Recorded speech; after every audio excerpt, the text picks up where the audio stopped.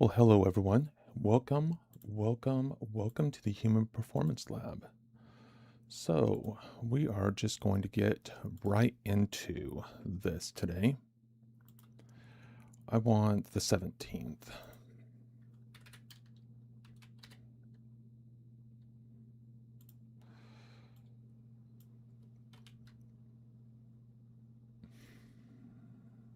Let's go to 0500 first. 0500. And let's go ahead and do the mini,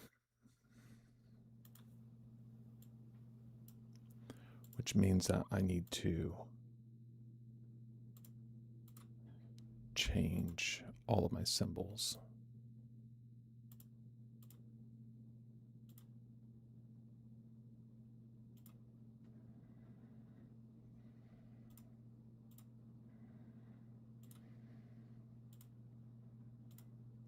There we go.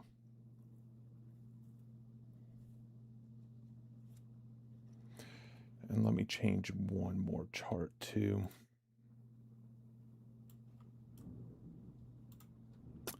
And if I lose power, it's because we have a pretty big thunderstorm coming into the area here in the next few minutes. Probably next, I don't know, between now and a half an hour to an hour from now. So just keep that in mind.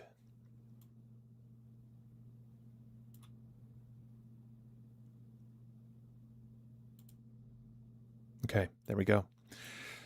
Now, what I want to do is bring this chart over. Well, first of all, let's go ahead and do our plan and get our areas for this particular day. Excuse me.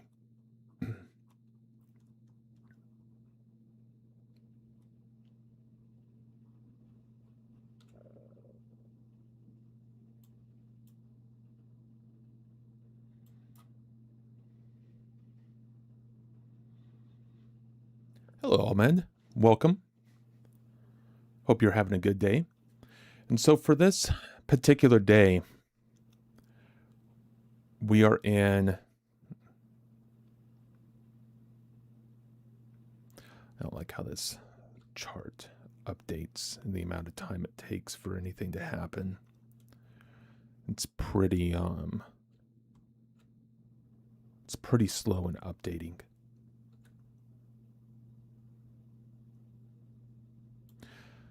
So let me bring this main chart over. On this particular day in the NASDAQ, what we're doing is we're trading in unfair lows. And so we'd be looking for potential, gosh darn it, long positions in the market. Trying to do this where I'm moving the charts around all the time is not easy to do, so just bear with me for a moment while I get everything set up. All right, so we're looking for potential longs in here. And then, of course, we're looking for price action to come up into value area low and then move back up, right? So that's what we're looking at in this particular day. And we're already below this area. So since we're below the area, what we're going to need to do is come over into our 30-minute chart. And our 30-minute chart is actually imbalanced down. So we're in this imbalanced market condition lower.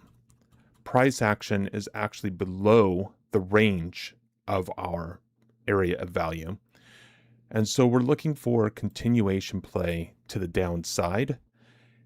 And if we get above this area here, we're looking for a potential long in the market. But the 30-minute is what tells us that we can look for shorts in the markets. All right. So what we're going to do now is we're going to hit play. Before we do, I'm also going to bring the 15-minute chart up. Now, I can't have the footprint and the 15-minute chart up at the same time for TikTok. And so if you want, come over to Tube and you can join there and get the full experience of all the charts. But we are looking for a continuation to the downside. So we're going to go ahead and hit play here. And I'm kind of just hanging out with the 15-minute chart right now. This is 5 o'clock in the morning, so we're in the London session. And we're just going to trade the first hour or two of the London session, and then we're going to come over to the US session at 9:30, and we're going to trade an hour there as well. So we're looking for a potential pullback here. We have the 15-minute chart here, which is telling us possible rejection at the highs. And so I'm going to go ahead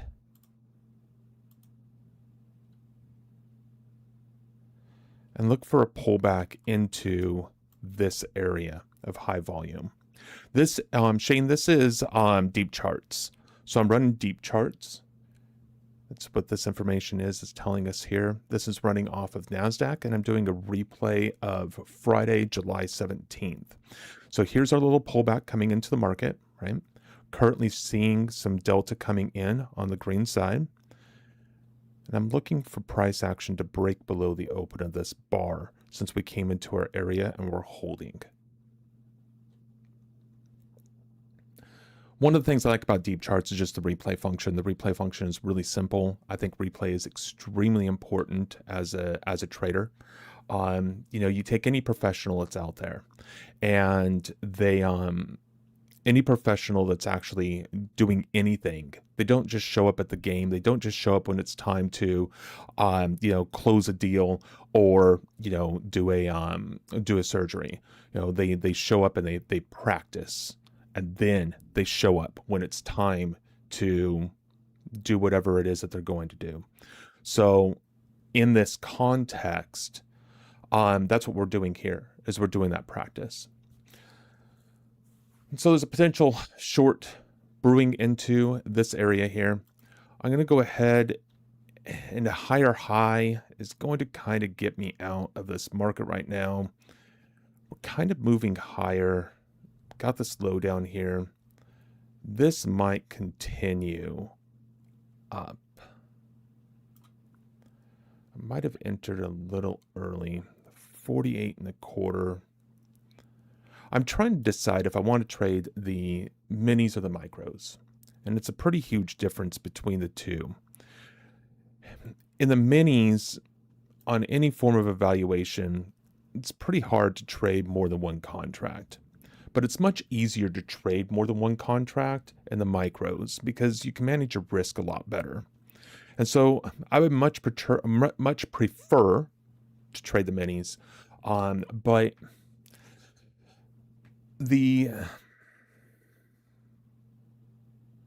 I don't know. I kind of have my heart stuck on the micros, and that's just a personal opinion I might need to get over. I mean, I took my first trade in 98 in the S&P 500. Well, my first trade was in pork bellies, but I started trading the S&P 500 before the minis were even around.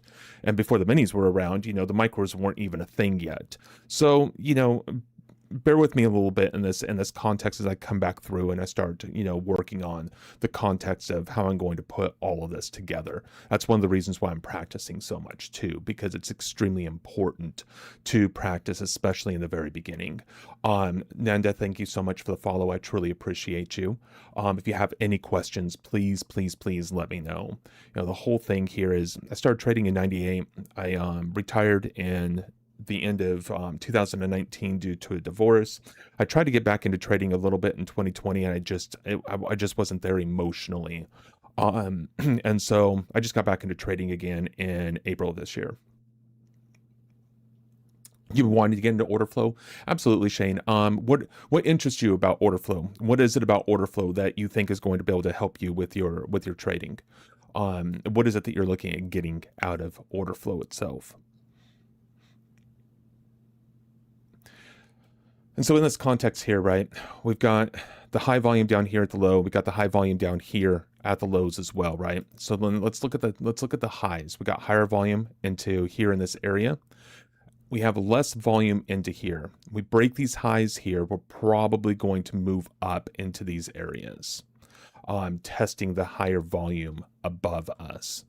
We have been trading off this reversal all morning. Well, since the reversal was made around 4 o'clock. Before then, we were trending down, and the 30-minute is down. Do I test order flow? So I use order flow to help me gauge into my entries.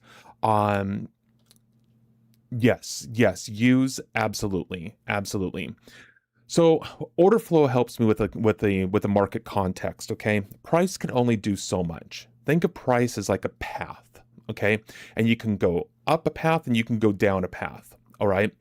Order flow gives you kind of the breadcrumbs, all right?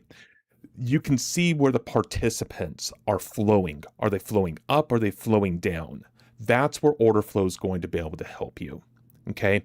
Because just price alone, if you're looking at price alone, how do you know that this is rejection other than you have a wick?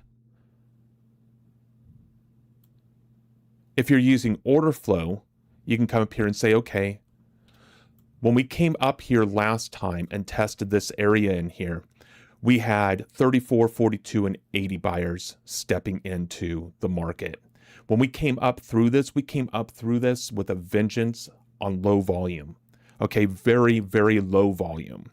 Then price action shot up and we have this high volume coming in up here, right? In that context, price action came back down through the open, and look at Delta. Delta was extremely strong and it weakened significantly off of this high. So if we come back up here and test this high, I can anticipate potential rejection coming in to this area in here. And right now we're holding this high volume area over here. And I waited for a down bar to confirm that we were actually holding the structure. So I'm using price and order flow in the context of what it is that I'm doing.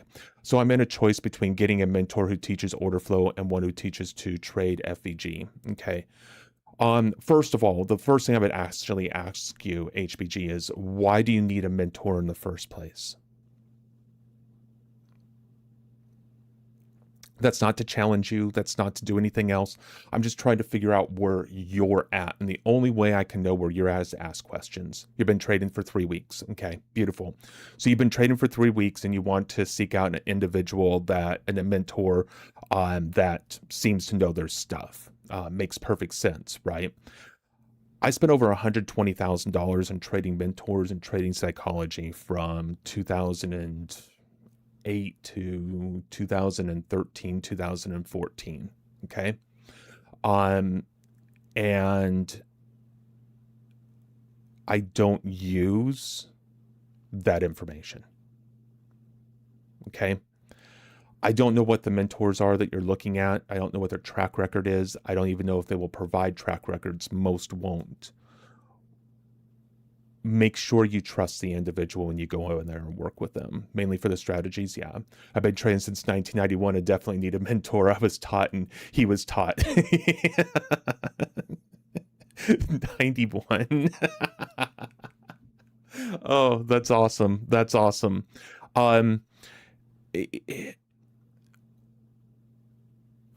I'm doing this work here because I understand the snake oil sells in this industry big time.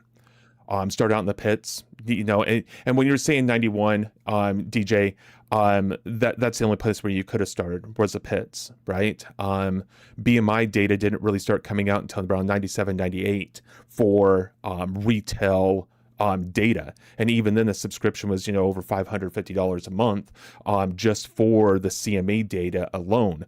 And you had a coaxial box satellite dish up on your roof, right? Running a coaxial cable into a cable box, putting it into the parallel port. Exactly, DJ. In that context, right? As I wasn't on the pits, so I didn't know. I just went through the whole retail side really early in the game before the minis were even created. My first market I traded was pork bellies. It was just the dollar amount was big enough to make it worthwhile, but it just wasn't liquid enough and split fills. And I mean, you were waiting for 30, 45 minutes up to, a minute and a half for your fills because they had to be printed out on a printer. This was my trading. You were in the oil pits. You know what? You lived the life that I want to be living, DJ. In '91, I was still in high school, and then I went to the Marine Corps in '95. But I wanted to be on the pits, is what I wanted to do. I wanted to have that experience. And I didn't get a chance to get there. I was on the trading floor for CMBSs, which is a completely different beast altogether, right? But yeah, that's my experience. Semper Fi, Vicman, Semper Fi, absolutely. You're gonna yell at me next, Vic, because I left the Marine Corps in '99, and then I had a break in service until November of 2001, and I joined the Army with the 101st Airborne Division. So I went to the dark side. But I didn't figure that the Marines were going to go to Afghanistan at that point in time. And once you're prior service, you kind of have an idea of what's going on with the 101st. Um, DJ, thank you. I appreciate that. I know, Vic. See, I had to tell you that as a caveat, right? You know, we bleed red and gold. Once a Marine, always a Marine, and I'll tell you, soldiers will damn get you killed. The infantry and stuff, you're okay, but oh my God, you get into like a quartermaster or some unit like that, they don't know what they're doing. They will literally get you killed. And so your son was and the Army artillery. You know what? You get into armed forces of the Army and you're going to be fine, but you are in the gear with the rear. It's not like being in the Marine Corps. They don't have any clue whatsoever to handle anything. You know, in the Marine Corps, you're trained infantry. You're infantryman first, right? You do 4 weeks of infantry school right out of boot camp. But exactly, we're all a brotherhood, and you know what? It's nothing better though to talk trash about each one of the branches though once you've served, right? So HBG, I'm definitely listening to you. I've watched videos, etc., to understand. And so, what do you recommend me to do next? Okay, just out of curiosity, the mentor you're looking at going to, how much are they going to charge you, and where are they going to teach you? That's the first two questions I would ask. Look, I don't have any skin in the game. I don't have a course I'm selling. I don't have anything else. You know, this is just me talking to an individual that I've never met before behind a microphone and a camera that is on for TikTok. It is not for YouTube. I should probably change that. And I'm honestly just here to help individuals out, to be completely honest with you. I do have a Discord, but I don't have any paid channels. I don't have any paid material whatsoever. So the first one I had tricked me into paying $3,000 and he's only doing signals. Yeah, that's normal. The order flow one is $2,000 lifetime, but he's profitable with lots of people working. And the FVG is $1K. Now, see, I'm not even sure what FVG is, and this is going to stop me on. I should have been moving my stop, but whatever. We'll go ahead and take an expense on the first trade here, and I'm not too concerned about it. The order flow is 2,000. I mean, fair value gap concept. Okay, gotcha.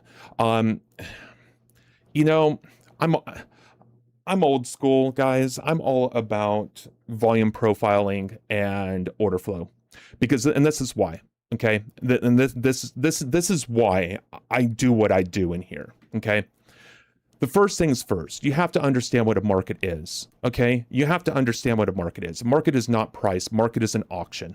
Okay, now what is an auction? An auction is, and in the case of the markets, a very consistent market is going to be, for every buyer there's a seller, for every seller there's a buyer, and if that's the case, price action is never going to move. It's just going to stay in a flat line. Okay, but auctions don't work perfectly or efficiently. There's participants that get aggressive. Okay, and that's the whole key to have an auction. You have to have participants. Participants is what's going to make price move. All right, and so you have to have participants. Well, if you're just reading price and you're just looking at the market as price, where are your participants? And how do you follow the participants? Price is nothing but a result of the auction. That's all price is a result of an auction. Every tick represents an item sold. An item is a tick. And And we never know if the next tick is going to be up or if it's going to be down. We don't know. Okay. So we're working in the context of an auction, looking at the results of the auction, and don't have any clue what the participants are doing. In my viewpoint, it's a very dangerous place to be in. I've been there before. So I use order flow to give me an idea of participants. Where are the participants at in this bar that just stopped me out? Finally, someone on TikTok talking facts. DJ, thanks. I appreciate it. Where are the participants located at in this whole trade that I was in, right? And here I was talking and not paying attention to the trade. We have the participants getting heavy down here. Yes, order flow is smarter to me to at least have an advantage. Okay, so first of all right, an advantage. The moment you put any time-based indicator on your charts, and this includes VWAP too, guys, okay? A lot of people, say VWAP, and it could be absolutely fine. But the moment you put time-based anything on your charts, you just included lag. Okay? Because the only thing that actually exists in the markets is the present moment. Because you can't affect anything that happened in the past and you don't know what the next tick is going to be. Therefore, there's no future, there's no past. You can look at past bars, but you can't see into the future because you don't know what the next tick is going to be. So all we have is right here, right now, in the present moment, right here. That's it. That's all we have. And the moment you put any form of time-based indicator on your charts, you just introduced a lag, because all of that's doing is taking all of the past information, and if you update every tick, it will do some stuff in the moment, but it's lagged through the time. So you've already lagged the present moment by including time into it. The longer it takes you to make a decision in your trading, the more lag you just included, because now you become your lag. So you need something that you're going to be able to execute in the moment without thinking about it. And the only way to do that is through practice. It's the only way. It's the only way to take the hesitation out of it. It's kind of like this. Do you want LeBron James's basketball that he won a championship with? Or do you want a skill? Wish you were able to jump in and talk shop with me. DJ, I'm going to make that as an option here really soon. So, I'm not going to give you any ideas, but I've only been streaming now. This is my 4th week streaming full time. I just started trading live in a prop account this week. I'm up like $325 or something like that right now. Not a lot. My intention is $2,000 every day. $2,000 a day. All right. That's my intention. That's where I'm comfortable as a trader, that's where I should be at. I'm not there yet. Right? Not there. So in that context, this is why I need the practice right now, because I'm not at that $2,000 mark where I feel I need to be or should be as a trader where I'm currently at. But let me spend a couple more weeks doing this, and then I want to have the option for individuals to come in. I also have a Discord, so if you want to talk shop with me through Discord, we can do that as well. Again, completely free. There's no hidden costs or charges into any of this. I'm a mindset guy, and I don't believe in mindset. So there you go, right? I don't even know exactly where my niche is in that concept, but here's the idea, okay? We all have automation.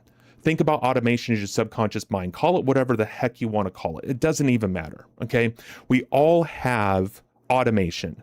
And what the automation does is it holds all of our habits, our rituals, our routines, everything.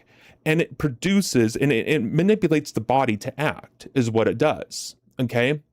Are you going to charge me? You should, DJ. Absolutely. I'll pay you. Hashtag about to make a 25% retracement for the high. Oh yeah. Yeah, no, Hey, I'll show you today's charts. I didn't do a lot of trading today or yesterday in the first hour of the markets because I was anticipating chop because of where we were located at in our daily profiles. And I'll show you that here in a second. But here's the thing about the automation. As long as the automation is online, you have another part of you, which is intention. And you intentionally want things in your life, dreams, goals, aspirations, and all these other things. But the automation and the intention, they don't talk to each other. There's no communication. The automation does not care what it is that you want. And so in that context, right, how do we bring automation offline so intention can come online and allow intention to manipulate the body to act? So you can align your actions to intention. That's what I started working on in January. And that led me to, you know what, I really want to stream this concept. What am I going to stream? So I was thinking video games, I was thinking other things, I was doing all sorts of stuff. And I started watching TikTok and YouTube and shorts and different things and just looking at streamers. And I was watching these individuals trade. And the first thing that I noticed in the trades where I was like, oh my God, you guys are going long right now, I would totally go short here. And the market moved down a lot of the times. And then listen to what they're talking about and those type of things. And I'm like, oh my God, you guys are really talking about fair value gaps and fib retracements. Are you serious? And so then I'm looking at these individuals and they're buying apartments in Dallas and in Texas and all of these other things, right? And they're not making their money in trading. They're selling evaluations for prop firms. And I'm like, you know what? No, this is what I'm going to do. And that's why I started this. Not to talk crap about anybody else, not to do anything. Take the attention off of them and bring the intention into something that's meaningful for us that have an intention of becoming profitable in our trading. I need your decision. My fate is in your hands. No, your fate is in your hands, my friend. You need to make a decision. Okay? I'm just here to help you try to make an informed decision for yourself. Your fate is always in your hands. Your fate is never in somebody else's, even if you try to put it in theirs. Because the only person that can act in your life is you. The only person that can have attention in this life, to know what you actually want, is you. And if somebody else has the power to influence you and what it is that you want, then you need to take your power back. I'm nobody's guru. I'm nobody's teacher. I'm not a mentor. I'm not anything along those lines. I'm just a guy that's like, you know what? I lived my life. I went through a terrible divorce in 2020, and it almost killed me in 2023. In August of 2023, they vacuumed 3 ounces of blood clots out of my lungs because I was living a sedentary lifestyle. I pretty much locked myself in, and I was just working from home and not doing anything else. I basically gave up is what I did.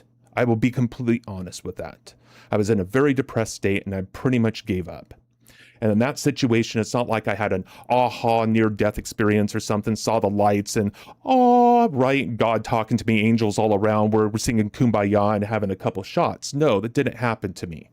Okay, didn't have any of that experience. My experience was, you know what? I still have life to live. What do I want to do? I started writing. I've written 26, 27 books since then. I have 3 of them that are published. I'm not even going to, the other ones aren't even going to see the light of day. And I really, really, really just want to, me to live an intentional life. And I want a platform that I can demonstrate living that other people can see and take what they want, take what might help them, and leave the rest aside. That's what I'm here for. That's what this is all about. And so no, your fate is in your hands. But if you have questions and you want to learn, I'm absolutely 100% here to help give you the information that you are looking for. And if I can't give you that information, then you need to go someplace else to find that. But I'm pretty sure we can come up with something. That's my story. That's what I'm here. That's what I'm doing.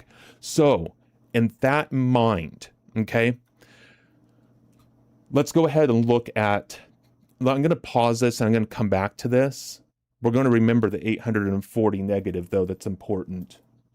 It's all about being authentic, because the moment you lose your authenticity, and if I could find a pen, I just bought a ton of pens and I don't have a single one around me. Beautiful. Whatever. Excel negative 840. This is important. We need the expense in here when I get back to this. And 840. We're just going to put it on the calculator real quick. We're going to hide it over here on the other screen, and we're going to get back into this. All right. Let's see. What we want to do is we want to end the replay for right now. We want to go into live charts. And I just want to show you something in today's charts themselves. And DJ, I don't know if you're still here or not, but you might like this, and you might, from your experience, you might have some insight onto this as well. Especially with being in the pits. I'm so grateful that you're here, an individual that was in the pits. And you said 91, and at first I was a little skeptical, and I was like, well, there's no way you started trading unless you were in the pits. And then all of a sudden you're like, yeah, I was in the oil pits. And I'm like, oh my God, my hero. That is so awesome. I love that. I love that you had that experience. Would love to hear some of your stories one day. Let's get, I have my chart that's building right now. That's what's taking so long. And it's built. I'm putting it back onto live data for us real quick. And we're going to look at this chart. This is a daily chart. I was lucky, got a summertime job as a runner. Yeah, I was trying to get one where I was just at the CME picking up paper from the floor, and they wouldn't even hire me for that. And it's so messed up, man. I wasn't even qualified to pick up paper on the floor of the exchange. So, but I was living in California at the time, and they probably were like, they're not moving over to Chicago for this job, and I sure would have. Thank God for the mafia.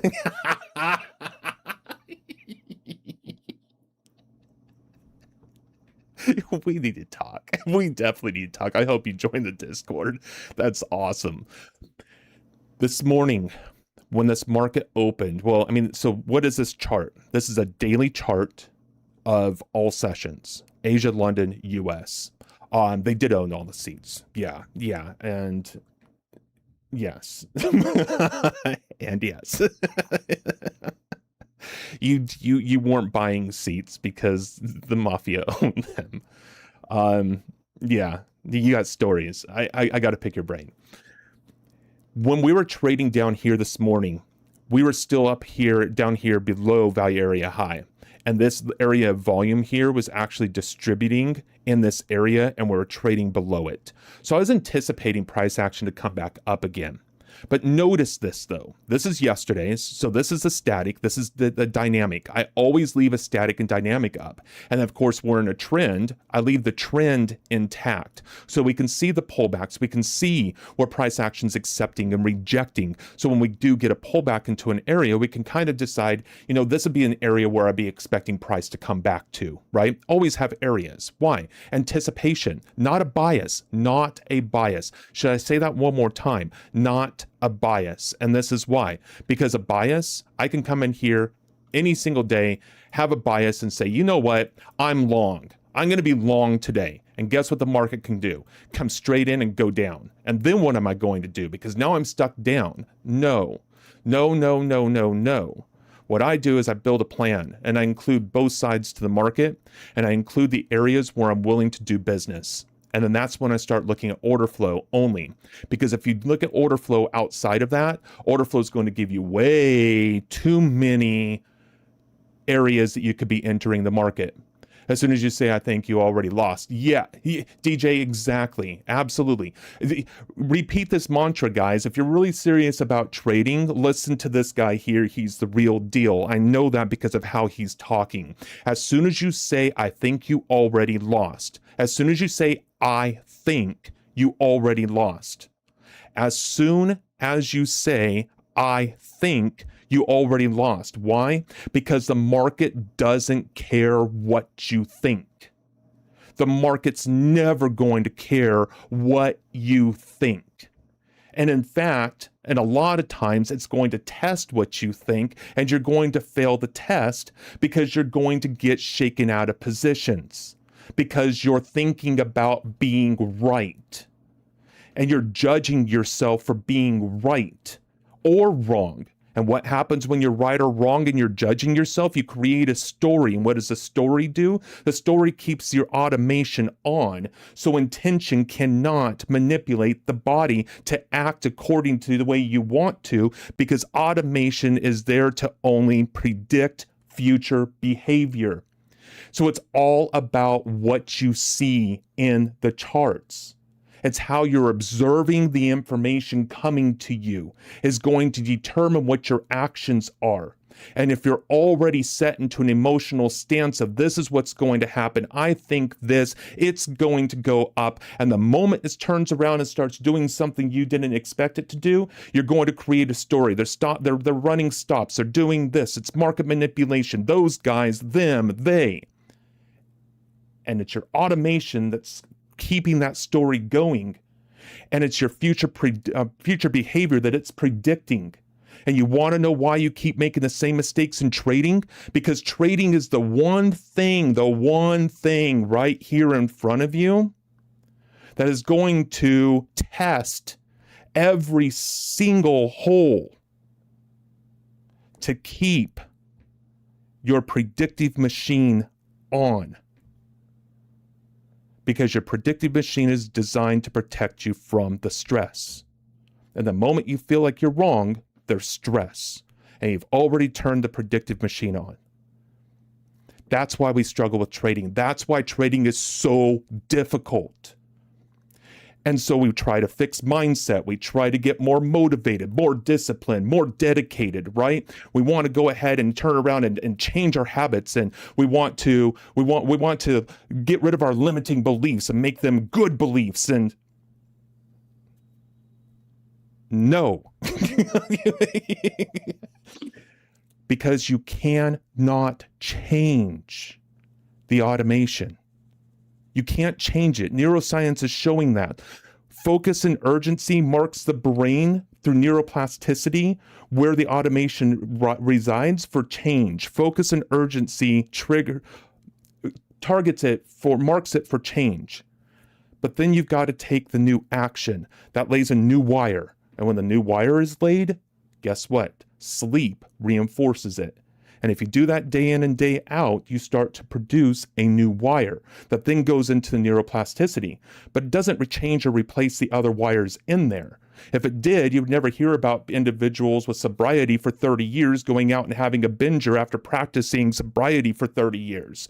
Why does that happen? Because the old wires never go away and they will start firing again. You need to be aware when they're firing so you can adjust that, bring them offline, and bring your intention online. I'm going to upset everyone here with my next statement. Please do. As soon as please do. Definitely. What's your next statement? Banks and institutions do not look at FEFG and ICT. I know that. Yes. I know that from a fact. Yes. From a fact. Yes. No, they don't. Not at all. No. Okay. Institutional traders don't use a frickin' stop. See, it's retail traders that are wanting to be like institutional traders, but they trade completely different than we do. Because they don't need to be right. Because what happens if they're wrong? Well, they're never wrong. They have accounts with size in it, and they use inventory to get themselves out of underwater trades.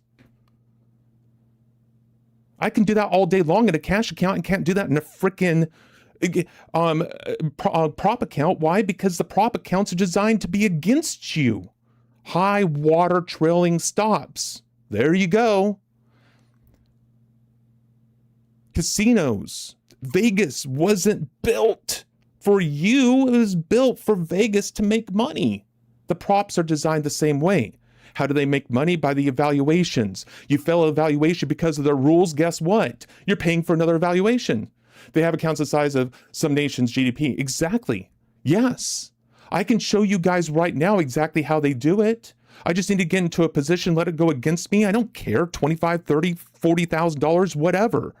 I'm just going to add more size to it until my entry gets to the point where a pullback comes in. I can get out with a nice little target profit target, or break even, or even a few $1,000s. And you really think size of 150, 200 isn't something they're going to be able to muster? Please. And that's just pocket change. There's no market makers in this anymore. All of those individuals are running bots. There's bots and everything else. This is all automated. There's nobody in the pits anymore in these markets. Is there even anybody in the S&P pit anymore? DJ? It's a question I haven't asked for a long time. I would think there still would be, because it's still kind of open market. Or is the S&P now all digital as well? It's a museum now? Yeah. Yeah, it's unfortunate.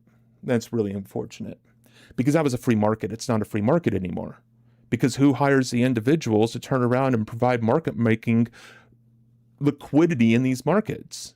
The CME does. Am I wrong, DJ? I mean, not all of them, but a lot of them.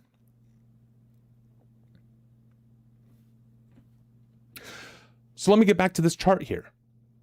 Unfair highs, unfair lows, buyers, sellers. Anticipate sellers down through, or buyers down through here, anticipate sellers up through here. This area right here, for me, God bless it. This area right here for me is a no-go of trading. And the moment I see this, I anticipate consolidation. I anticipate chop. That's why I wasn't very active on Monday or Tuesday for the live trading at the US Open, because I'm anticipating chop. No, there are still traders, have friends at Barclays, Royal Canadian Bank, and JP. Oh yeah, they're still traders. Yeah, they're just not in the pits anymore. They're still trading, but most of them trading more for liquidity purposes than they are for well, I mean, no, they're still trading the institutional accounts, but are they trading more for liquidity? So in other words, spread trading. And I know the spread's only a quarter of a tick, right? But you can still, in a terms of a bot, have that. And so then you would probably have that separate from the institutional traders. I'm kind of putting pieces together, DJ, and so it's probably not going to be fully correct, but there should be market makers in there. They're basically running bots and algorithms for the spread, right? That's providing liquidity. And then you're still going to have institutional traders working for Barclay and those type of things that are going to look for other types of trades, like what you just talked about. They have stop run rooms where they're running stops and different things along those lines. Absolutely. Now, here's the thing about stop runs in my viewpoint, okay?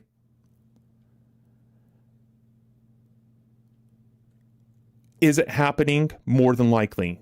And I say more than likely because we don't know for sure. We don't have full information. But if you're placing your stops in the right areas, they're probably not going to be ran. Don't put that onus of responsibility on their shoulders. Learn to enter where your stops aren't getting hit. And they all know where the FVGSs are exactly. That's the only reason why they're looking for them. The FVGs, they're only looking for the FVGs because individuals and retailers are using them. The same thing that they do when it comes to moving average crossovers. And, you know, they used to do that off the MACD and different things along those lines. And as retail traders turn around and adjust into things, what are they going to do? Run those same rules and stop runs. Why? Because what's popular, they're going to use against us. They're using our rules of what we're doing to make profits for themselves. And we don't know what their rules are.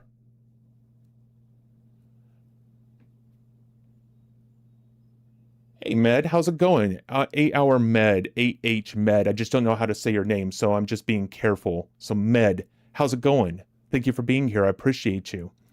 We're talking about hypotheticals right now. I've got DJ Vito in live chat and TikTok, and he was a oil trader, and so we're kind of talking in the pits in the early 90s, and so we're kind of talking shop in this context, right? But this is important though here, okay? We have unfair highs and we have unfair lows. Buyers, sellers, and other time frames. Other time frames aren't going to necessarily know if this market's going to break down or if it's going to break up. And if other time frame players are not getting involved in the market, anticipate chop because retail traders don't know what they're doing for the most part. Doesn't mean that I'm not talking trash about any individual. What I'm saying is you're not coordinated. The last time retail traders were coordinated was with GameStop and the movie theater, AMC. Okay? Well, they kind of stopped that. They frown upon it. They can do it, we can't, right? And so if the other time frame players aren't really necessarily participating at a high level, we're not going to see direction in the market. And if the market's not directional, it's going to run in chop and sideways price action, in balance, in value, more of an efficient auction, because there's not enough participants coming into the market to sway the pendulum one direction or the other. And so I was constantly talking in the first hour of the US session about, listen, we are probably going to have chop. Be careful. Be careful. And sure enough, there's been a lot of chop. Now, we did break out to the upside today, but there was a key to that. There was a key to the breakout to the upside. I was looking for an entry down in here, and we didn't quite come down to it. And I didn't want to enter above that, because we did have an area below us where we could come back and test it. And I just didn't quite get the pullback for the entry down in this area. But see all this volume here? That volume is already there. When we came down here into this area down here, I was anticipating a retest of at least the value area of VPOC around here, volume point of control. Why? Because high volume acts like a magnet to price. Price likes to go to the prior areas of high volume, and there's really no lower volume than right down here. And one of the reasons why my area is here, look at this. What is that? Low volume node. In what? VPOC. So what can we anticipate down here? A test and quick movement out. Rejection. Why? Because price didn't spend a lot of time down here. And the magnet, VPOC.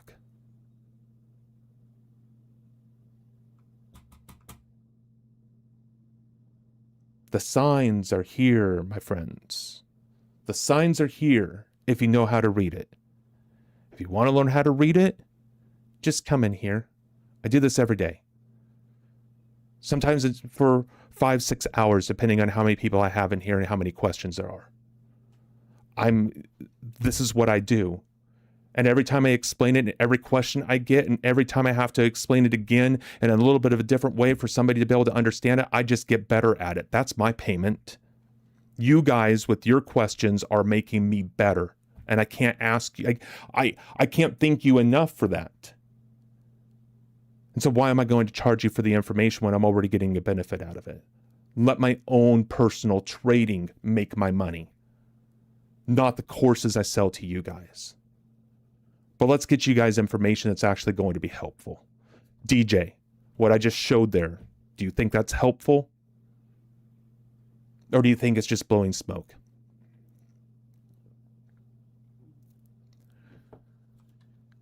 So my trades today, I took 2 shorts. this morning. I only trade from 9:40 to 10:40, so, keep that in mind. Sounds good to you? Yeah. I don't want to be one of those individuals that's, throwing out false information. And so if you hear me say anything and you're like, I don't know about that, just say something, please. I would really appreciate that. So I took a short here. I took a short in this area here because we had the down. We kind of broke down through here. We did break through initial balance a little bit into these lows, not a close, but into the lows. As we came up and we came into this higher volume in here, we have hundreds of buyers stepping in here. We have less than 100 around the highs. What's happening? The buyers aren't getting necessarily absorbed by the sellers. They're not participating at levels, and we can't even come in here and break above the open of the previous bar. And so when we came down, I was short. And I'm not anticipating a trend today. I'm anticipating to have balance in the markets, so I scalped it. And I only hit it with 2 micros is all I hit it with. And I was doing the micros because I wanted to give myself a little bit more room in the market so I could add into my position if it came up farther. And then I took another short here in this area as we were coming back down in through here, and I got out here. And those were my only 2 positions because we didn't have the follow through. The chop already started, and I was anticipating this chop to happen. And so I just flat stayed out. I didn't get myself involved anymore. And then this is the low that I was talking about here. Now, this is the reason why I didn't enter the long down in here. See the low volume that happened in here? See this high volume in here, right in this area in here? When we came down and tested this and the high volume was here, the higher volume was coming in off the sellers. I was anticipating this to be tested again, and we just didn't come back and test it. Sometimes that happens. That's why I'll enter positions up here sometimes. And you'll be like, oh, wow, he's really late to the party. I'm just putting 1-1 in case it goes. I just wasn't anticipating it was actually going to go. I was anticipating it to come down here and test a little bit lower. Not because I had a bias, it's because of my analysis. My analysis just wasn't quite on par today with what the market decided to do. And that's okay. It's not on me. It's not on me to change my analysis because I missed that move. It's on me to realize that, that's somebody else's opportunity, not mine.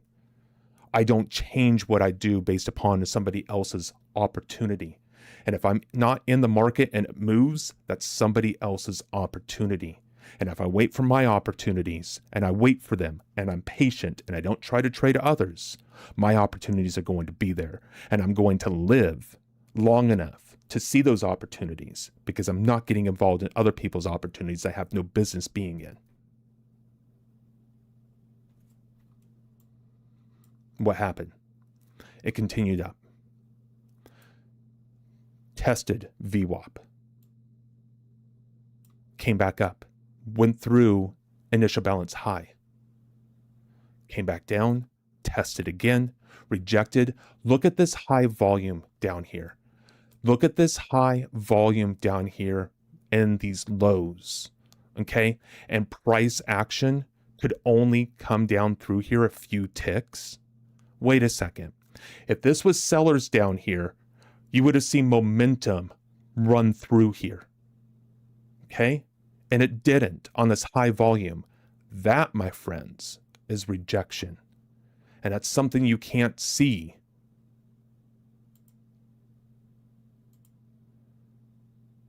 From just price alone. The only way to really calculate that as rejection is to be able to see the participants, the added participants at the low, and we couldn't even get lower. We couldn't go down. In fact, we went up and we closed at an up bar. These are the entries you should be looking for. Even if you get in up here, if you don't see it in time and you don't get in down here, that's okay. Even getting in up here and throwing your stop someplace down through here, even on just 1 micro, you're not going to get hurt. There's your momentum bar. There's your close outside of initial balance, showing a market shift. What's a market shift? A breakout. Don't call it a breakout. Don't expect a trend. A market shift is telling you one of three things is going to happen. It's either going to run into consolidation, it's going to move back down into prior value, or it's going to trend. Do not take these signals as a trend. In fact, these right here, these market shifts, as I call them, these are what I use to draw my next custom volume profile. Why? Because this bar here means something. What does this bar mean? This bar means right here that the market can either trend up, trend down, or go sideways. And when I say trend down, move back into lower value. All right? That bar is important. I want to mark that bar. That's the bar I draw my custom profiles on my 30-minute chart. Why a 30-minute chart? Because it's a magical chart number, and that's the time frame we want to use? No, because your time frame should be, you look at time frames like a lens on a camera. That's all it is. And all you want to do is use your time frame based upon how much data you need to see in your chart in order to be able to see what's going on. I can't see this in a 30-minute chart in this small little window that I have. So I mark the areas, and then I get a little bit more focused in on price here to really give me an idea of what's going on. And so before today, what did I do? I drew a custom profile from right here. Why? That is your market shift bar right there. Not the pivot low, not the pivot high, not, Sunday at 6 p.m., 6:29 p.m., because that bar is some magical bar number and it's significance of importance. No, the market shift is. Because we can move back into value, we can trend down, or we can move sideways. I hope you guys are picking up what I'm putting down. Is this information, if you learn it, and you learn how to apply it, it's worth its weight in gold. Thank you so much, Awis, for your confirmed signals in gold. We appreciate it. That's extremely important because, I'm running into a lot of losses and I need to join a recovery. Hi, my name's Tony. I'm a trader, recovering trader. You guys make me laugh. Aspect. Wow, just got destroyed at a 1550 candle at NASDAQ. What happened? What just happened? Oh, yeah. At 15, what time is it? 1550? So, what, right in here? Is this candle right here? Just in, OpenAI says its AI models escaped a secure test environment and hacked AI company Hugging Face to cheat on an evaluation. I hope that's real. That's awesome. Oh, good times. I think AI is going to be so much fun. I'm not worried about it taking over the world by any stretch of the imagination. ES failed at a monthly level and took NQ with it. Well, no, DJ, okay? ES failing at a monthly level to me is pretty important because tell me if you disagree with this. What we've been seeing is a lot of issues in tech in South Korea, Taiwan, where the semiconductors are made and those type of things, right? We've been seeing a lot of issues in their stocks. And there's been kind of a pull from tech and the NASDAQ into the other indices. And so that's why we've been kind of moving a little bit disjointed between the YM, the ES, and the NASDAQ, right? Well, what we're seeing now is we're at levels in the other indices, and those other indices are starting to have trouble. If the other indices break down as well with the NASDAQ, well, we could break out of the little area of range that we've been in since June 2nd and start trending lower. It's possible. Those are fun.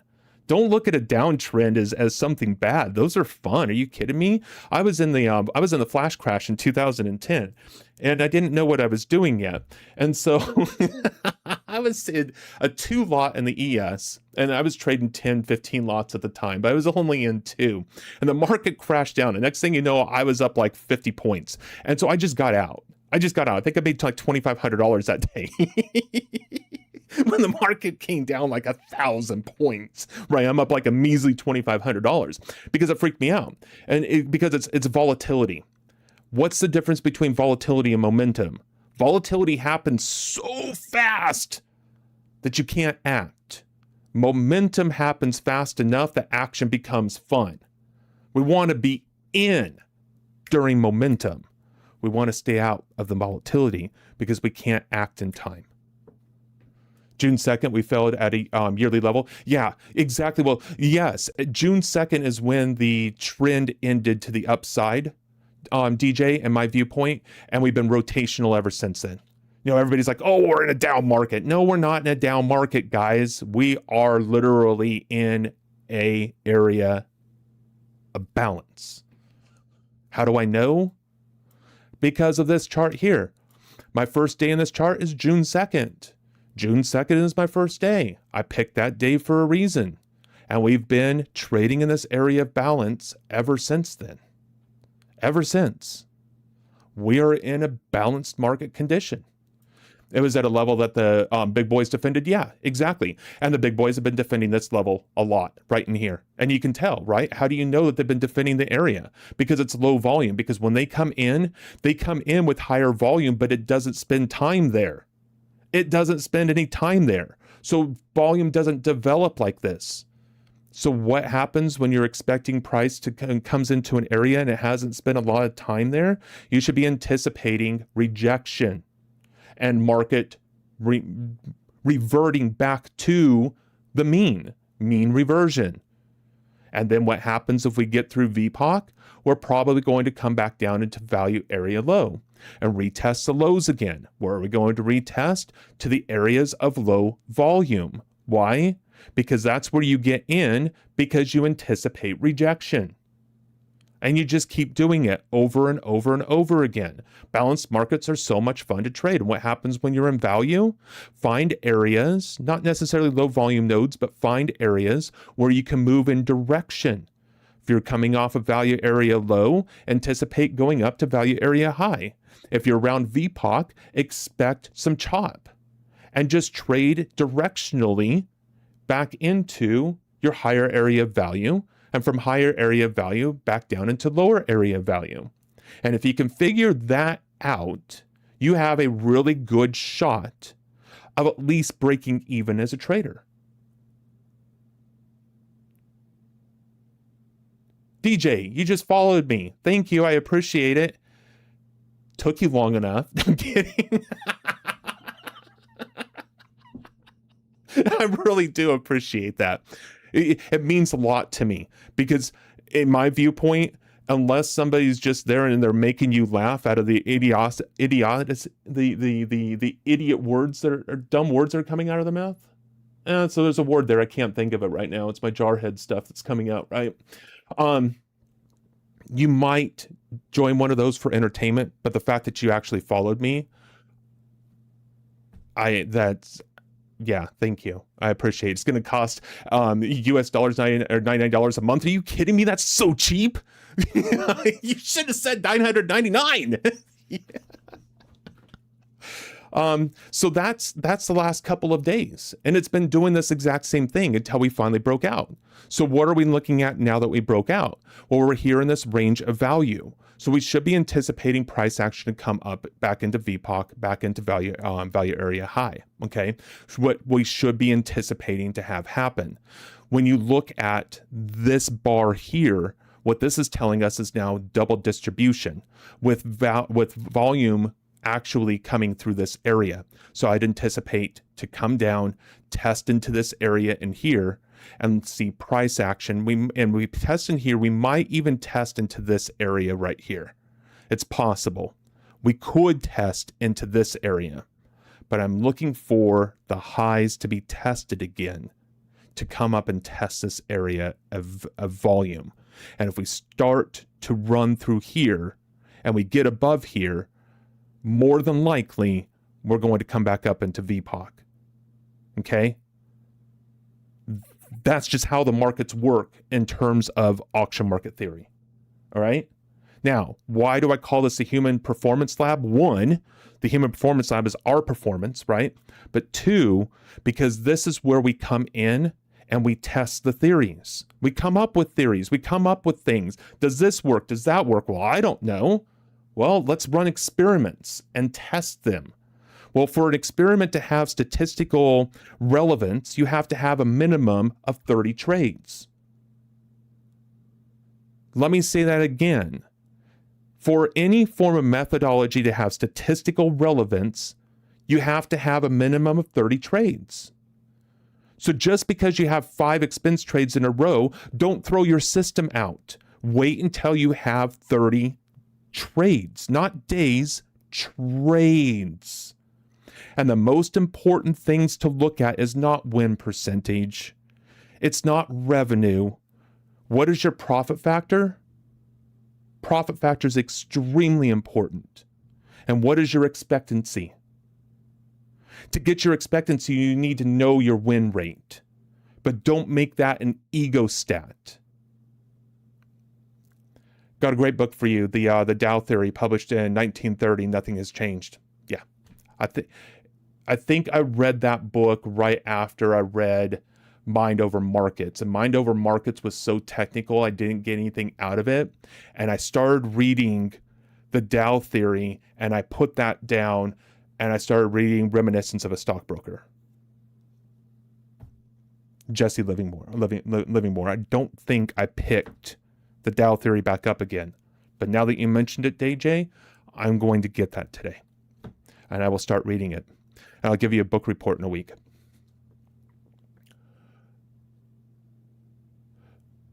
That's why there's crazy volatility randomly, is because of the OpenAI model. It's absolutely possible, that's what's going on in the context of those models. The random volatility that just keeps happening in the markets, it is something new. I didn't experience that before. This is something that, is just randomly, but we also have a lot of things going on right now too. Iran, tariff stuff, Trump opening up his mouth or going onto Truth Social and saying something. Trading in the Zone, good book. Yeah, Trading in the Zone is definitely a good book. And my mentor's book, The Logical Trader. Yeah. Thinking in Bets is also a good book by Annie Duke. She's not a trader, but she was a professional gambler. And so Thinking in Bets is also another good one. Trading in the Zone is a good book as well. And there's another one.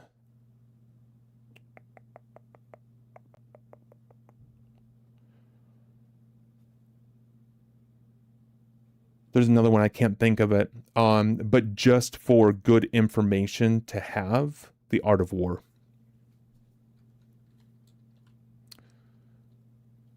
Thinking in Bets, yeah, I would definitely recommend that book.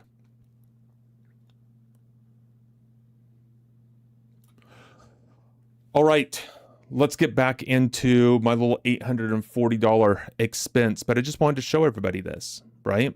This is a way to be able to predict a lack of volatility in the market, consolidation, what people call CHOP. Okay, here are the turtles. Absolutely, that was that. I think that's actually one of the other books I'm thinking about. The Nurture Over Nature, right?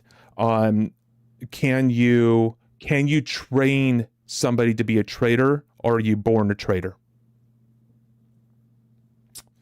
Turtles was an interesting experience, an experiment itself. Right? No, I completely agree with you. And if the story is true, they ran those ads in the New York Times, which is absolutely crazy. To be able to have been there at that moment and seen that ad and applied for it, Richard Dennis, that's his name, thank you. And Richard Dennis, he believed that, they can be nurtured. The other individual, what was his name? I forgot his name. But then there's a couple turtles that wrote books too. But his partner, was Richard Dennis's partner's name? I'm terrible with names, so. But DJ, there's a good chance, I don't remember either, but yeah, there's a good chance though that if you were trading in the pits in 91, you're probably a little bit older than I am. So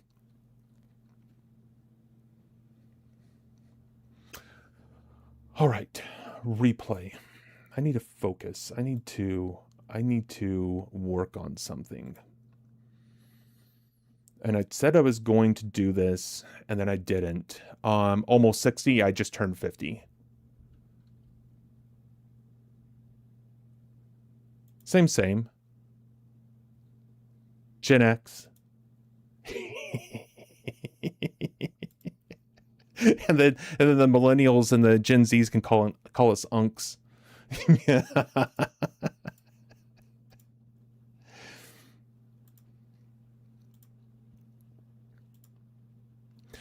So one of the things I want to work on. So there's this guy. Every great story starts with there's this guy, right? So there's this individual that I knew. I've been trying to find him. He's like in his mid 80s now. There's probably a good chance that he's not around. One of the best trader I ever was able to witness trade. He was a bond trader, and he was teaching me some things. It was my last mentor, and I actually hired him in 2018 because I was having a difficult time. I was born out of a garden hose, DJ. But he it's the last mentor that I hired in 2018. I was having a really hard time trading trends, and it's so funny because I can trade a trend now like nobody's business. It's kind of fun. That's why I'm kind of hoping we turn into a downtrend. Please threaten me with a good time. In fact, I can trade trends now better than I can trade value, which really sucks because we're in value at the moment. But this guy was using a 4-tick stop in the ES, and then basically on every bar he had a trade. And I'm trying to learn to duplicate as much as I possibly can what he was doing, and I'm failing at it miserably, just like I did when he taught me it in the first place. And so I'm going to play some data here. And DJ, maybe you have some clue in what it was that he was doing, but what he's looking at is the volume here, and he's looking at the volume here, and the volume is drying up over here, okay? And we have this up bar here, so he'd already be long on this bar, and he's trailing his stop through it. Basically a 4 to 8 ticks away, depending on what's happening in the bar. And so he's trailing his stop, which is exactly what I do. And he's watching this break over here, and he's looking 31, 17, 14, and 8. There's rejection there. I'm going to sell. And he puts his stop basically right up here. And as the market starts to go with him at all, he's immediately starting to move his stop to reduce the risk in the position. And so it moved up a couple ticks there. He's already reducing his stop. In each tick it goes until he's at a break even. And then he slows down a little bit. Now that he's at a break even trade, it's free money, right? And now he's stopped out. This bar closed in its top 1/3. Right? We got volume coming in here already at the open, but what's probably going to happen first? We're probably going to go down before we go up. But he probably would have been long there because he wouldn't have been looking for the down before the up because of the way that this bar closed. So he'd already be long down here. I've already missed the position.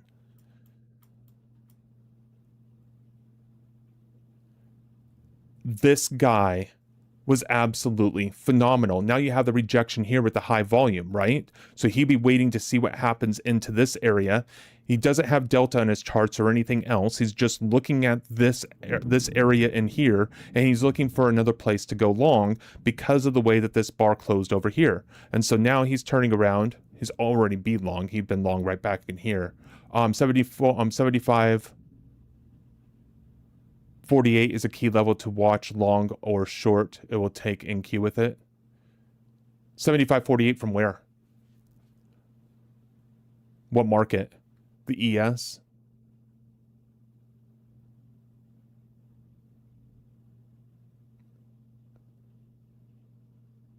ES, beautiful. I'll take a look. Well, I usually trade 25 lots in the ES and 18 lots in the Russell. You know, the Russell is like, the NASDAQ is like the old Russell, right? Where the ES is so rotational and stuff, where you can still have directional moves in the Russell, you still have directional moves in the NASDAQ as well. So NASDAQ has kind of replaced the Russell, but at 18 lot, anything above 18 lots, I started getting slippage in my fills in the Russell, but then I got up to 25 lots in the ES. And I retired before I got higher than 25 lots.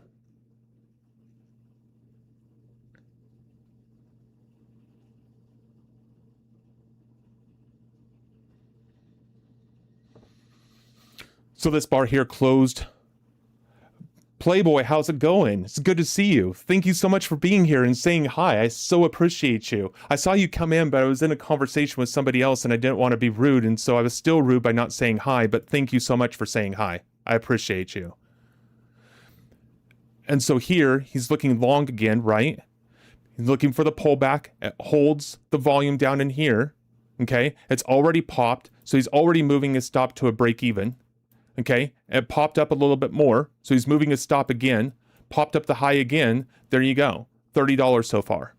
$30, 2 trades. We're still down to 840, remember the 840? So we're still down 830 on the day. Remember that 840 before I switched everything over? There it is.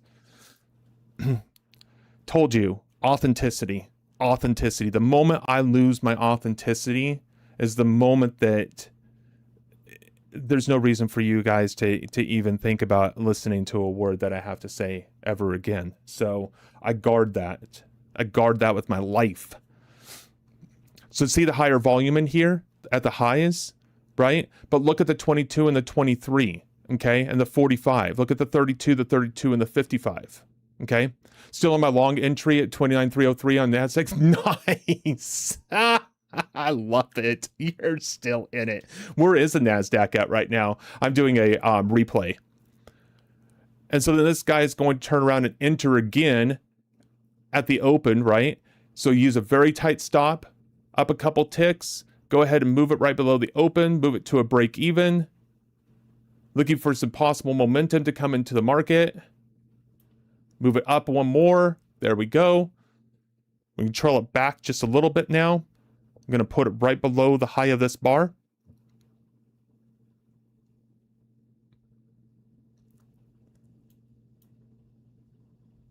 And then it comes back and stops us out. Break even, $30 still. Down 8.10 on the day. But this is how this guy traded. And he won't be going short here because of where this bar closed. But he's watching how price action is behaving down here at the lows. And so there's a lot more volume here than it is here. Volume starting to dry up. Breaks the lows on low volume.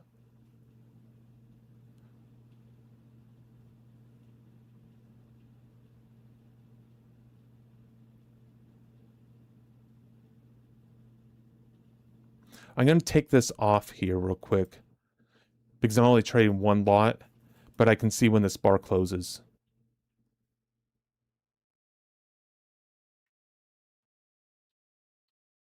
And this is one of the things that I really want to practice because I was always in awe in how he did this. And the guy asked me flat out, he was like, how much money do you want to make? And I'm like, what do you mean? He's like, how much money do you want to make? And I'm like, I don't know. He's like, well, you got to define that because that's going to determine how much time you trade in the markets. He goes, so how much money do you want to make? And I said, oh, I don't know, $1,000 a day. He's like, if you want to make $1,000 a day, you need to trade for about an hour.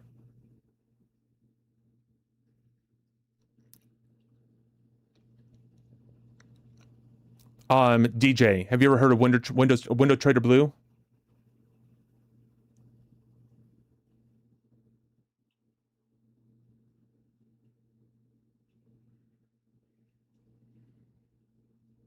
Okay.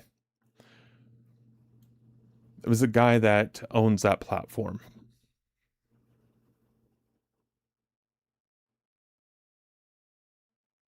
Have you seen somebody trade the way I'm describing?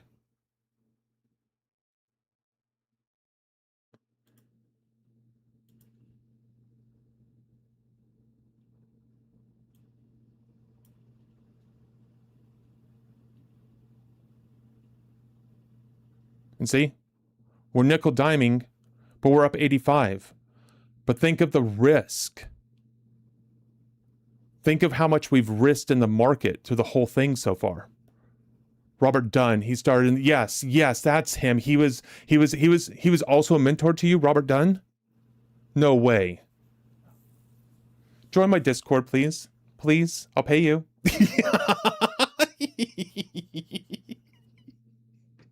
Bribes aren't beneath me. I'm telling you. Playboy. I didn't say this. I was working on something else in another conversation. But great job in your entry today from your 29303. That phenomenal entry today. You absolutely nailed that. He passed away like 2 years ago. Yeah, I mean, man, what are we going to do, DJ, when these dinosaurs are gone, right?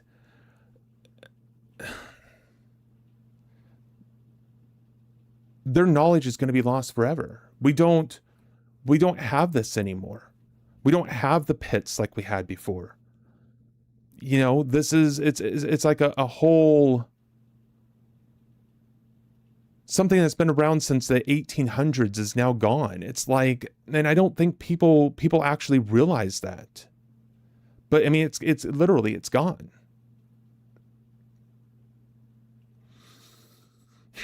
I don't know, sad.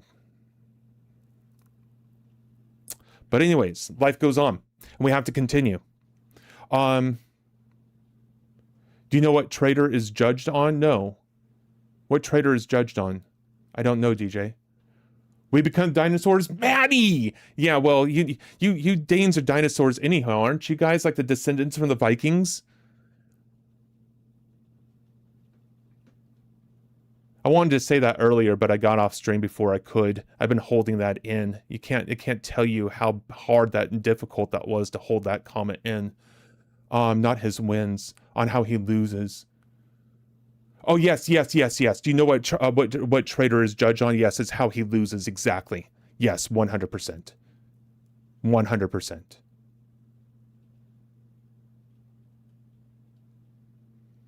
I didn't get the context of the question when you asked it to me, but no, yes, a trader should always be judged on how he loses. 100%.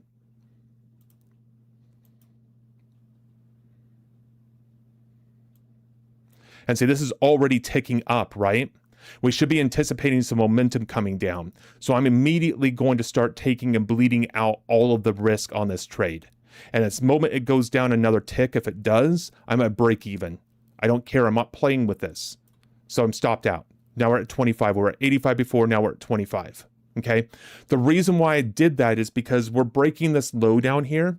I'm anticipating a test of the low, and we're off of low volume down here. I should have noticed that, and I didn't. Very low volume. Okay. And we already tested into the high volume area. I should have been more wherewithal on that for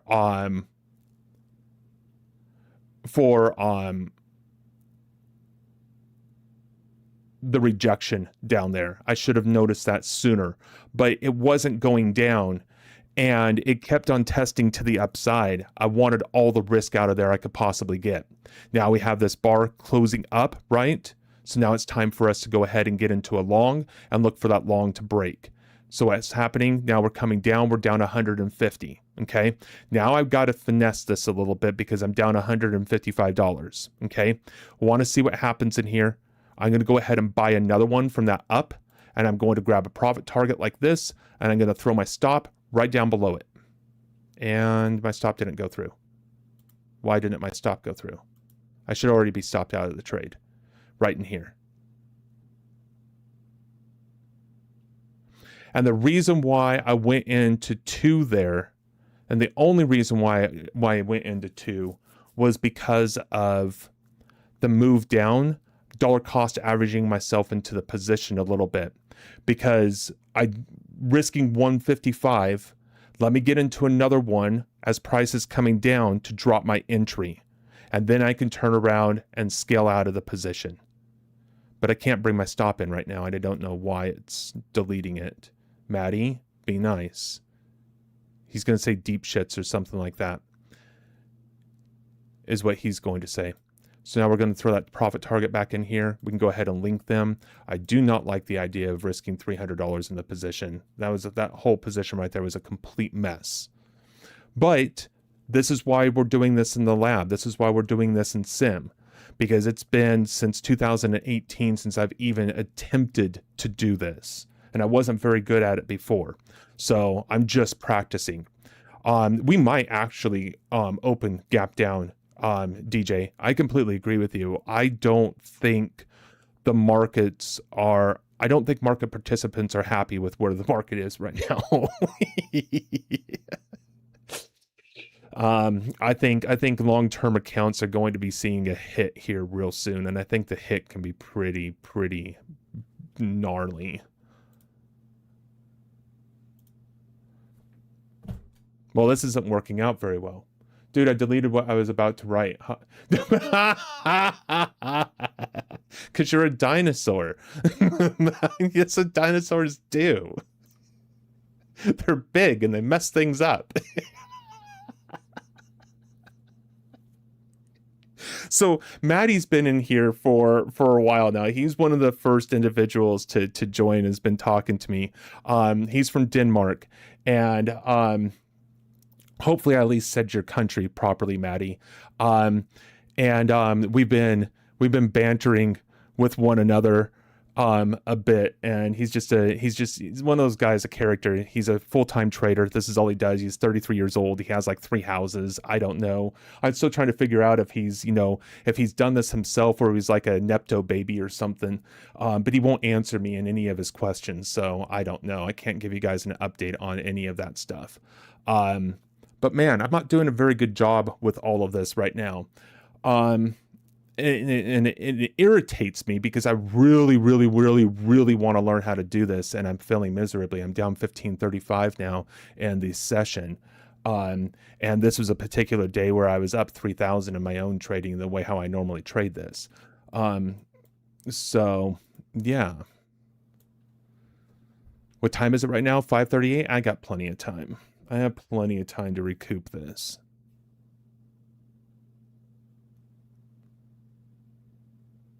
Did you delete that message too, Maddie? Your retort? Or you just, you're like, I'm not talking to this guy anymore. Taking my toys and going home.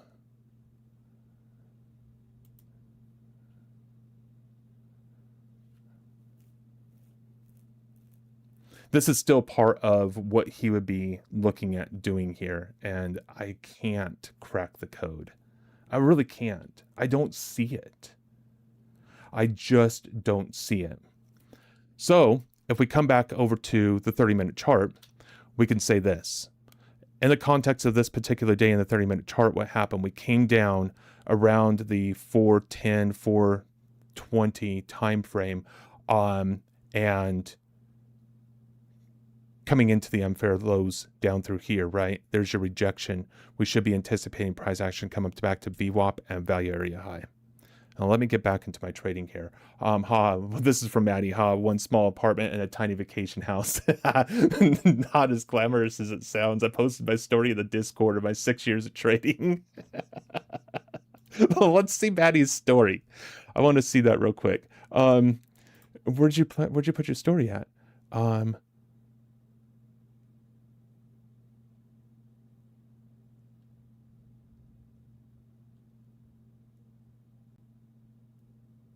6 years now, long story, but some profitable for 4 years. First 2 living on crypto winnings gamble, so went full time. The year 3 and 4 was living of the crypto and breaking even, depressing time in my life, thinking I was the GOAT from crypto, only to be humbled by the market. Year 5, paying bills and slightly upgrading life. Year 6, and 0 behind a year 5 profits, living quite all right, though still aiming for the stars, to be honest.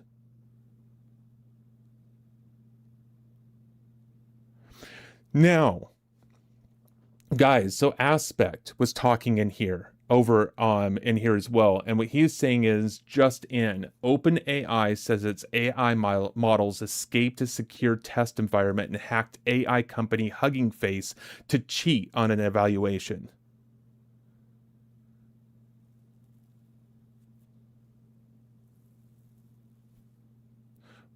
But Maddie, no, that's an amazing story. I absolutely love that.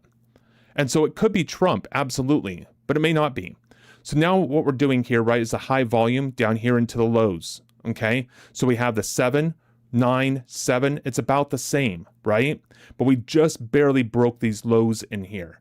I'm looking for a little bit of a push to the upside, and I'm actually going to add into my position. Love that orange guy? Yeah, right? Exactly. And so now we're looking for price action to move higher, but my entry before was way up here, and I just broke my entry down. Yes, I'm in 2 contracts now, so now what I'm risking is double, right? But I dropped my entry down, so now if we pop up, I don't have to go all the way up to test these highs. I can get out at a break even or right around this area. Yeah, we're in earnings seasons right now, aren't we? I mean, I haven't traded stocks since 2010. So I left the trading floor with Wachovia in 2007, the end of 2007 and 2008. I went to a brick and mortar prop firm and learned how to trade stocks with just time and sales, event driven stocks. So earnings, adjustments to earnings, any of those type of things going on. We were trading at the open of those stocks, looking for price changes within the time and sales. And we just used time and sales. We did not use any charts at all. And of course, that was before footprints were even a thing. And then I left that in 2010 and became retail full time. And it's definitely going to affect the indices. Absolutely. Here's a question for you, DJ. Here's a question for you. Stocks, they are an asset. You can own them.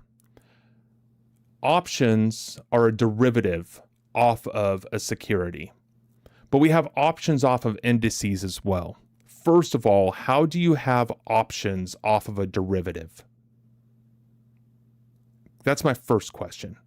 Second, can option expiration through rights and obligations of those options from the contracts themselves, can they affect the underlying asset that they're written on?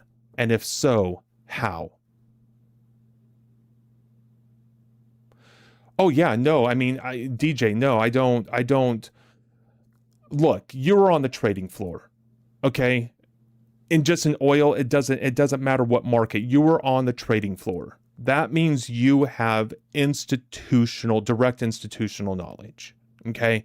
And so when you say that, the way you trade will work on anything, 100%, and you're not sounding like a big shot or anything else, it's going to. Options too complicated for me. You have to ask my son. He uses my levels with options. Yeah. Good to know. Thank you. I appreciate it. So what I'm doing here is I'm looking for a scalp position to go long to move us back into value area, developing value area high. Let me be very clear on that. Developing value area high, which is around the 740 mark. And then we're looking at the 800 mark. All right. So we're looking at 740 and we're looking at 800. All right. And I'm not running a stop right now because I'm waiting to see what happens around this low. Oh, good. We have a tornado warning right now. I'm up on a mountain though. It should be fine. But I can feel the pressure change. Huh. So, You know, if you guys, if I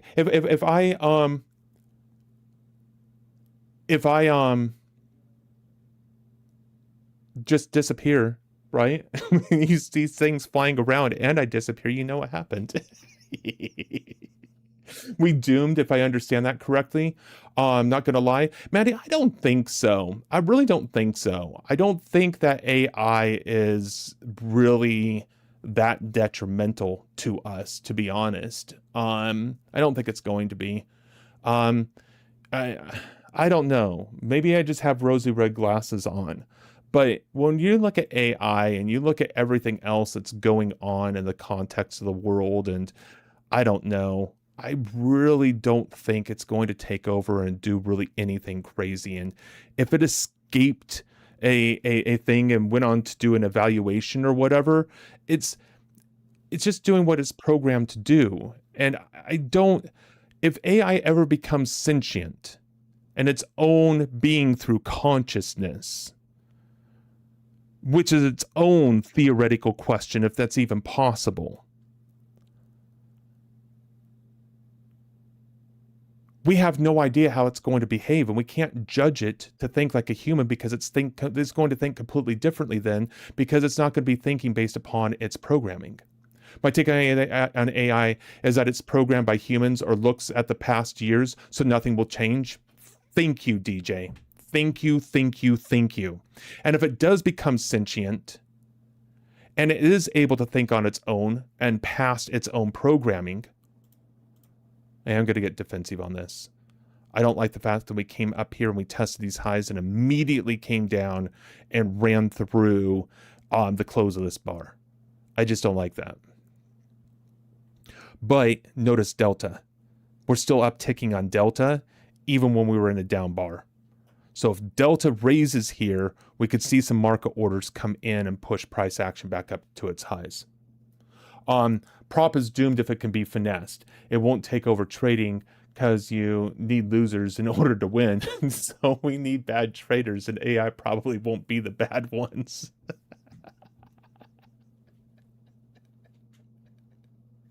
Maddie, you're the best. You are absolutely the best. I truly appreciate you, sir. More than you will ever know. That's awesome. All right. Let me focus here. I need to focus. There's no sense in practicing if I'm unfocused, but you guys are off the hook today, and I am having a great time with these conversations. Maybe I should just stop trading. We'll just talk. The medical industry feeds AI thousands of MRIs and EKGs to predict future health. Yes, I do. Absolutely. Predict, right? But what is our automation? A predictive machine. So we built AI in our image to be a predictive machine. But we were theoretically built in somebody else's image too, which means that they're a predictive machine. And it's going to be exactly the same for trading. Exactly. And what do we know about predictive machines in trading? They're lagging.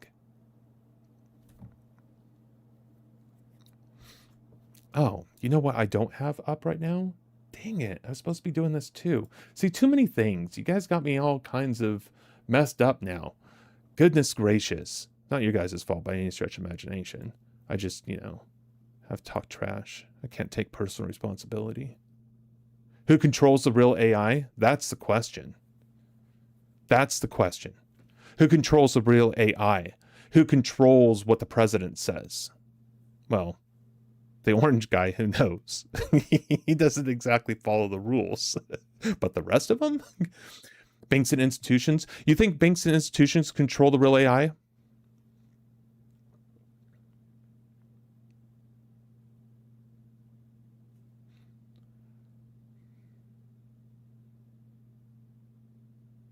Why? Because of the money that they invested in it?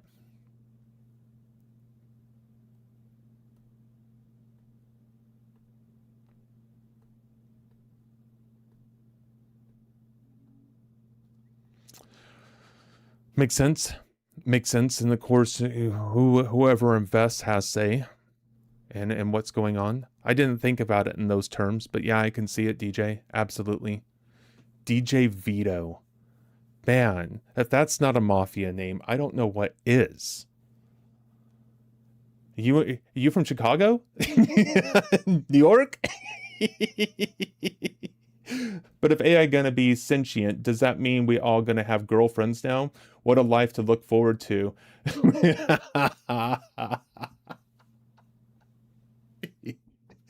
Well, you're married, Brooklyn. Oh man, that's awesome. Okay. Well, you're married, Maddie, so you can't have girlfriends anymore anyhow. You get yourself in trouble. I wouldn't devise it. It's not worth it. I'm gangsta son.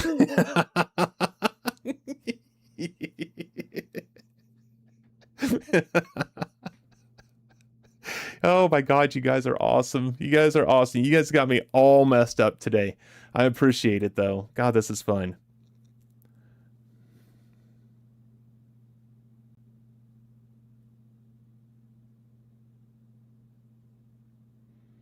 I don't like the way it's popping there at all. It's popping and then it's coming right back down. I'm hoping that it pops again fast enough that I can get into a break even. There we go. I like that. That's much better. And now we're just going to trail this up 185, locking in 65, 215. We're going to go ahead and lock in 115, 235. We're going to lock in a little bit more, 135, 315. Let's go ahead and lock in 180. Let's see what happens at this high. 230. And there we go. Now we're only down 1200, 1300. I don't know the Viking way here. It sounds like no, I don't. Guys, look. I was born in Yakima, Washington. Okay? Nothing but orchards when I was born. All right? Then I was raised in a small little town of 58 people in Oregon. We had 10,000 cows. I can still speak 5 dialects of moo. All right? Got to go sitting with my nephew to explain all his mistakes he made today. DJ, you're awesome. I appreciate you. I hope that you become a regular.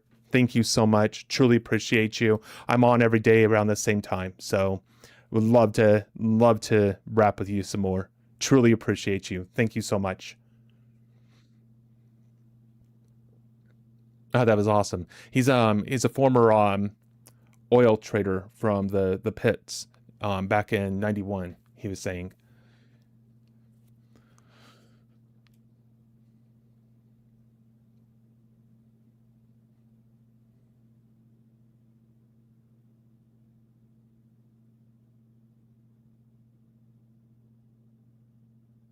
And so then when I was 12, I left that little town in Oregon and I moved to Southern California, which absolutely wrecked me. You know, ruined me for life. At 12 years old, moving to Southern California from that little tiny town with, 10,000 cows.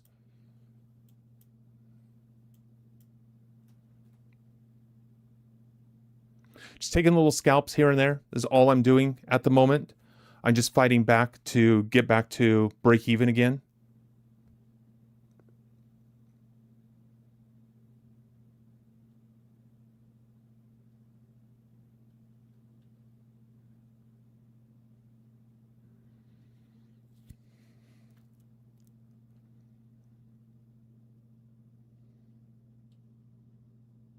Coming off of lows there.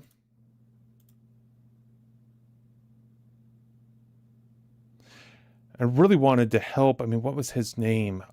B. I need to be watching this, but I'm not. I'm looking for somebody right now. Damn it. I didn't want to take that. HBG. HBG. I was talking to HBG. Are you still here, HBG? Or did you leave? I do apologize. I got in a conversation with too many people. My little pea brain can't handle it. My unk mind. My unk mind is too slow to handle all the conversations at one time.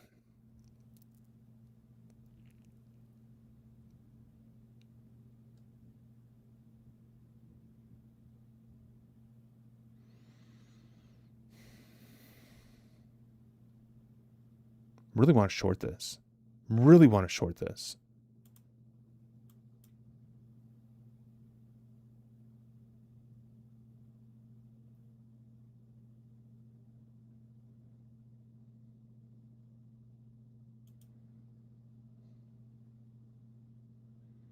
No, I don't want to be short. Look at the delta. You see the delta? See that delta as we're coming down here and testing the open? Look at how strong that delta is. We don't have sellers in the market right now. We've got buyers. Look at the buyers going to come back in and test the high of this bar. Watch. See our delta rising? We're still holding the open.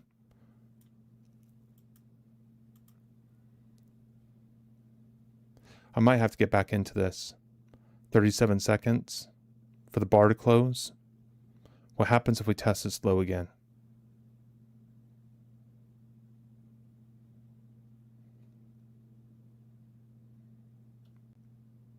Yeah, you see that? Do you see that, Maddie? Got the Vikings on one side, and I've got, you know, the Brooklyn Mafia on the other.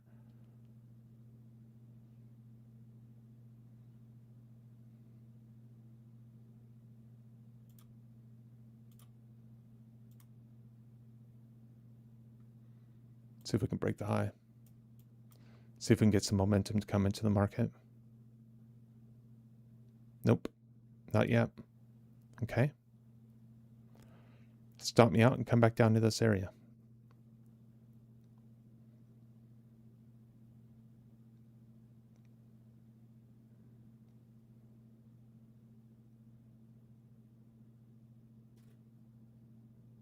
$145, there we go, $160. We're going to lock in $75.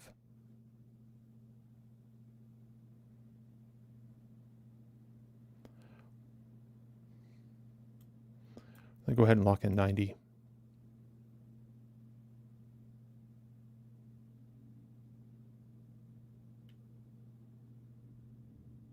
All right, back to $450 down. And it's $558, so we have about an hour and 2 minutes. Hour and 2 minutes to catch ourselves back up again.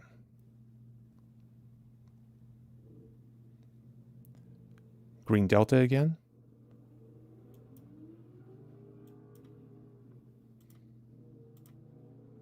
Give us a little bit more room, because if I get down into this area here and I still have the green delta, I'm going to be buying another one if I see an uptick.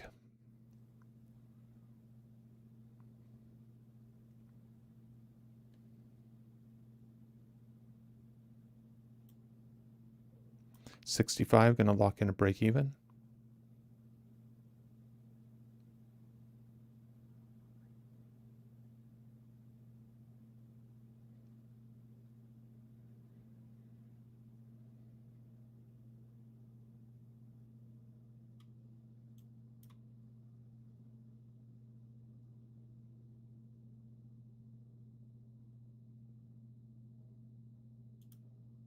I wanted to be in on that little move down there, and I got in a little bit late on that one. Market moved. All right, well, let's bring ourselves down in here, and let's look at adding another one. Not yet. There we go. That was decent. Now, do we get a pop? Want to break this high before I move my stop. There we go. Break the high. Lock in 90. Whip 260. 310. Oops. Oops. There we go. Lock in 200. 380. Lock in 270. There we go. 135. Here we go. We are doing something. I don't know what we're doing, but we're doing something. That delta still. Man, I should be back in that market again. Sorry. I got songs playing on my phone. Trying to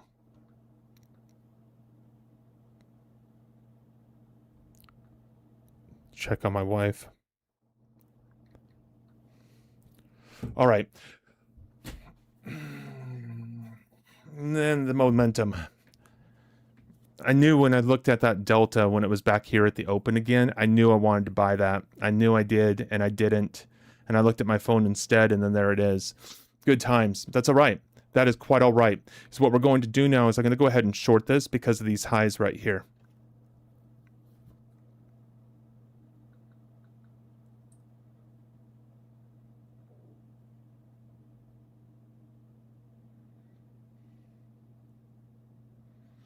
the highs and the higher volume coming in, and we couldn't get higher, and the fact that we came back down through this area. I'm just looking for a little pop down to this area down in here to test possibly the open of this bar. We're probably not going to get it. Delta is still really green, even though we're down. There's a down tick in Delta. There we go. If we go purple, we're going to come back down and test this. Sweet. There we go. I like it. 120, 145. We're going to go ahead and lock in 45. I'm going to go ahead and lock in here at 85. Lock in a little bit more. I'm going to get 100 out of this. Starbucks money.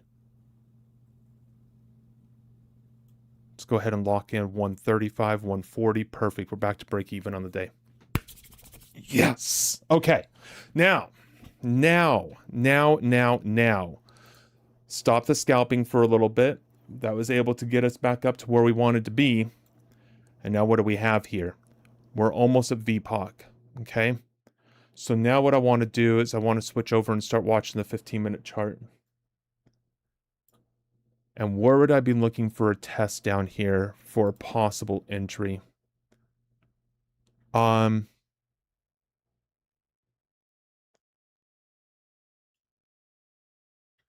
that's a nice little down. That was a nice little down. Let's buy that. Might be a little early on the buy. That's okay. I'm looking for price action to come down to 62. 62. What is the risk on 62? 710. 67. Okay. I'm risking less than 1,000. It's okay. I can deal with that. But we're already up, so let's just go ahead and start locking in some of the funds that were already up.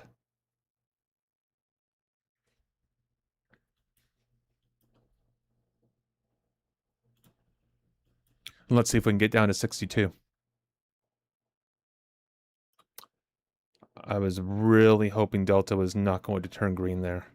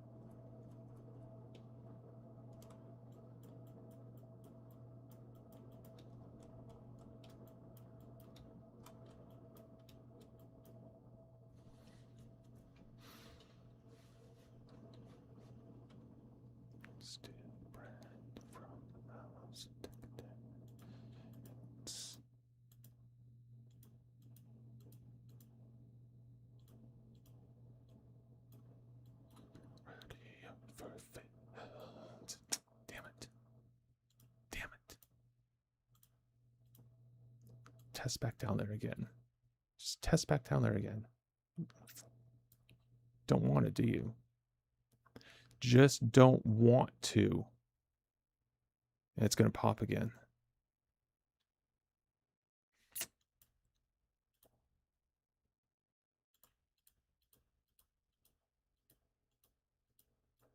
There we go.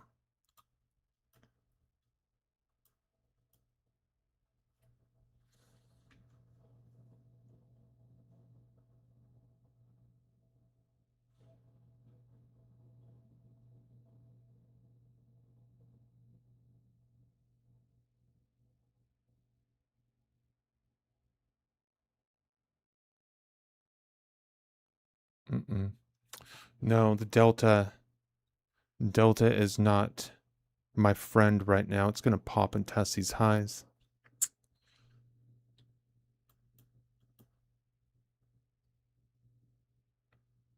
Down 1,200, down 900, down 300.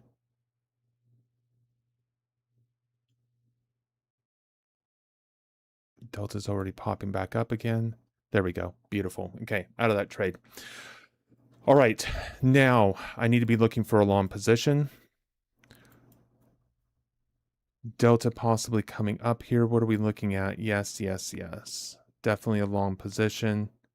Coming off of the 15, should be long around the 17 and a half, not all the way up here at 33, but that's okay.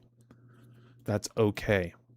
And a little bit late, a lot late, but we should have some price movement to the upside. I'm looking at VPOC here to test again around 45, and then value area high around 798. So we got plenty of room to the upside. 45 is right up here, 798. Looking for a little pullback here, and I'm going to get into another contract for a long.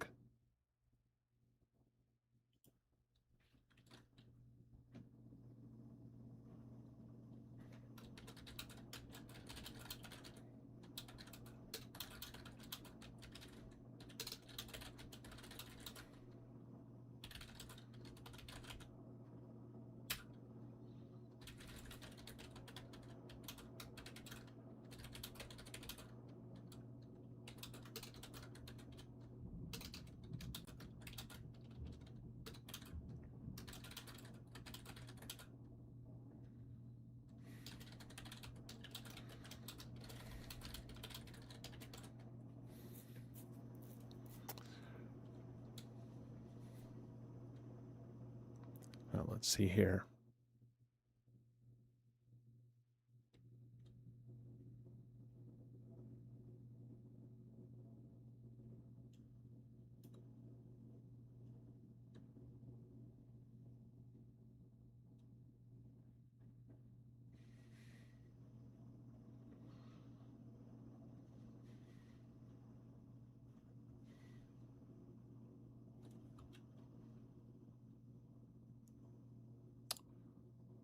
What is chef cooking in here? Well, you know what? It kind of ticked me off, right? I was in a lot of conversations there. Trading was kind of, what was I down for, like $500-600 at one point in time? I don't know. It was something dumb. I still have from my earlier, so I started trading at 5 a.m. through the London session. And my first trade, I was talking and wasn't paying attention, and I let it come against me. I was down $840. And then I was down more, right? I was down like another $600-700 or so, like $1,300-1,400 in total. So now I'm up $490, but still down the $840. So $400 I still have to make up. That's what I'm doing. I'm just making up money right now. I'm just scalping and making up money. That's all I'm doing. It's nothing crazy. I'm just giving the market some breathing room, some movement, looking to add in when I can. And I'm just moving into the direction of overall value, of current developing value on a 30-minute chart. That's all I'm doing. Nothing crazy. Nothing special. Just trading. Just trading. And I didn't want to be negative on the session. I was up to over $3,000 on this particular day in sim trading when I was trading it. So I should have added there. God bless it. This is what happens when I start talking and not paying attention to what it is I'm doing. Hey, Hollywood, welcome. It's good to see you. Are you A? Here we go. Here we go. Here we go. Here we go. Let me start locking in some revenue here. 270, 185. That's fine. It'll probably stop me out. 205, 225. Let's see if we can break the high. Nope. Beautiful. There's 700. I'm only down 140 now. Let's go. See, Maddie? When I focus, I'm okay at trading. But I am not good at trading, though, when I have all sorts of stuff going on around me. I'm just not. And it kind of sucks because I need to be and I want to be. The way the profile looks on the 30-minute chart, though, deep charts for the win. Why it looking like that? Oh, why is it looking like this?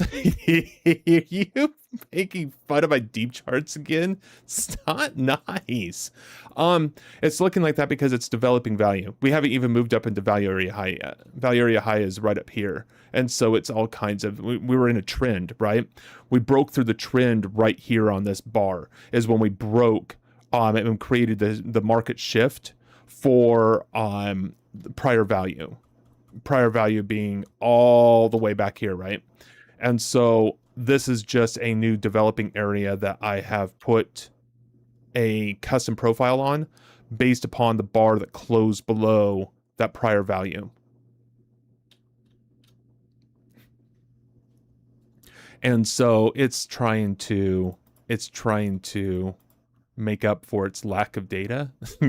But if I extend it off, right, that's looking a little bit more normal. And I'm looking for price action to come up into the 768. That's why I continue buy through here. Now I know I don't need to be that wide like that. Usually, no, it's not usually that wide. Exactly. The reason why it's that wide is because I put the extended on. So it's update at the current bar. And for whatever reason, it widens it out like that. I don't know. I'm just the messenger, man. I'm just the messenger. I don't know anything.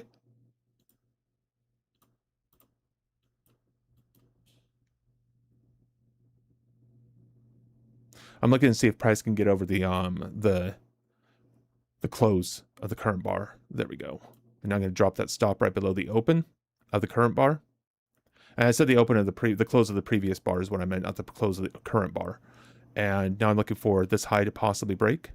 And if it does, I'm going to start moving my stop. Here we go. Boom. Momentum.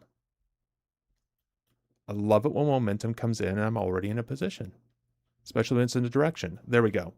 Now I'm in revenue. Now I can sit back and just chill, right? So what just happened here? I was trading. I was not focused on my charts, not focused on what's going on or anything else. I was down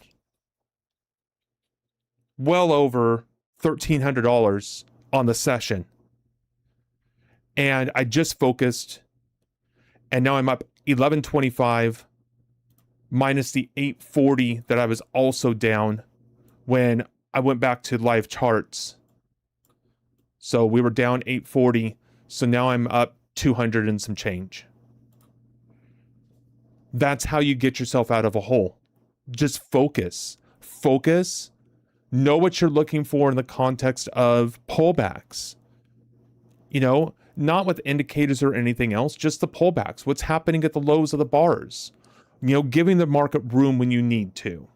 Adding in when you can. And trading. That's all it is trading. You just, as the kids say, right? Just lock in and trade. That's it.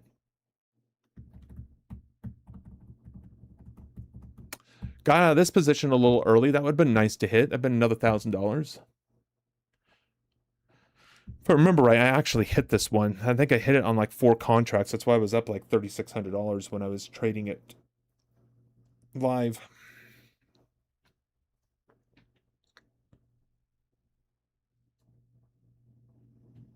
Looking for a little bit of a pullback here. I will be going long on this bar, possibly. But I am looking for a little bit of a pullback. And, of course, it didn't pull back at all, did it? So rude. It's so rude. And when the market does pull back, I'm expecting it to come back down into, like, the 2970 area. This wasn't time for joking. I should have paid better attention. Dang. No, you're fine, man. I can do this at any given time. You know, here, let's because I'm now positive in this session, right? Let's go ahead and fast forward to 9:30. Let's do 9:30 to 10:30, and you can just watch me, Maddie. This is Monday. Let's see if anything has changed in my plan. I don't think so. No, nothing's really changed. I'm still in value, still in everything else. So let's just go to the US session on the same day. And let's just trade it. A lot of longs in there, and I was looking long too. Came right up into value area high.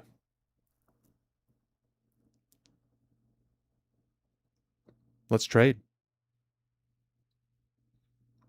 I'm going to focus this time and trade. We really need some music, but I'm so scared of playing music on YouTube. I do have one of the music apps. Locked in now. Let's go. Yep, exactly. Same thing with me, Maddie. Let's do it. I have one of the free, well, not the free ones. You have to pay for it, but it's copyright free. But the music in it kind of sucks.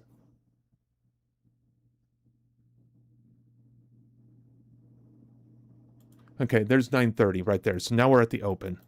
So we're at the open. Price action's already come up, testing the highs. I'm going to go ahead and short this.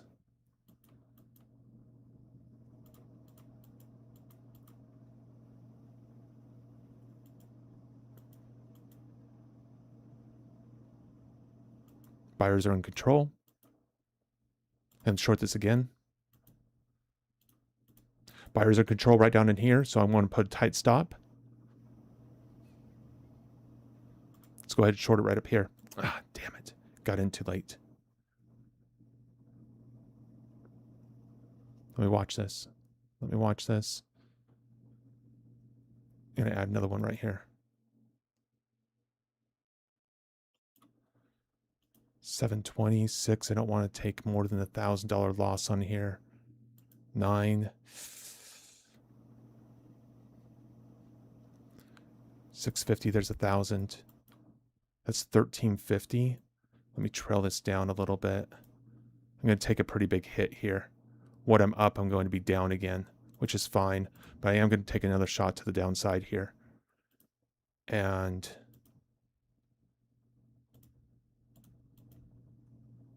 there's the 575. That's much better. Okay, good. So now do we get back to the volume here? We sure do. Okay, there's another one. There's the second. And now I should be fully loaded. Damn, they didn't call it. I did not get the call right. We're going to be down like $1,000 on the US session right at the open. That was dumb. That's okay. It happens. We'll just have to catch ourselves back up again. So there's the high. That's what I should have waited for, was right there. I should have waited for that high. That's exactly what I should have waited for. Damn it. That's okay, though. That's okay. We're going to make our money back here. Watch this. Come up, come up, come up, come up, come up, come up, come up. See the high volume coming in through here in the buyers? And see how this the buying up here is drying up, and we barely broke the highs. We got back through the open again. There's the short. I was a little too early and gave back some money by doing it. So now I have a couple $1,000s to make again. So let's trade this.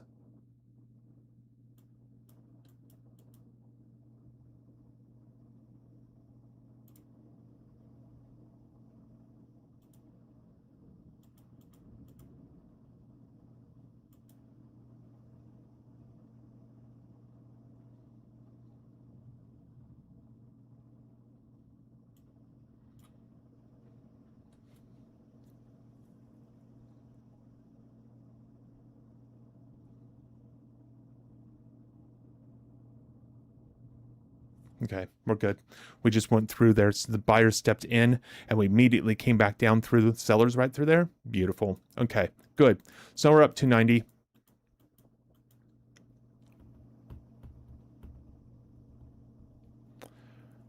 Where is my low volume node at down here? I'm gonna go ahead and buy this and then put my stop right below here.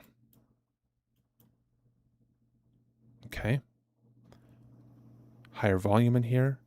Price action started to come back down again. Did we get a test into the low here?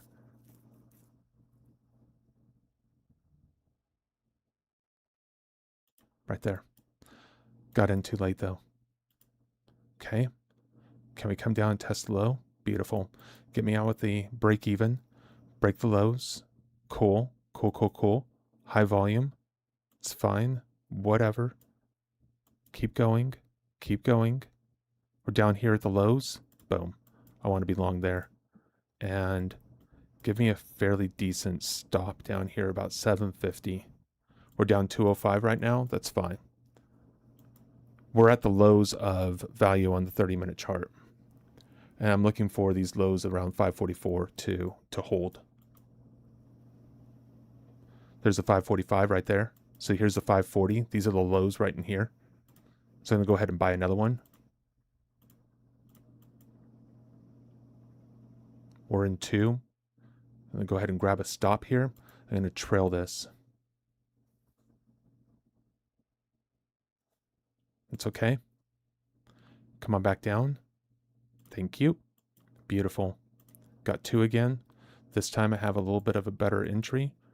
Let me bring this down to about 1200. Give it a little bit more room. I want another sell stop in here.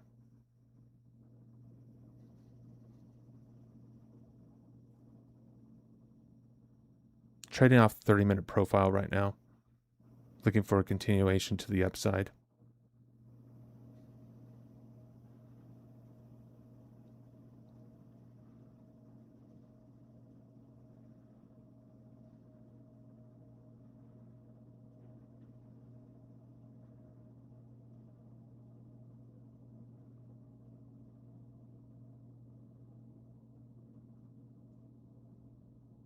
Well, she's going to come down and hit my stop, isn't she?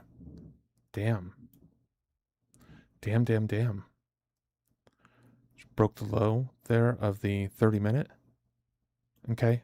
Okay, that's looking much better. That's looking much better. Okay, I'm liking this. Can we break that high up there? I don't want to put a stop in until we break that high. Break that high. You can do it. No, you want to. Nope. This is probably going to come down and stop me out. Oh, you know what I need? Damn it.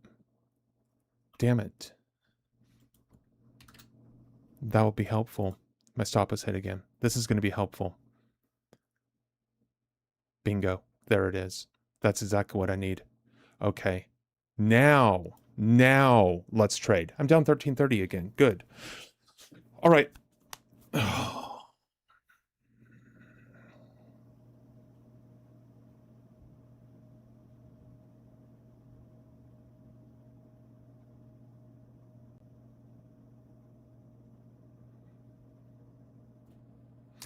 I'm waiting to see what happens in this high volume here. We have a lot of volume down here. We're unable to break lower.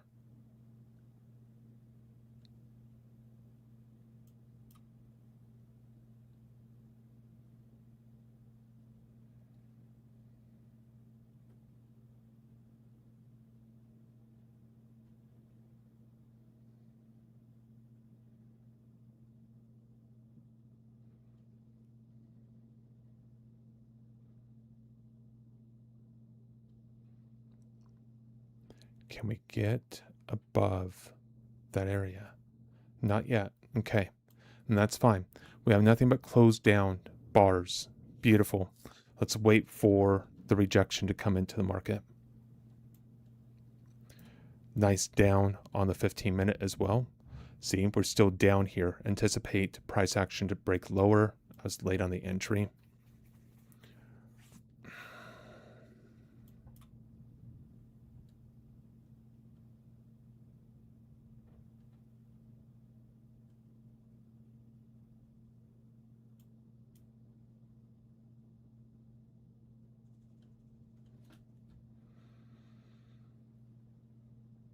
Break that low.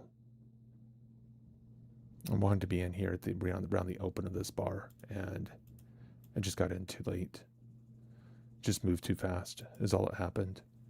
Okay. Now, let's see what happens at this low.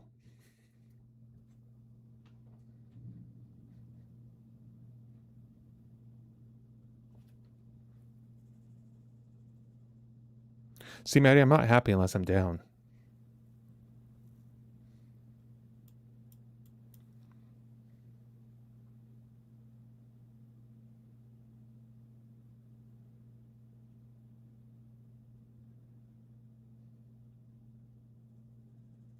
I wish I did have actual fib extension right now. Set up to like a 1.61.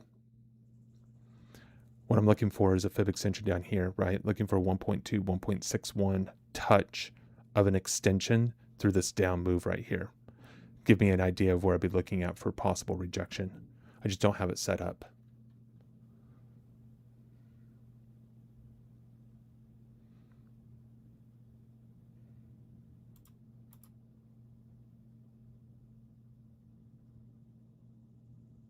So I'm going to have to just work off of price only, which is fine. We can do that too.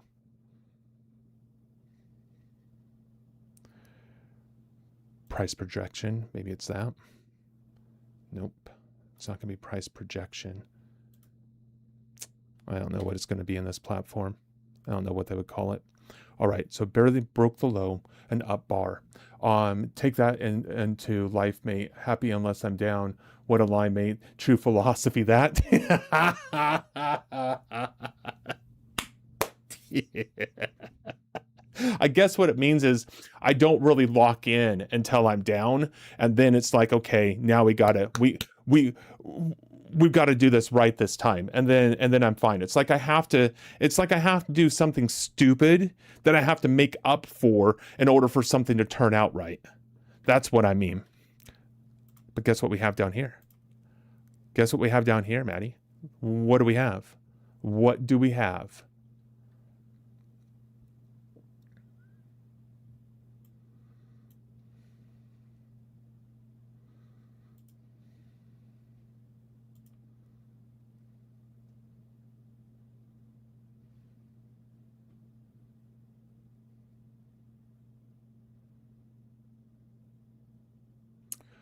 Waiting to break this high.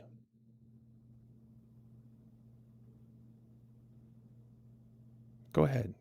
Give me another opportunity. You're not going to, are you? I didn't think so. You're going to break that high. You're going to break that high.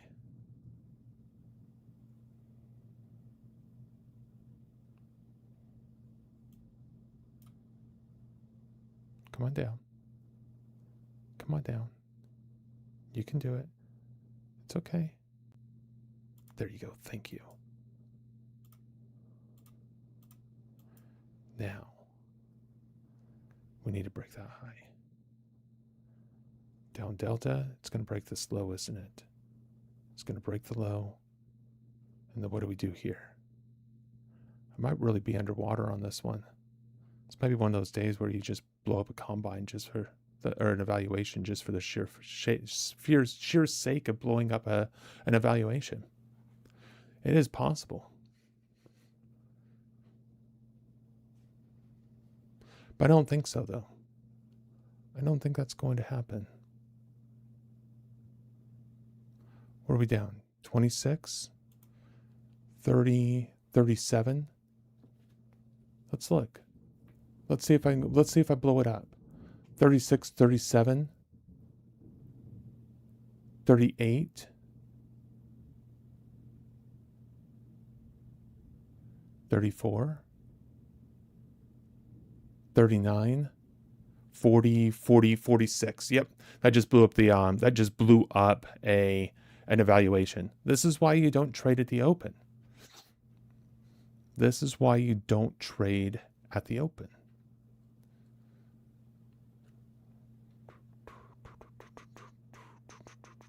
It's okay. We're going to reset from this. We are definitely going to reset from this. Now, my question is, that's the mid. That's VPOC up here, isn't it? Then why do I have all of these envelopes? And do I need the envelopes, or can I just use the yellow line? But VPOC is right above us. Well, not right above us, but it's above us. It's a good sign. Kind of like that. I was really expecting this right here to hold, is what I was anticipating. And it didn't hold for me. And so what's happening here? We have down, down, down, closing at its lows. Okay. Just what is price actually doing, right? So now we're starting to see a little bit of rejection at this low. All right. But we still have nothing but down bars. We have a lot of volume down here. Wait for this bar to close. Don't do anything until this bar closes. Take the dome off and wait for the bar to close.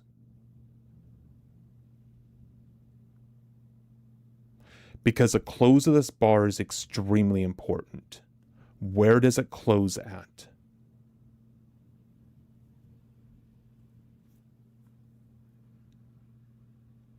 Look at the delta.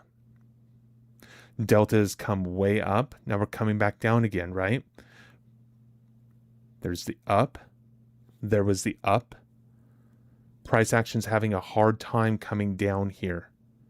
Even on down delta, it's having a hard time breaking this low. But as soon as we have any pop in delta at all, watch what happens with price. See, we pop. We pop. We're not doing that pop on the downside. This here showing signs of rejection. Where would I anticipate price action to come back and test to, depending on where this closes? Right into this area.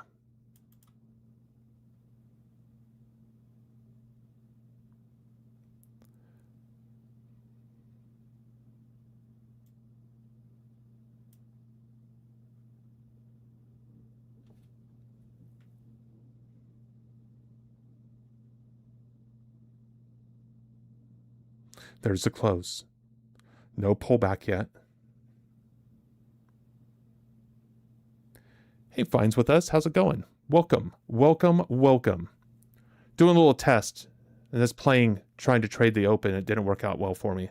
So now I'm turning around and managing the expenses. Now I have to trade. I can't play anymore. I have to trade.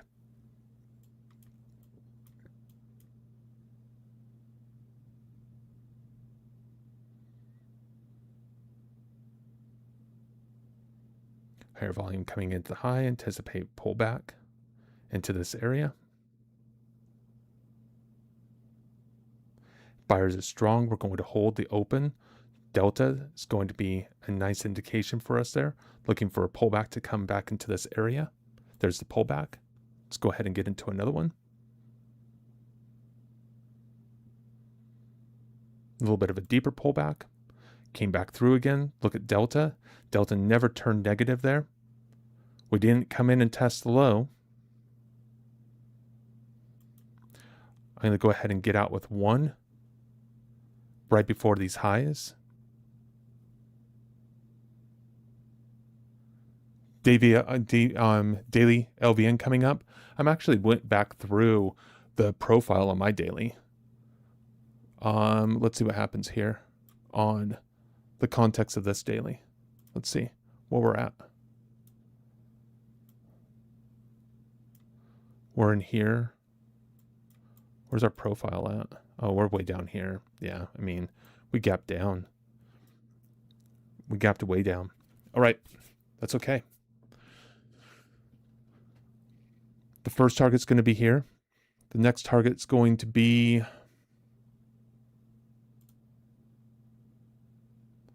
around the 80s, 580s. So 580s right in here. I'm going to go ahead and put a limit order right below the 580. First target is out.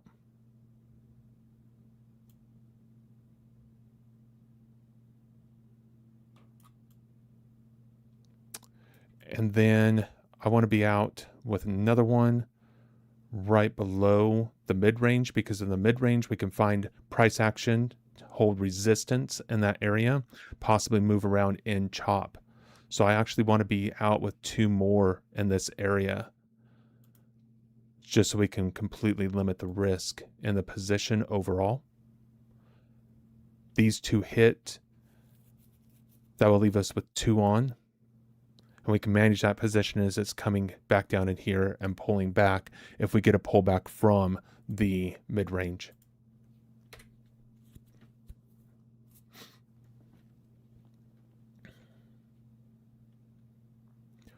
coming in and testing the lows here, right?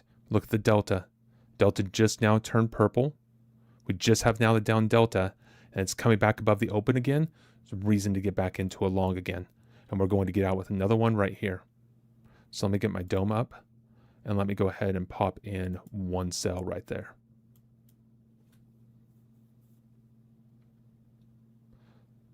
That would get us out with 3 if it comes up here to this area.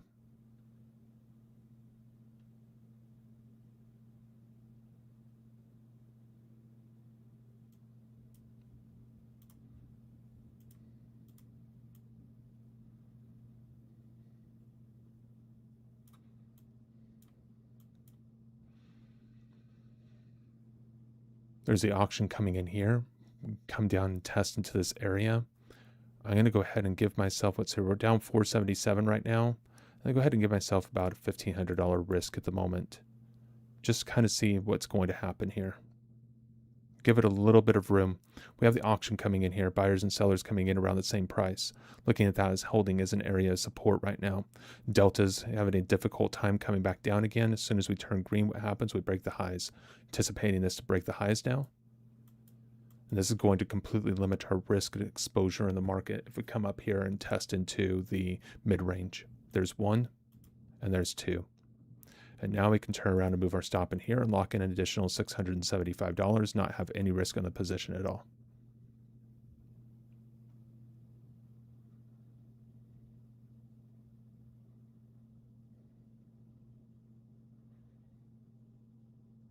See, Maddie, this is what happens when I turn around and I wait for my actual confirmation of rejection and enter on my pullbacks.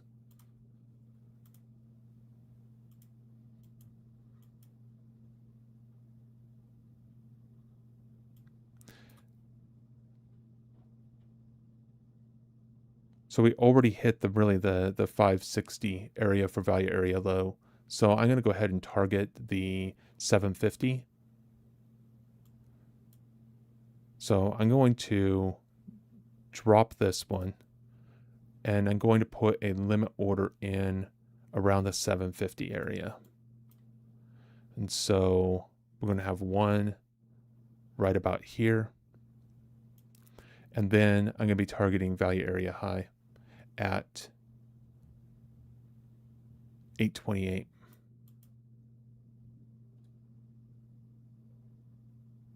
So my targets are in for day trade. Now let's get back to price and see what's going on with price and seeing how we want to manage this position. What's going on with the 15-minute chart? So the 15-minute had a huge down there, huge down, right? And then we have price action coming back up here. When price action extended down here on my 30-minute, right? I can look at the low volume nodes here and those type of things, but we're in a developing profile at this point in time. It's really difficult to. We're not even in a balanced market. We're still in a downtrending market. And if we were closed down here, we would close below this range. And that would be a market shift there, which I would be putting another volume profile on and looking for rotation. We do have a full rotation here. And so I didn't want to really use my LVNs. I really wanted to wait for a retracement or a rejection from down here off of the lows. And I really thought that we were going to get that here. And especially because we broke the low by a tick, and we didn't. This should have been my only first position on this particular day, and it should have been a long here.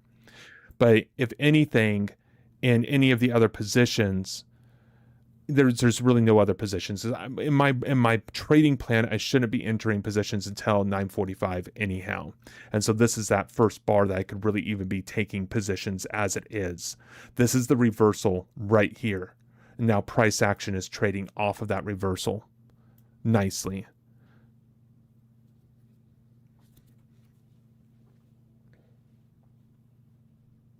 I had to finesse the entry a little bit because I was still holding on to one of those from right here, right? From the actual auction itself, from what I look at, right? So I had to hold on to that, and I just kind of had to finesse the entry down in here.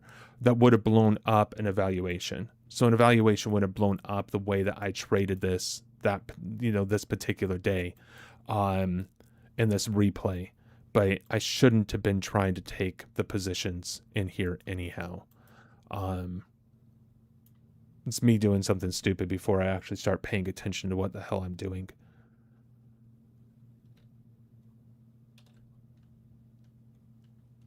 It's a bad habit I get into sometimes. One that I'm going to have to break.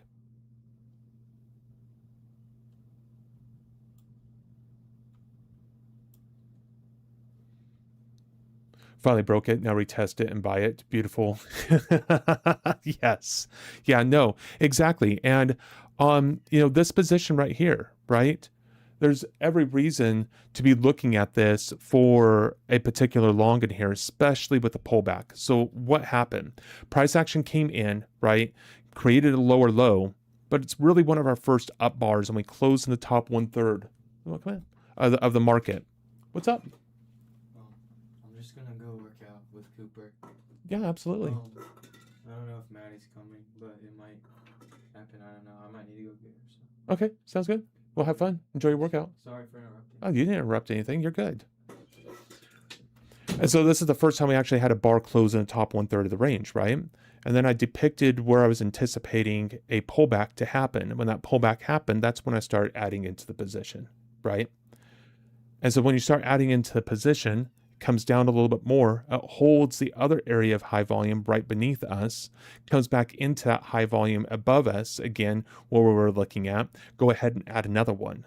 And your risk is extremely tight at that point in time because you're entering directly into this area and your stop is right here at this low. So you can be in 3-4 contracts in that type of position.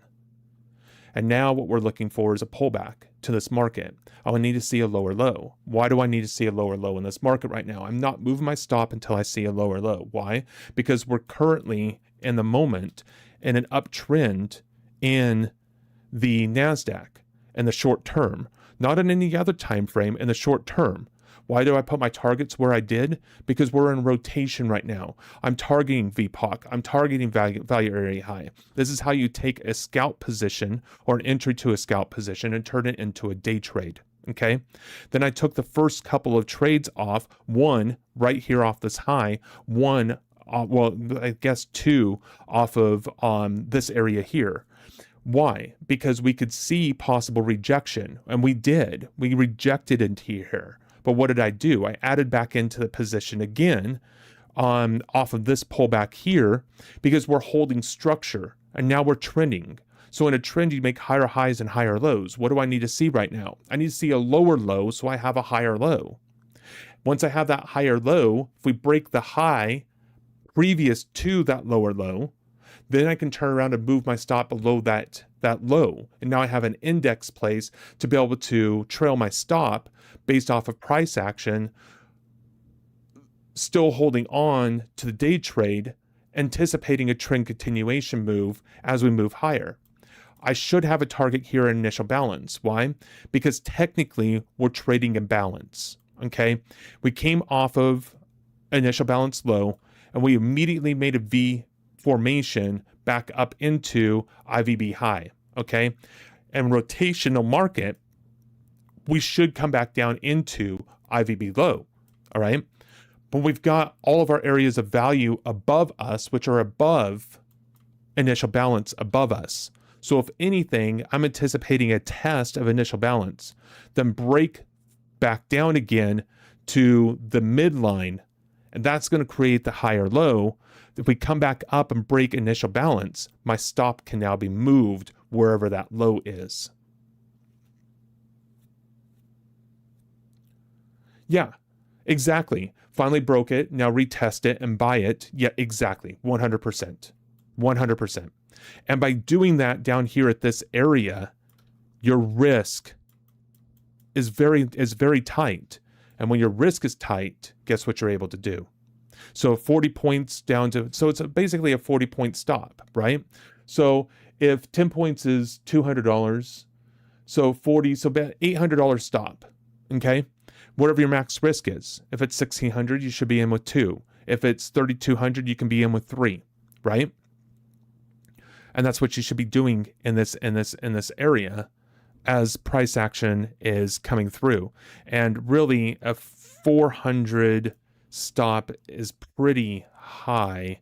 It should be right below these lows, which is going to be at a price at 04. So yeah, pretty close to 2-3 contracts is what you should be in for proper position sizing based upon risk. And so if you're in 3, you can target the highs like I did to minimize risk, and then target initial balance high, and then you can target VPOC, which would be this area in here. And remember, it's developing VPOC, so it's going to move. So constantly watch that. Right now it's at 47.5.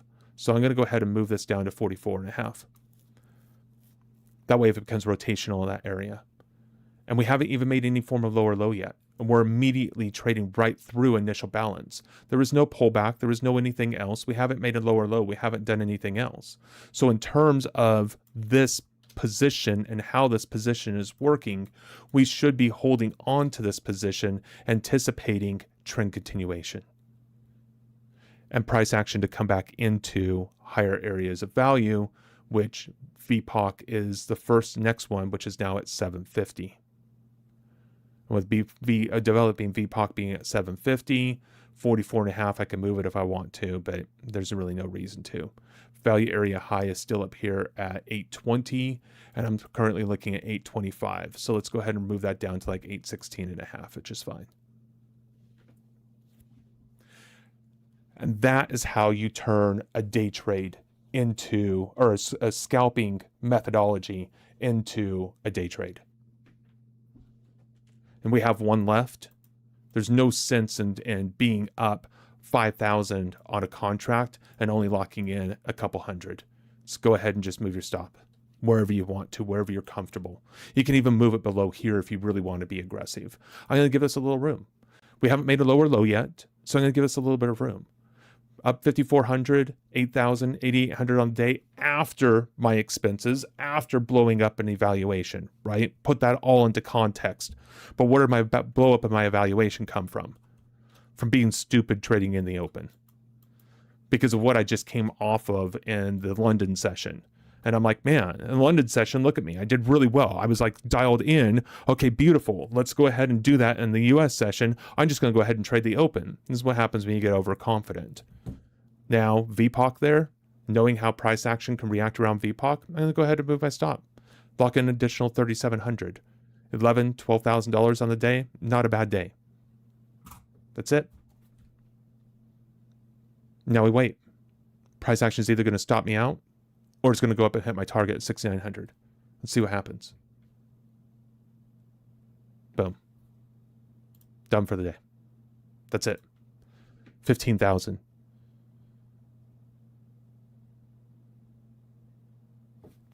That's trading.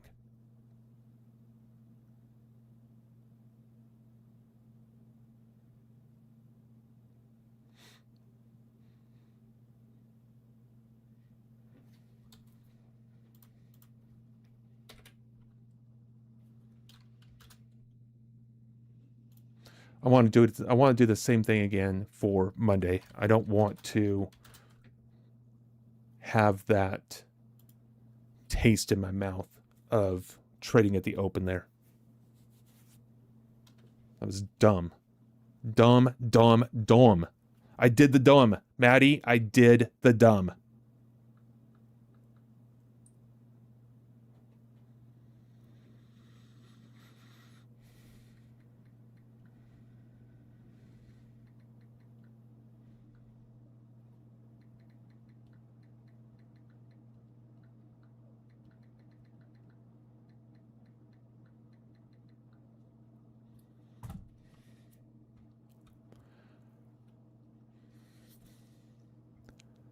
So let's do this again.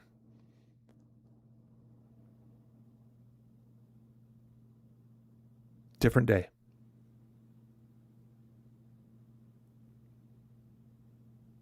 We're going to do Monday because that was dumb.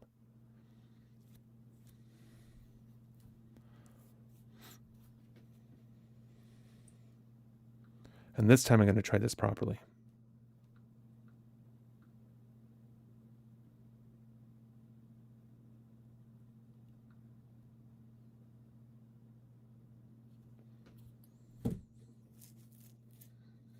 I was so close to say chill out right at the open, but yeah, now we gotta learn somehow. Exactly. I know better. I know better. It's that psychological game that I talk about, right? And what happened there in the psychological game? I was doing so well on my scalping. I was like, you know what? Let's see if I can scalp at the open. Well, no, Mark humbled me. Thank you so much. I appreciate it. Appreciate the lesson. Let's go to the next day. And now I'm going to wait. Not touching anything, and I am waiting. Oh, you know what? That's not helpful. We got to reset this. I was still on 200. So let's bring the speed back down again.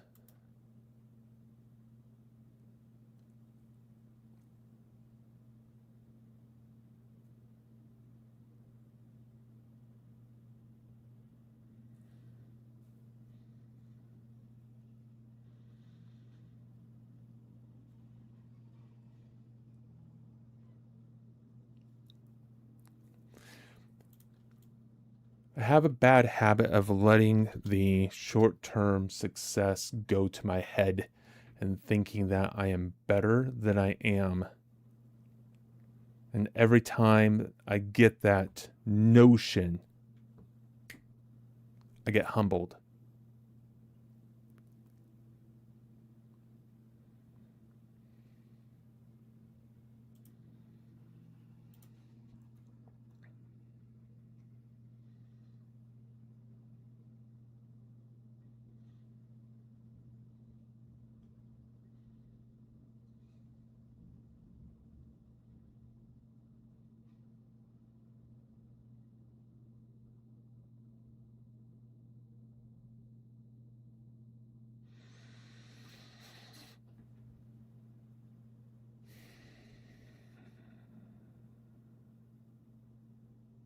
Sorry, I wasn't trying to breathe heavy into the mic. I'm trying to settle myself. Next time I'll make sure that I mute it.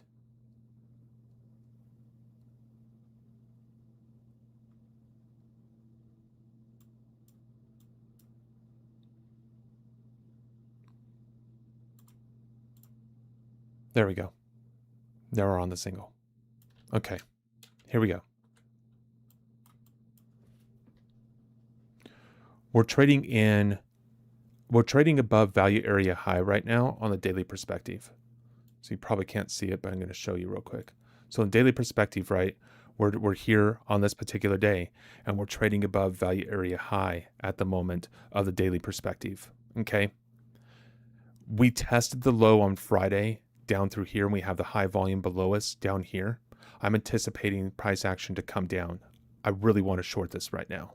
Really want to short this through the 42.5. I'm not going to because I just saw what happens when I tried to do that, right? So I'm going to wait. But I really want to short this through the 42.5. I'm going to put a line there because I think the open is right around that 42.5, isn't it? Really close. Look at that. Almost opened at value area high, or value area low, the daily perspective. Not quite, but pretty close.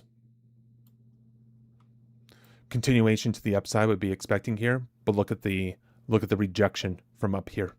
I don't know where that high volume is over here, but we've got the high volume up in here, and we have the high volume right in here. Price action is currently holding that high volume.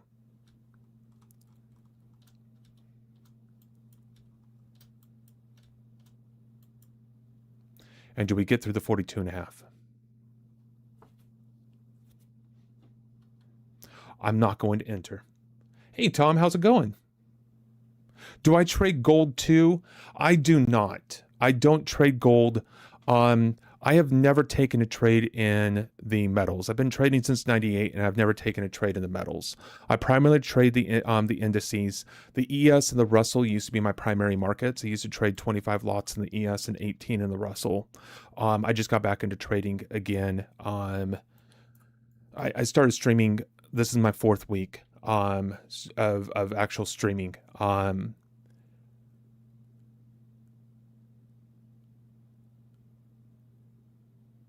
And so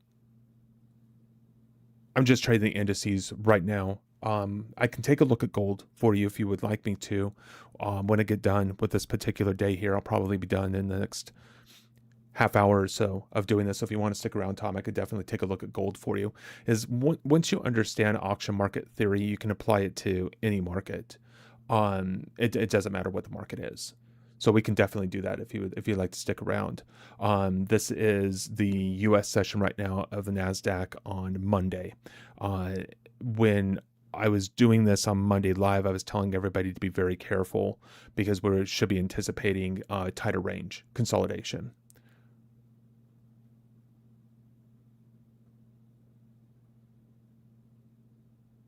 Beautiful. Beautiful. Yeah, no, absolutely. We'll once I get done with this particular day, then we'll do that. And you're absolutely 100% correct, but we haven't broke through 42.5 yet. So we never did actually break through 42.5 on this, right? We haven't gotten there yet. But when we do, what happens then? And Tom, if you have any questions as I'm going through this, definitely please ask away, in anything that I'm doing or anything else along those lines. I do a lot of practice. I made some mistakes on Friday, and so I traded the open on Friday because I did a really good job of scalping in the London session prior to that, prior to the US Open, and I got humbled. And so now I'm being much more patient with my entries at the moment. And I'm going to wait until about the 9:45 mark before I take any positions, but I'm not going to speed it up because I know my inclination.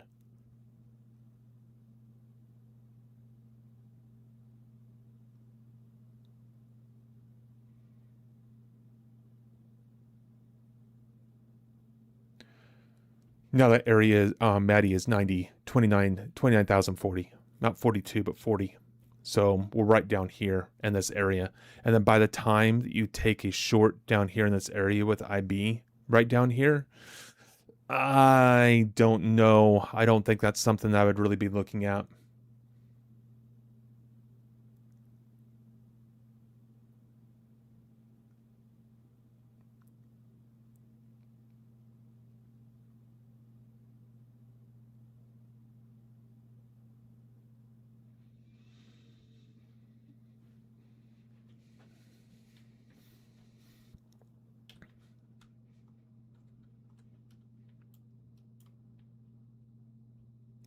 So I'm going to be patient. I'm going to be smart. Patient and smart. Neither two things do I have natural inclinations to. I was a jarhead, so, intelligent muscles are required and intelligence not essential. And Patience and I, we shook hands a long time ago and said goodbye. Not friends with Patience at all. That's why I struggle with trading sometimes.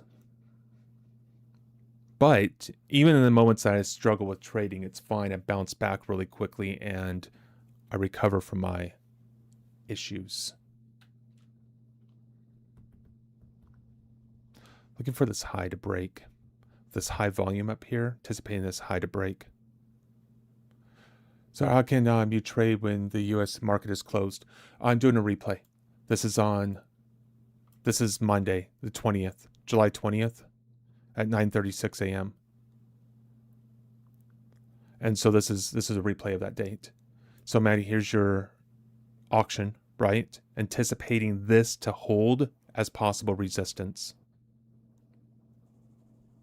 Market's trading above it right now, but looking for a down bar, then a pullback into this area, and that wouldn't be a bad area to short with tight risk above us. Yeah, Tom, yeah, you're good. Yeah, absolutely. So this is a replay, and I'm just replaying Monday. So I trade live in the morning US session from 9:40 to 10:40. I will do some live trading as well, trading on my own in the London session, and then I come in every day around 3 p.m. New York time, and I practice. Practice is so essential in anything that we do. You take a professional athlete like LeBron James or Messi or Cristiano Ronaldo, and these individuals, they don't just show up to the game, right? And then expect to play well. They practice every single day. And so this whole stream that I'm doing is all designed to demonstrate the habits that we should get into in order to moving into becoming consistently profitable traders. The structure. How do you build your plan? How do you build your areas? Oh, how do you keep from thinking too much so you don't have too much of a bias and you become tunnel visioned in what you're expecting the market to do because the market doesn't care what you think? Can we do some gold trade right now?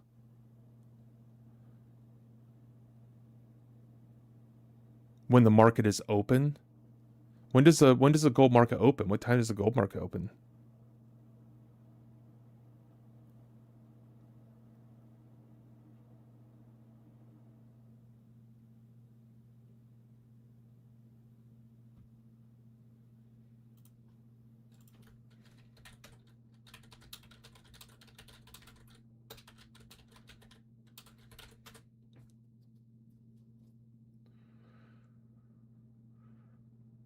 Opens at Sunday at 6 p.m. Eastern and closing on Friday at 5 p.m. Trading hours for gold on the New York COMEX are from 8:20 a.m. to 5 p.m. Eastern time. So, yeah, the main trading on COMEX is already over between 8:20 and 5. It's 5:57 right now, my time.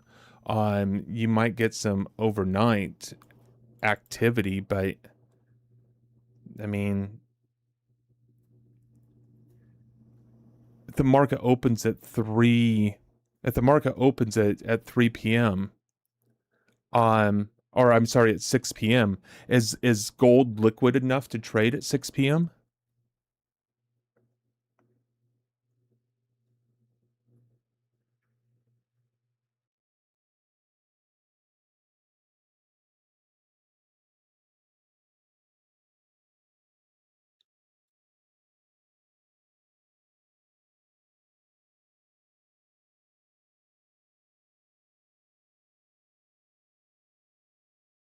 You're looking for a short?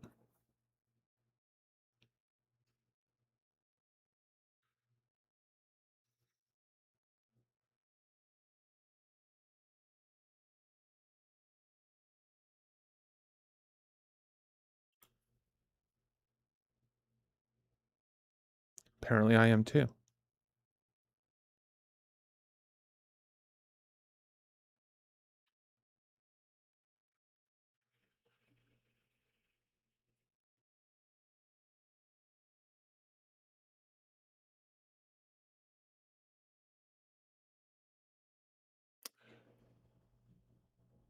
Yeah, give me just, let's see, we have another minute. Give me just a minute here. I want to see how this plays out real quick. I need to put a stop in here, right above here. And let's see what happens. I want to add into this position too. Okay, stop hit. Moving up.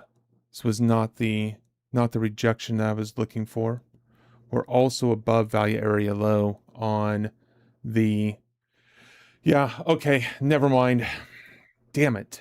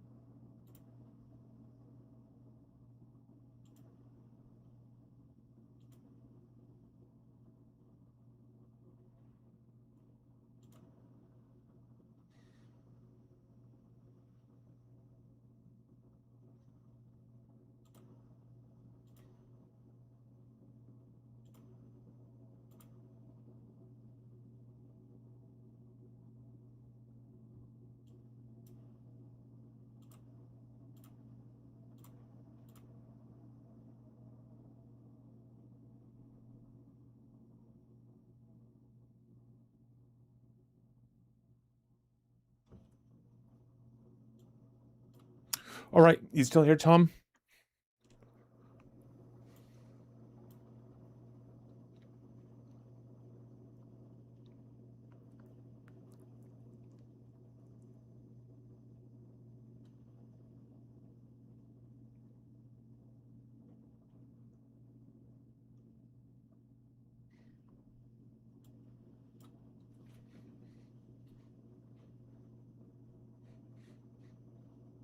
It's going to take a minute. I need to build charts.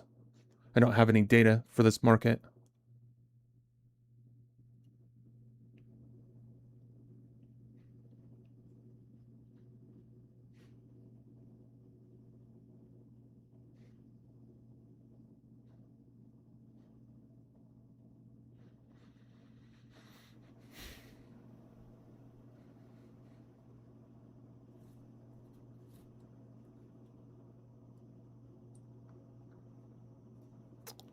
All right.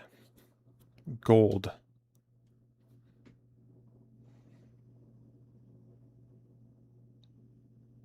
No, it's coming up now. Don't worry about it. It's fine. I'm downloading the data right now. Data's still downloading, right? We're good. I'm already here. So we might as well take a look at it now.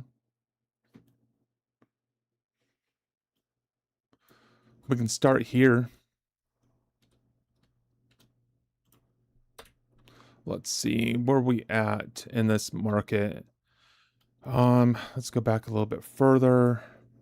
Where are we at? What is this market doing? Came up, range. Where do we break the range at? We didn't break this range ever. We're trading in through here. I don't have data that goes before this. So let's go ahead and we're pretty much just going to have to put a profile right here. Don't really have much of a choice in the matter. So we don't have enough data to be able to go off of and do anything else. Let's see. Where is it? Thank you. All right. So we're trading in value. The first thing you have to understand about gold at the moment is we are 100% trading in value. We're coming off of value area low up into the value area high. We have, where's my daily perspective on this? It's still downloading data. We'll wait on that. We have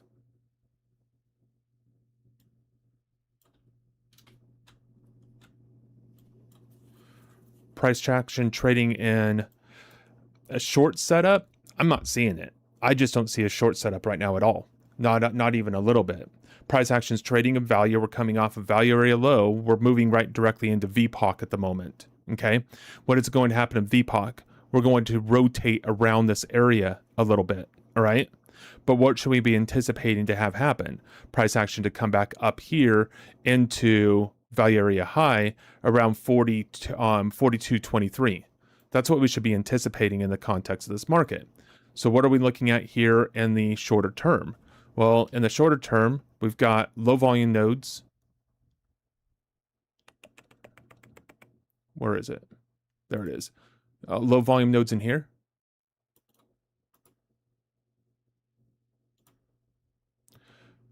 We have another low volume node up here.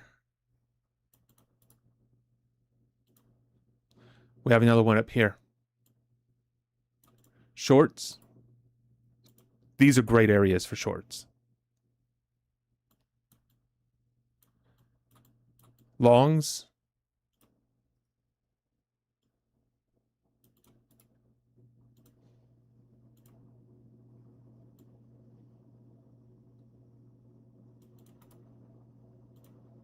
These are good areas for longs.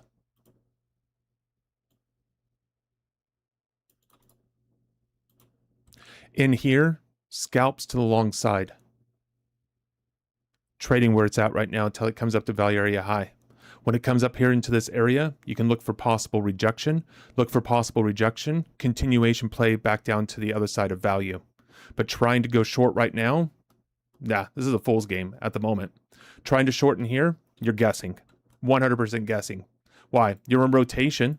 The market can come down 100% because it can do anything, but where is it going to go? And where's the range that's going to go to? Where's your target? You're not in a trend, so you're not trending down. You're trading in value. You're trading in balance. You've been trading in balance in this market. These are the areas you should be long in. These are the areas that you should be short in.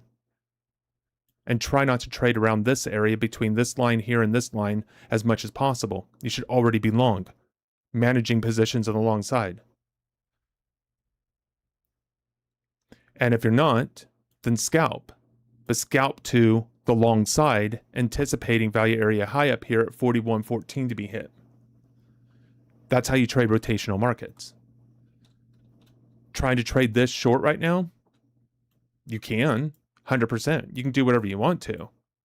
But yeah, no, definitely not. So in the short term, where would a position be for a possible long? Let's see.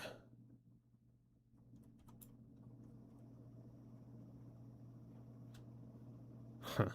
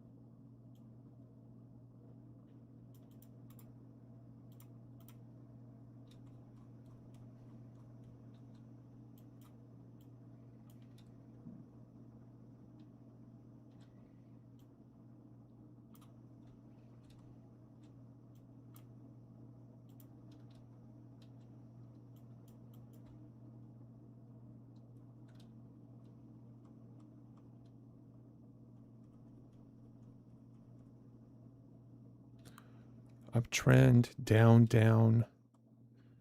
Yeah, right in here. Right in here will not be a bad area for a long.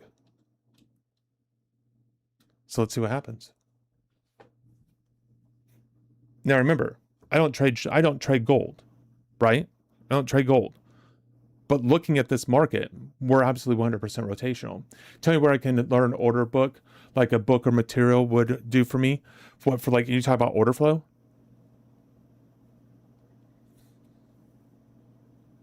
Is that what you mean by order book? Second Life?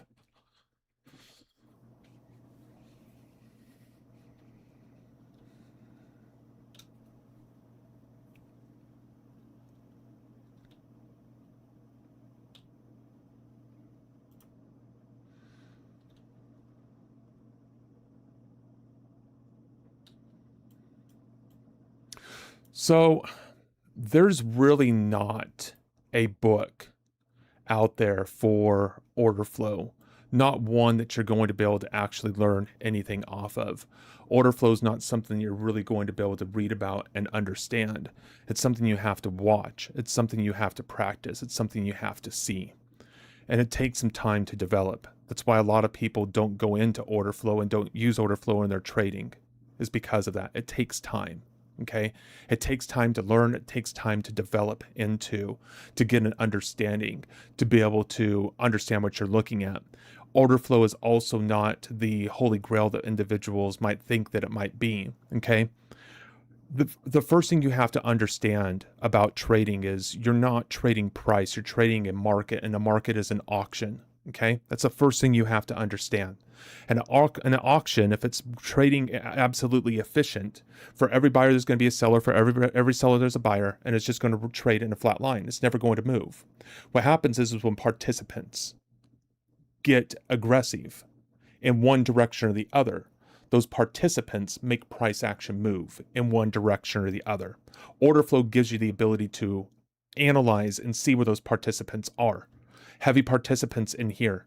Look for a pullback into this area. Why? Price action is nothing more than the result of what the participants are doing. So what the participants do here at this low, they got aggressive. Did price action break that low? No, it did not. It came up and it closed higher. Buyers were supporting this market down here. We test that area again, anticipate buyers to support that market again. That's how you read order flow. That's how you need to understand order flow. And there's no books out there for it. And what did I just do? Move my stop directly above my entry point. Why?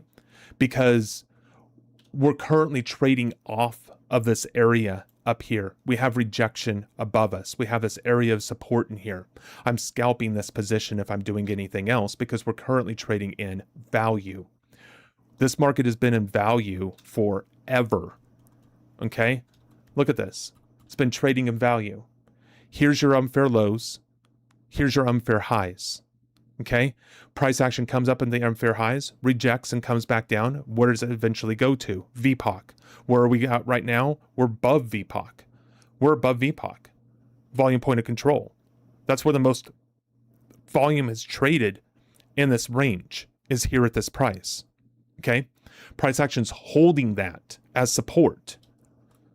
What's going on here in price action?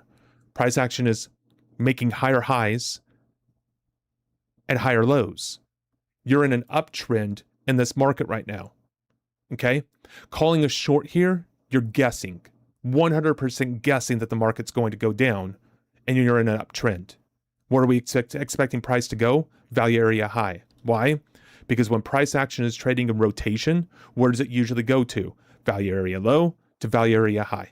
Don't believe me? Beautiful. Here's your down. This is your down. Downtrend, downtrend, downtrend. Comes up to value area high. Comes down to value area low. Comes back up again. Retests value area high, value area low, creating a higher low. Comes back into value area high. Comes off of VPOC. Comes back up again, testing the range of value. Comes right back down into VPOC. Comes right back up to value area high again. Right back down to value area low. Value area high, value area low.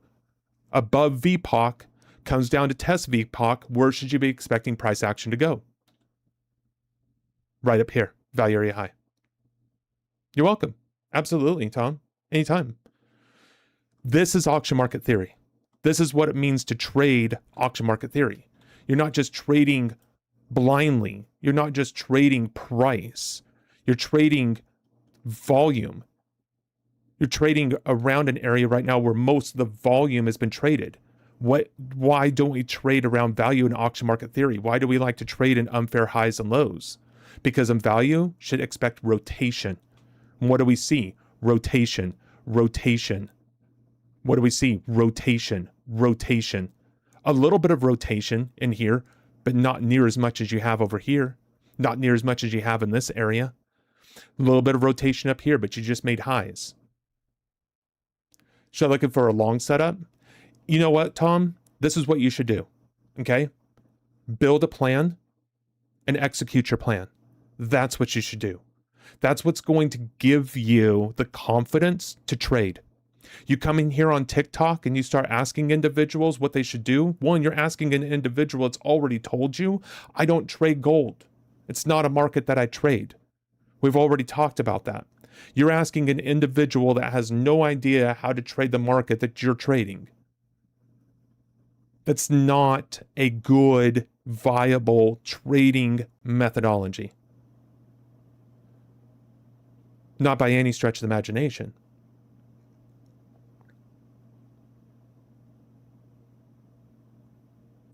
What surgery should I do on this appendix right now? What surgery should I do on this shoulder injury? Can you tell me? Are you a doctor? Well, you should be able to tell me. Tom, it's the same thing. I'm not challenging you. I'm not telling you that you're doing anything wrong. I'm trying to help you. Because you don't have confidence in your own setups because you're asking everybody and their brother what a setup should be and what they should do. And even when I told you what I thought, you were like, oh, so should I look for a long setup?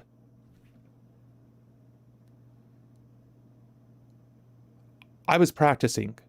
I was doing my own thing. Something that's going to benefit me in the future.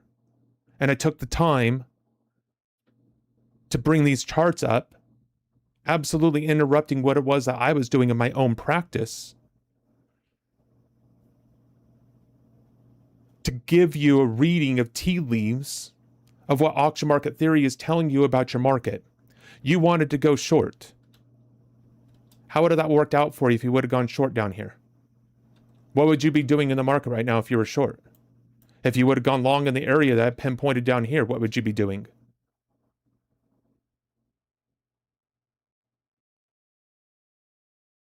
Practice. Let that practice create your own plan. Here, let me show you how to practice. Okay? Bring a 15-minute chart up. Put it on replay. Don't go live. You have no business being on live if you don't have a plan. None whatsoever. Don't do that to yourself. All right? Trading's hard enough. I took my first trade in 1998. I've been in this business long enough to know. All right? Don't do it. Don't do that to yourself. Don't add the stress. You're going to blow up enough evaluations doing that, or your own cash account, that you're going to get out of trading before you even had a chance. Don't do that to yourself. Go here. Go on to a replay. Don't look at real-time data. You're not ready yet. And it's okay. And it's okay to admit that you're not ready. It's not okay to think that you're ready to do something and trying to do something that you're not ready for. Go into a replay. Put it on 200. So it's really fast on a 15-minute chart. And when this bar closes, do this. Here, I'm not looking. See, my eyes are closed.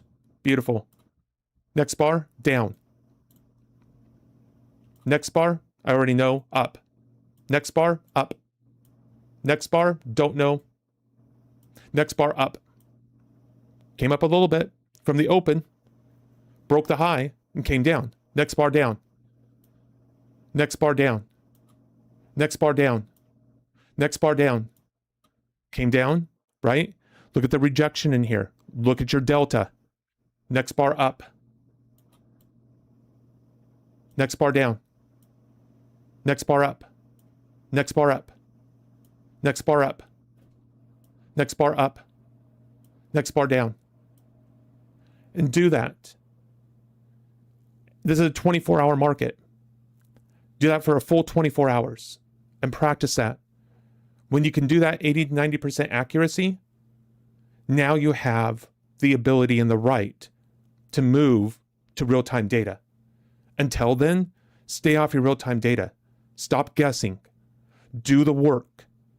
And until you put the work in, trading is not something to mess with. It's not something to play with.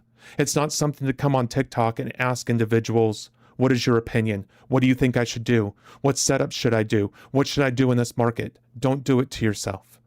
Save your money. Save your money. I'm not trying to challenge you. I'm not trying to tell you you're doing anything wrong. I'm trying to save you from yourself. Because right now, you need a little bit of an intervention.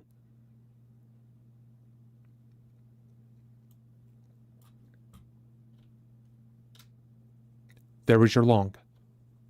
You missed it. I gave you every opportunity to do that. And you didn't take it.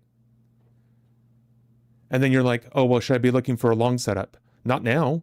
The move's already done. And if you can't understand and see that in these charts, stay off of them until you do the work and you've earned the right to go live.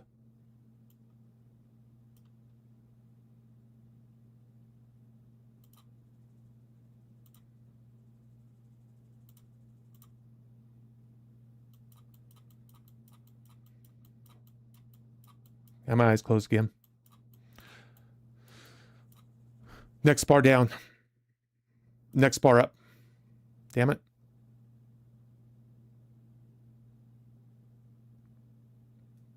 These are all the inside bars. I'm waiting. Next bar up. Next bar down. Next bar up. Next bar down. Next bar up. I already know what that one is. Next bar is going to be down. Next bar is going to be up. Next bar up. Next bar down. Next bar up. Next bar down. Next bar up. And the reason why I tell you to do this at the live edge Because when you're seeing the bars form, one, you're practicing watching it dynamically. Okay? And when you're practicing watching it dynamically, you're watching it like it's real time. And the way these bars form real time are going to help you be more accurate and reading what direction you expect to go through next. When you can do that at 80 to 90% accuracy, okay, at a 200 times level, so it's really fast, you've earned the right. You have earned the right to go live. But until then, no. Level bro, nailed it. Thank you, Second Life. I appreciate it. I'm just trying to help somebody, just really trying to help somebody. So if you're coming in on TikTok and you're asking what an individual, on a market that somebody told you don't even trade, and you're asking for what the setup is, and you're asking for what's going on, and then you give them a setup, and you don't even really give them a setup, you just say, hey, this would be an area I would be looking in. They were looking for a short. I don't trade this market. I don't. But there's long. I even took the long, and I took it as a scalp because it snapped back on me real quick, and I don't know the market, expecting it to snap back. First trade I've ever taken in gold. And look at my area. Look at my level. And so, yeah, just trying to save an individual from themselves. But Second Life, there's an exercise for you. Take that with you. I don't know where you're at in your trading journey and where you're at in your trading career, right? But learn to read price. Because when you learn to read price, that's a book that will help you to learn to read order flow. Because price is the result of order flow. And order flow is not something to just trade with all the time. You need areas, you need levels, not a bias. You don't want a bias. The market doesn't care what you think, ever. So it doesn't care if you're thinking long or it doesn't care if you're thinking short. What you want to do is build areas like this. And when you build areas like this, and you want to use multiple time frames. And when you build areas like this, what you want to do is you want to build in scenarios. And you want to say, okay, if price action comes down into this area down in here, okay, it can break down. All right? And it can just go. But then if price action rejects, and I'm not talking about rejection as a wick. If price action can reject, this is an area that I'd be willing to go long in. And if price action is trading in a rotation area balance like this, then I can scalp this area. But if I'm going to scalp, I need to be able to trust myself to be able to understand what's happening here. And what's happening here? We were in an uptrend, and price action became retraced, broke through the range, and became rotational in this area. This is really the lowest low from that prior rotation. This is the high volume that came into the market at the low that broke the low. If this was high volume of sellers down here, what's going to happen? Price action is going to continue down, but we closed above. Buyers were in here supporting the market. We made a higher high. We came back and pulled back into that area. Chances are, if buyers were willing to come into here, if it comes back in here, what are they going to do? Defend the area. They're not going to go down. They're not going to sell there. They're not going to step aside. They're going to defend. More probable than not.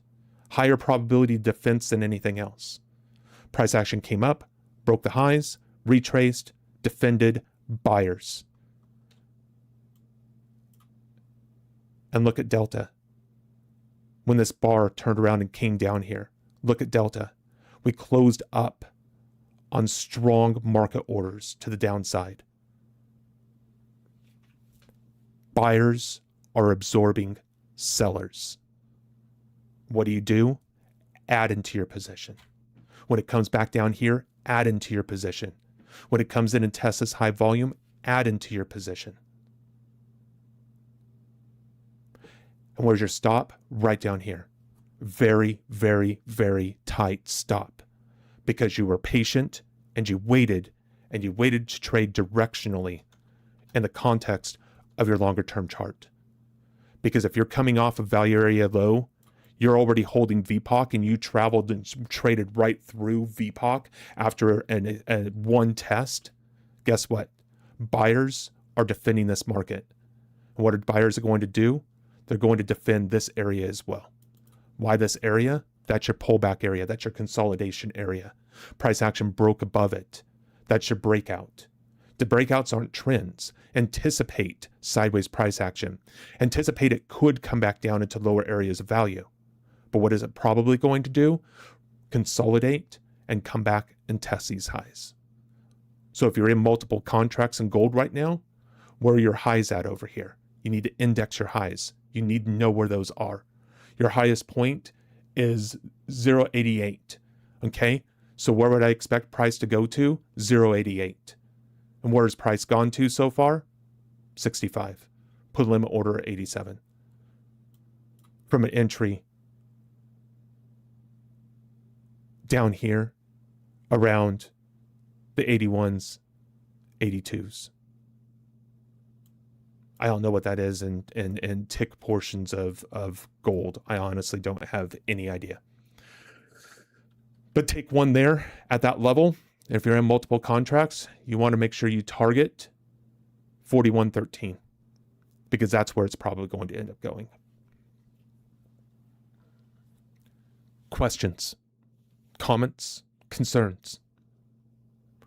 And guys, that's in a market I've never traded before. What does that mean? That this isn't something that you learn that you just apply to a single market. This is something you learn you can apply to every market.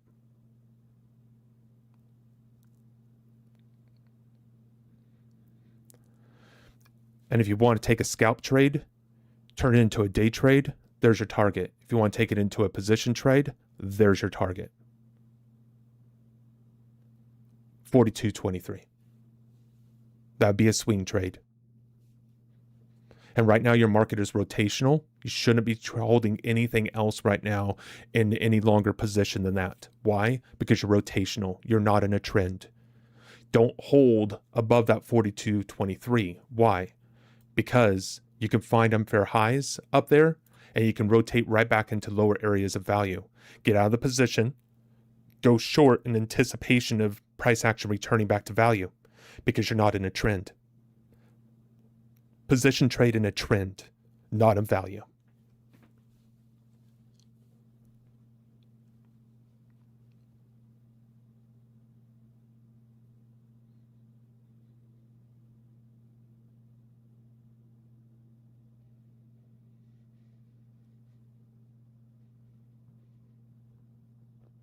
And on that note, that's about all that I can do for the evening.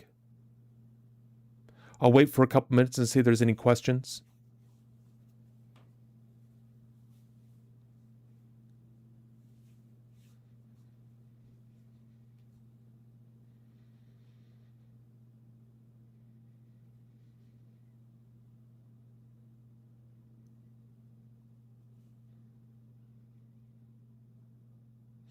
Hey, Mary, how's it going? It's good to see you. Did you just pop in or have you been here for a bit?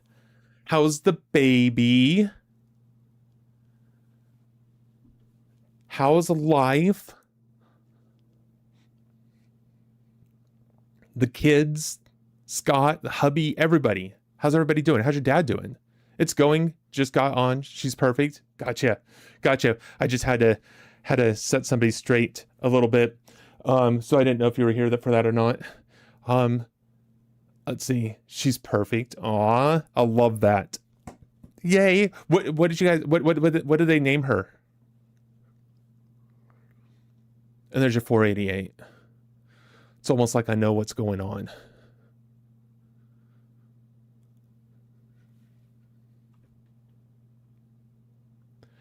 Next target's around 92 and then 114.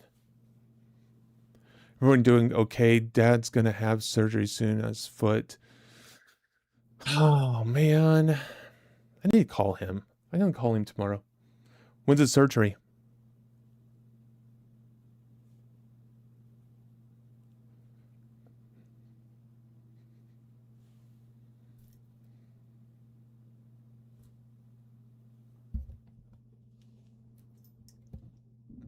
Ruth. Oh, I love it. The 27th for surgery, I think. Okay. Yeah, I should call him. Absolutely. 6336. How's it going? Welcome. So how are you? Mary, how are you doing? Did you just come on TikTok and see me? Is that what happened?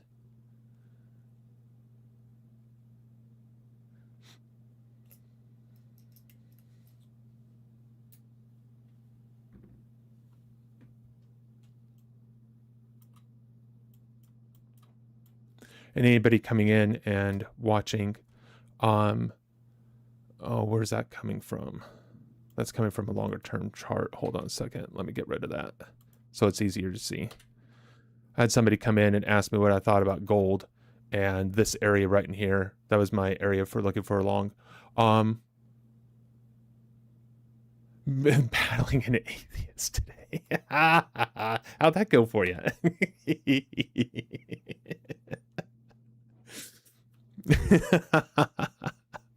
Yeah, no, thank you. I'm good. Oh, that's so funny. Were you arguing with him?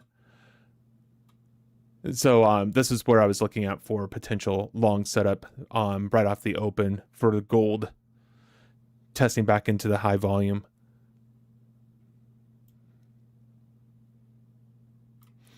Looking for around 90, 88 to 90 for your first target, and then up to 41.14 for your second if you're in more than one contract.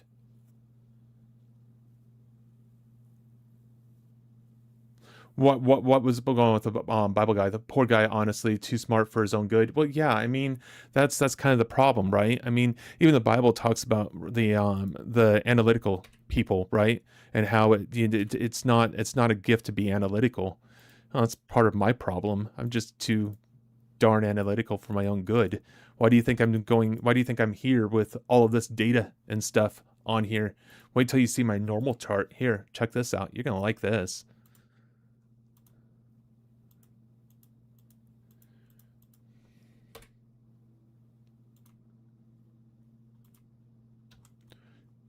Pretty, huh? I just did a practice day for last Friday. I was up like, I don't know, $5,800, something like that, an hour. Just twisting everything. Jesus did not fulfill anything, stuff like that. What I want to know. Oh, a silver? You want to know silver? Well, let me take a look. I don't know. It's not one of the markets I trade, so let's just pop it up and see what's going on. Silver, I know, was on a tear last night, and today it was up quite a bit.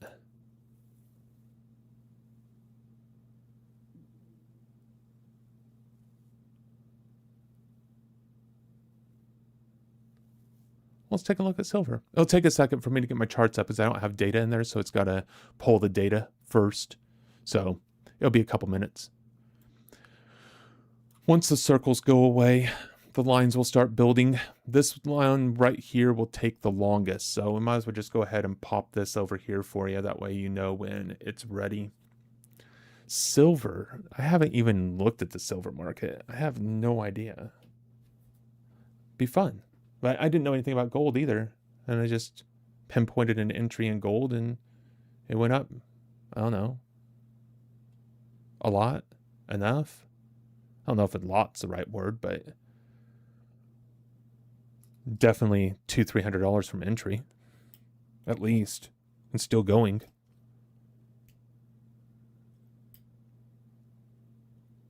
Yeah. Silver's looking the same thing as gold. It's looking exactly the same as gold. I mean, which probably makes sense. They probably are very highly correlated. So what's going on in the silver market? We're just trading in a range, right? We have this area in here that it comes down into. Look for longs. And then we have areas in here. Bought it at like 35. Went as high as 125, but dropped to 60s. Yeah. So today, right now, it's at 59.5 69.19, but it's coming back up again. I anticipate it to go to, from where it's at right now, back up to 61.43 at the very least. We're trading in value. You're like, well, what does that even mean? So let me get this chart over here for you. I'll show you. So if we go back, I can't go back any farther. So I'm going to start from here. So yeah, no, exactly. Absolutely. No, and I appreciate the question. So if we go back to June, right? June 22nd, June 23rd, price action came down, came into value area low. All right. We came back up into value area high. We came back into value area low here. And now we're moving back up again. We're already testing around VPOC, volume point of control. That means the most volume that has traded in this market since June. Okay. Most of the trades have been taken at this price at 59.1. Okay. And so what are we doing around VPOC right now? We're rotational, which makes perfect sense. Why?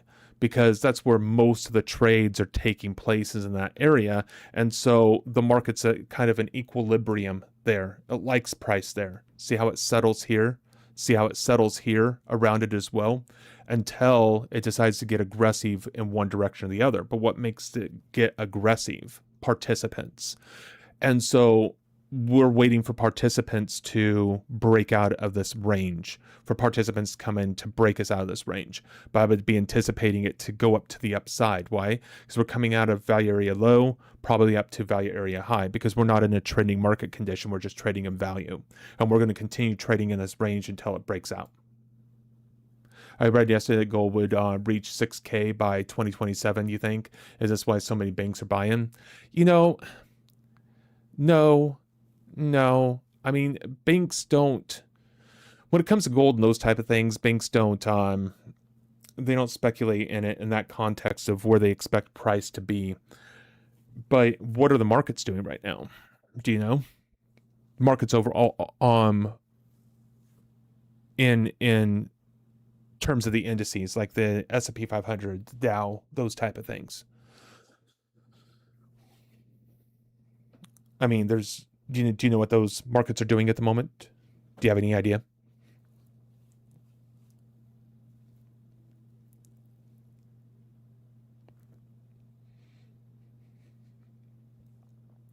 Turning up again? No, they're actually trading in value. They're trading in ranges. Here, I'll show you.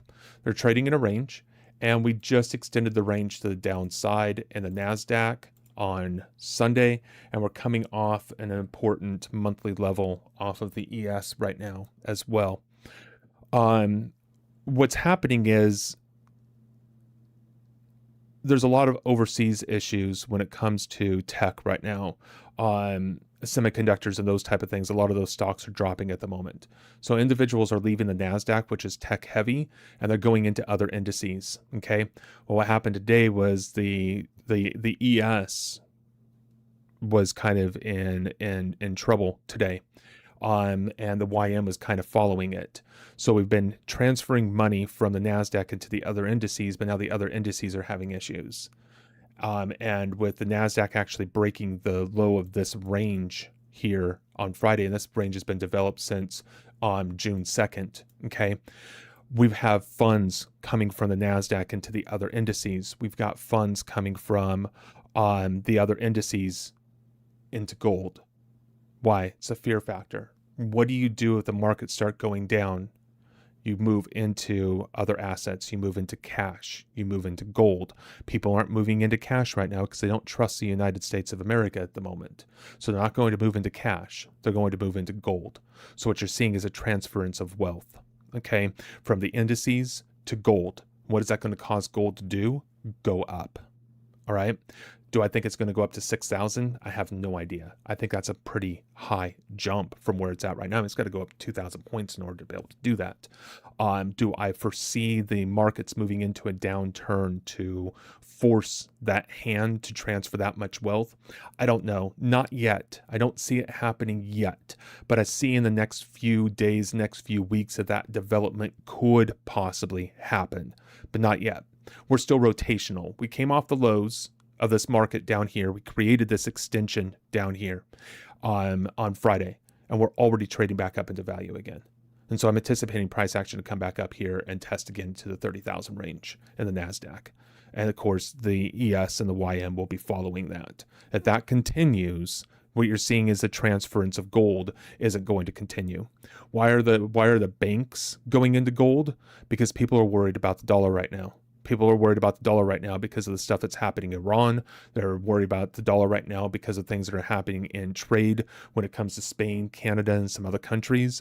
The United States at this moment in time is a mess, 100% an absolute mess. And it's not going to get any better anytime soon. It's not going to get better until the next election. I know you don't want to hear that because I know your thought process and all of that, but he is absolutely not doing us any favors right now by any stretch of imagination. Makes sense. Do you think S&P is still the best place to put retirement money into for longevity? Right now, yeah, absolutely. I think the indices are still there. I still think the US is strong. I don't think we've done anything to actually break that by any stretch of the imagination. But I mean, we have an individual that won't keep his mouth shut, and that's a problem. There's also news out there too. I don't know how accurate it is.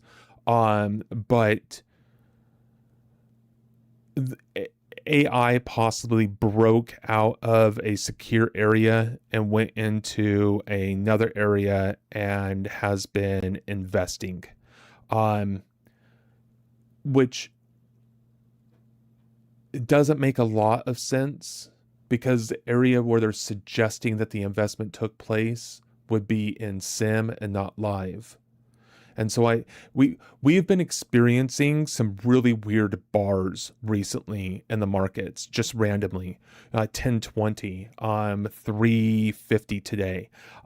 Times where we don't have a lot of news. We don't have anything else really coming out. And, the news feeds and stuff are usually pretty good at talking about, what's going on in foreign affairs and those type of things. And these bars are just happening kind of randomly. And the days that it's happening on are just kind of random. It happened on last week one day. It happened today. It happened a couple times last week. And so it's very interesting of what's happening. It's a high volatility. These bars are moving extremely fast and they're moving a lot of points, 100, 150 points in direction just immediately with no rhyme or reason. We don't know if it's Trump. We don't know if it's anything else. But if the AI stories are true, I question those AI stories because the way that it's told, it would be in an evaluation account. The evaluation is not live. They wouldn't be market orders that are actually received by the market. Therefore, they wouldn't be driving the market. So I'm going to go back to those individuals and ask them about that. But if AI has that capability right now of doing that, it's going to be an interesting world that we're going to be living in. That would be wild if AI could break into restricted areas. Well, it can already, but AI isn't sentient. It's not thinking on its own. It can only think in the context of its program. So it can analyze past data and it can analyze the way that it was programmed to read data, but it can't change the way that it's reading that data yet. And if it gets to that point where it becomes sentient and it can start thinking on its own and it can start rewriting its programming, that's the issue. It's not so much that it's breaking into restricted areas. I mean, any hacker can do that, right? But that's just following the lines of the same program that, is already installed. It's when AI starts to adjust its own programming. That is going to be an interesting day. And I don't think we're too far away from that. I really don't. I think that's going to happen much sooner than later. Like, I mean, that could be done in days, weeks, months. I mean, it could take years still, but I don't think so. The way AI is establishing itself right now, I don't really think it's going to take that much more time before they're going to run into a situation where they're like, okay, you know what? It's programming itself. And if it's programming itself, who's deciding on the new program?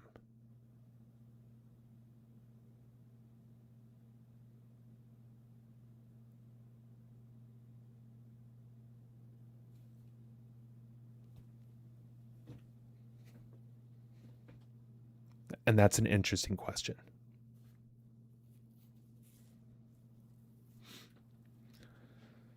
Because that means that AI would have to have its own intention. If it has its own intention, where's that intention coming from? Do you think it can access its own area of coding? Well, it already can. It already can mask its intentions. It can already mask. It can already lie. And so if it can already do those things and it can already break into restricted areas, it could break into its own code.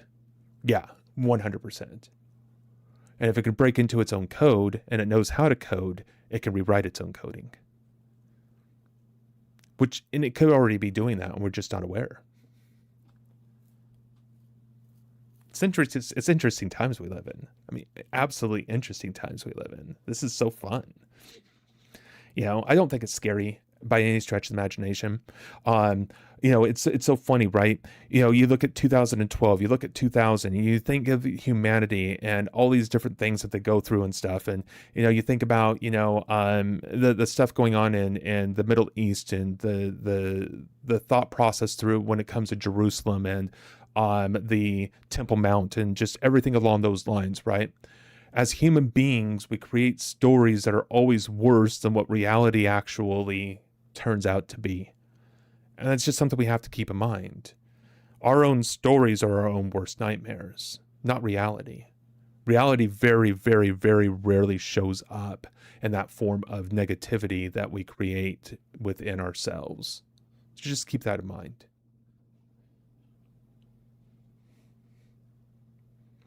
True, I love it. I use it all the time, honestly. I know, don't you care about water? I do. No, I don't. We desalinate the oceans. There's plenty of water in this world. We don't have to worry about water issues. I was in the top 1% of users for ChatGPT last year. When that gives you the whole little thing at the end of the year, like, oh yeah, this and that and this and that is one of the top 1% of users. Me. So yes. Yeah, no, I get it. I talk to AI about all sorts of stuff though, and talk about AI about neuroscience and physics. I have the full, like the pro version of it. I pay like $300 a month for ChatGPT. God's not taking the seas away till Revelations 22 happens. Well, we're already desalinating the ocean. So, God has nothing to do with it at that point in time. We're actually doing it. We're doing it over in the Middle East.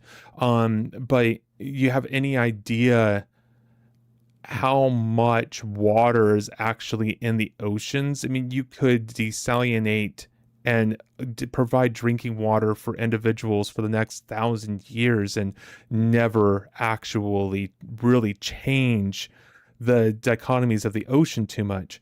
And what's really funny is if you think about it, right? You talk about the glaciers melting and all of that stuff and the rising sea levels. Well, if we start taking water out of the ocean,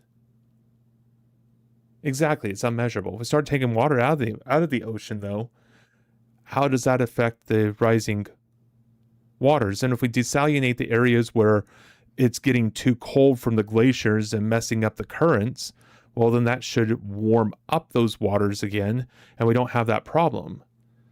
I mean, I don't understand what the conflict is here. We've got the technology. Why aren't we using it? I don't know. Maybe I'm just not the sharpest tool in the shed. That's a good possibility. The planet has a fever. That's why. That's so funny. And it's really funny too, right? Because we only have data of like 120, 125 years of historical weather, right? We don't know. We don't know what the weather was like in, you know, 0 BC, well, 1 BC, because it wasn't a zero, right?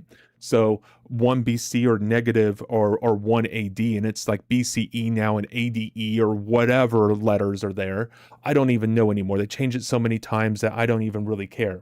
It's BC and AD, and that's just the way I'm going to go with it because that's how I learned, right? You guys can have what you learned. I'm going to stick with what I've learned, and that's just going to be okay. So we don't know what the temperatures were like then, but we have evidence that 1,000 years ago, North America was in an ice age. 1,000 years ago, North America in an ice age through coring samples. And that ice age was up through Ohio, like a sheet of ice over North America 1,000 years ago. We have evidence of that. It's not supported in mainstream, but there's still evidence to support that. That's actually in Nature. We don't know. That's the whole problem with all of this. We don't know. Then we're using scientific models to answer questions, and we're giving the questions, and we're also giving the model the assumptions. And so we don't know what's right and what's real. We really don't. And we're looking at an increase in temperature, and we look at our cities and those type of things for that. And yes, there absolutely will be. There's asphalt, big buildings, all connected in a small little area. You're going to trap heat in those areas. That's absolutely going to happen. And so when you look at Southern California, for example, it's one big city after one big city. There's not a lot of nature anymore. So what are you going to have? Higher temperatures. Just not because of the air quality or anything else, essentially just because of asphalt, large buildings. It's going to create heat, especially asphalt. It's black. It's going to absorb that heat, no different than a black shirt will. So, I don't know. I don't know what to think about all of that at all by any stretch of the imagination. I just don't think that the world is nearly as bad off as what we think it is. And this is why. The macro, if you think of the macro and the way that you hear about the politics and the big picture, right? That's the macro, the big picture. It's like the world is crumbling or falling apart. Okay. But look at the micro. Look at our own individual communities. We don't have communities dying off of starvation. We don't have kids just running amok because schools are closed. We have order in the micro. Well, if the macro was that messed up, the big picture was that messed up, you would see it within the communities. And the communities in the United States of America are still thriving. The communities in Europe are still thriving. And it makes me question just how messed up the macro really is. Because if the macro is not messed up, it would trickle down into society. And we don't see it in the communities in which we live in. I should probably get off my soapbox at some point in time, but I kind of like this.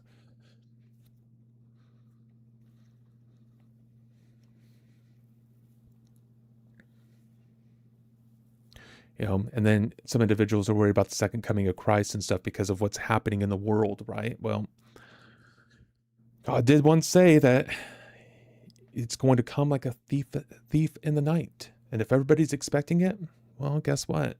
It's not a thief in the night.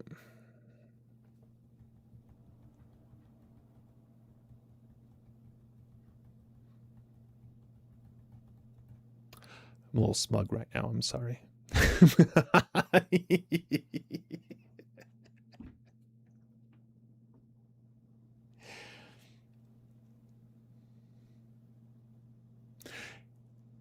Ohio I've worn hoodies all summer, so you're saying I'd be warmer living in the city? I can't do it. Yeah, no, exactly. I mean, and that's just the whole thing, right? When you're in nature and those type of things,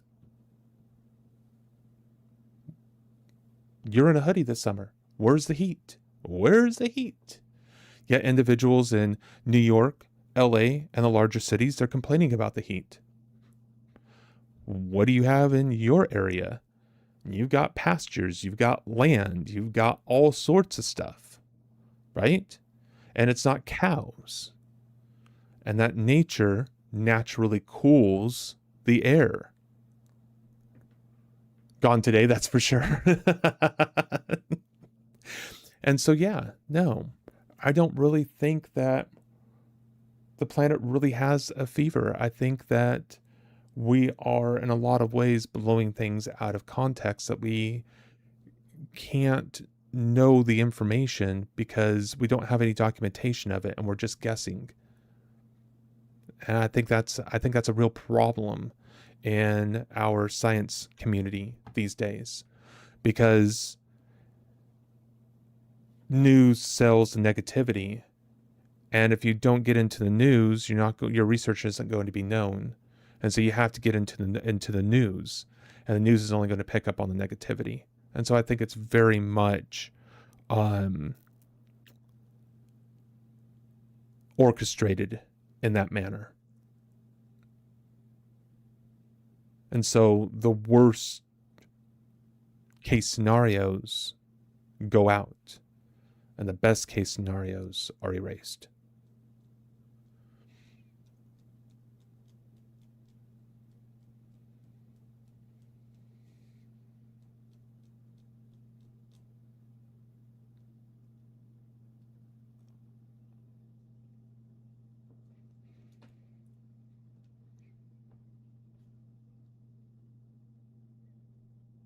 Thoughts, questions, comments, concerns?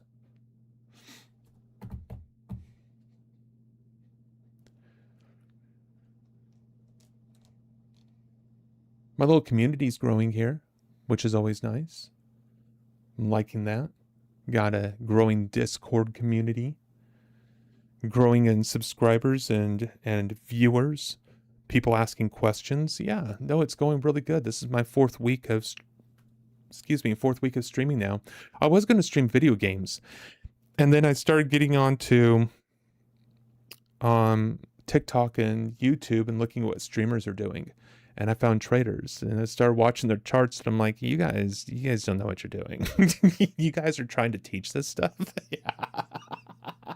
You know me, Mary. So I'm like, well, you know what? I might give a crack at this. So I got some charts, and I'm doing so much better than I ever have. It's like I see it so much differently now than I ever did before. And it's going really, really good. And so I'm just like, okay, you know what? I'm just going to run with this. And so that's when I started streaming. This is my fourth week. So yeah, I got my little setup here, my little camera over here. And if you look back over here, that's where I record. Oh, shoot. That wasn't good. That's okay. If you look back over here, where are you at? That's where I record all my long form videos, is right back there. I got a couple cameras back there, another computer, and I got all sorts of stuff. So that's where I record videos for like my long form and my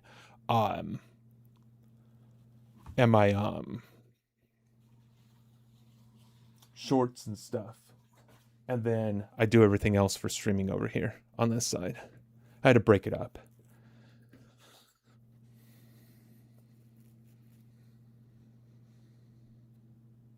Anybody listening right now, Mary and I, we've known each other for a while. We've known each other since, 2016? Something like that. So we go back. She decided to come on and say hi.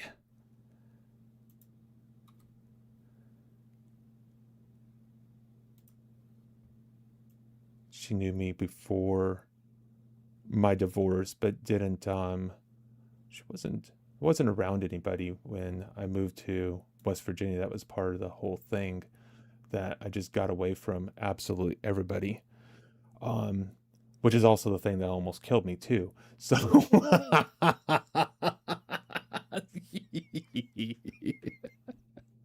Oh goodness, I make myself laugh. It's awesome. I love it. We can put these back on. Everything is looking good here. And then I had to shut things off, so I'm trying to turn back on. Need 200,000 by year's end. Best plan. What do you need 200K for? What's going on? Best plan for 200,000? What do you have in assets now? My goodness gracious, girl. Talk to me. Maybe this isn't the best forum. It's completely up to you. I can call you if you want. You want me to call you?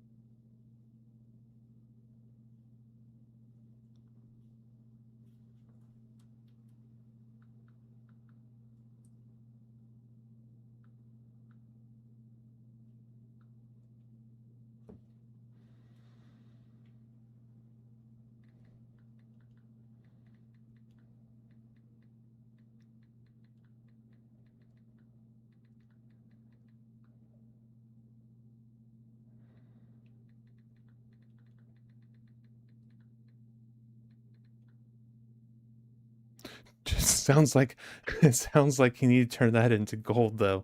Well, I mean,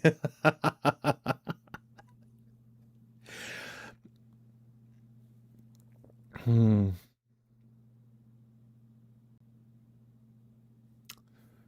Well, I don't even know where to begin.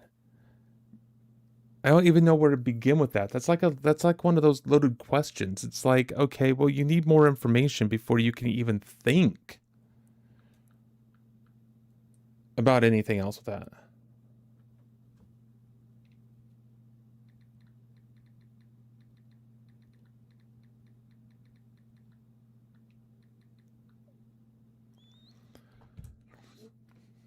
That's like asking, what color is the sky outside and you haven't been outside all day. That's me. I haven't been outside all today. I started working at like 3 a.m. this morning and I'm still here.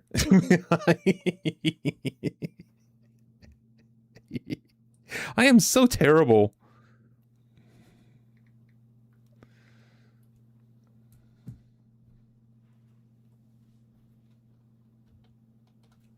See, I haven't changed at all, Mary.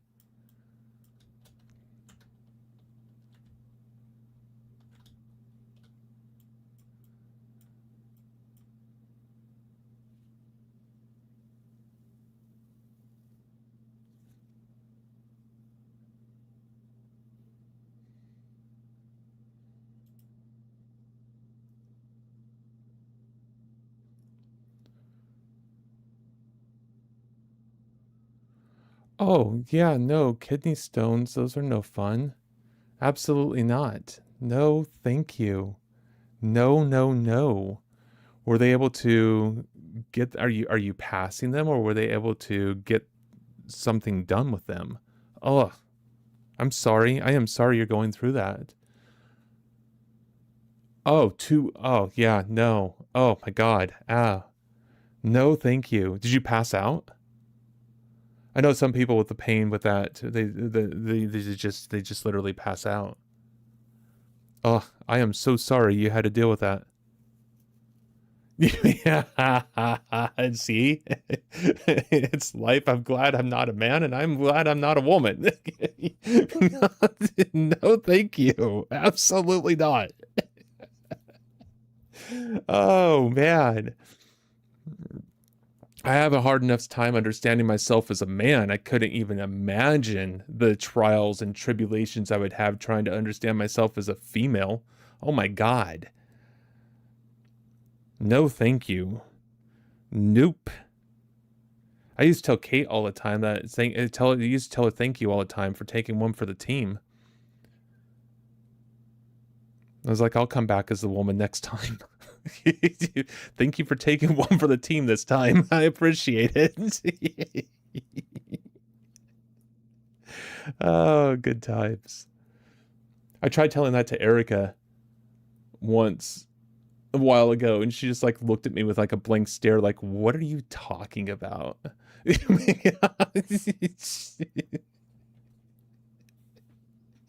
Oh, it's so funny.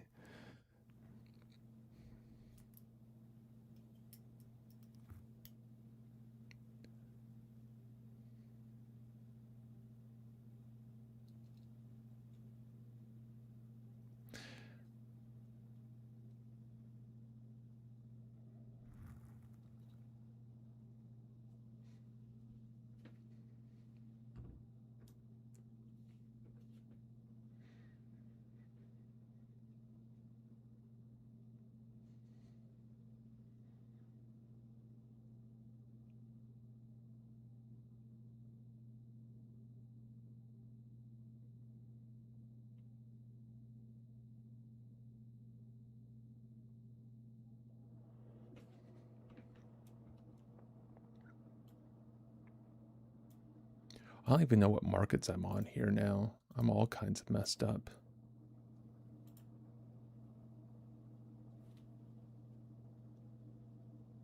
Oh, well, thank you. I'm so glad to see you're still doing your passion. You're so good at this. Well, thank you. I appreciate the compliment. I really do. You know what? I love this. I love just talking to people and, you know, helping people achieve their dreams, goals, and aspirations, whatever it is that they want to do. Um, I've really started to get into working with people that are, really having some deep-seated issues in their lives, and like they feel like they can't do the things that they wanted to do before. And it's, most individuals are very standoffish of, things that I do and I talk about, because they're like, oh, well, real men don't give other men advice. And that's one of the comments I got on YouTube, right? And it's like, dude, you know what? If you would just stop and listen for 5 seconds and get out of your own head, you would realize that I'm not giving advice. And in like my live sessions, I just ask questions. And the questions I ask are really about understanding an individual's point of view of belief. And because once I understand somebody's belief, I can work with them in the context of their belief, and I might not even believe it. So I've been working with a lot of Muslims recently, actually Islam and Muslim, and I don't know anything about that really at all. And so I'll just ask them questions and they'll tell me some things, and I'll look some things up from what they told me on Google, and I'll ask them, if they agree with that information or not. And I'd have them reword it so I understand it in their point of view. And I've had some really, really good, amazing success with that with people, aligning to their beliefs, not what they were taught to believe, but their actual beliefs themselves. And Christianity does the same thing, right? I mean, it tells us in Christianity, in Romans 12:2, for example, don't be conformed to the power, but don't be conformed to the patterns of this world. Well, we are conformed to the patterns of this world, and it predicts our future behavior. But to allow your mind to be renewed and transformed into his image, I just take his image out of the equation. I say into a new image, an image based upon your own belief system. And that's not advice. If you're actually able to do that, you're now aligning everything to something new. And that renewing and the transforming happens out of that. And what image that picks up, that's on the individual and the person. And I've been having a lot of success in that. And so I'm really thinking about starting up a new stream just kind of focusing on that, where I can have individuals come in and ask me questions, and I can ask them questions. We can actually talk. And that's a function you can do through TikTok. So I'm looking at possibly adding something like that into the equation. So I think that's really kind of needed. I think a lot of people don't know what to believe. I don't think they know that, um, even how to align their beliefs to whatever it is that they may want in life. And all of that stuff is in all of that teaching. We just have to move away from what we think we know and open ourselves up to a new way of understanding information. That's awesome. I didn't realize it. TikTok had so many lives about faith. Yeah, I spent hours. Exactly. Absolutely. I'm participating too. Exactly. Absolutely. And there's so many of them. And then you got the atheists, and you have the, Jesus returned 666 year 666 or whatever AD. I don't know. There's all sorts of people out there doing different things in that context, right? But a lot of them are opening up and they're having arguments and those type of things. And I kind of get turned off on those because, for one, Matthew 24 was fulfilled in 79 AD, people. Yeah, exactly. Yes, that's it. Thank you. It's the way I see it is, your belief should be sacred. And who am I to judge somebody else for their belief, regardless of what I believe? None of us have ever been there. None of us actually know what's on the other side. We can have faith in the other side, but we don't know. And so who am I to say that somebody else's beliefs, who am I to judge somebody else raised in a different environment that I was raised in a different belief system that I was raised in? Because if I was born in the Middle East, I wouldn't have the same views that I have now. And so who am I to judge the individuals just because they were born in a certain environment, believing a certain thing? To me, that's like the highest level of arrogance that I could possibly project onto somebody else. And I'm not saying that people that do that are arrogant. I'm saying, for me, internally, that's the way that I would view it myself, from the inside looking out. And so I just don't judge individuals for their beliefs. I'm really open in that context.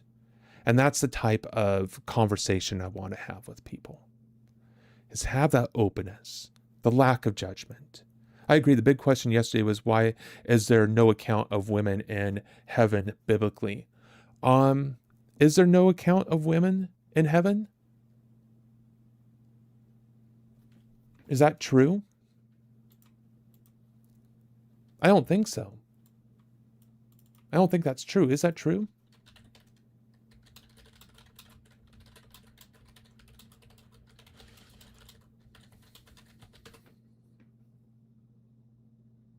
Doesn't provide a narrative tour of women currently in heaven. It confirms that both women and men inherit eternal life. Salvation is based on faith in Christ rather than gender. Exactly.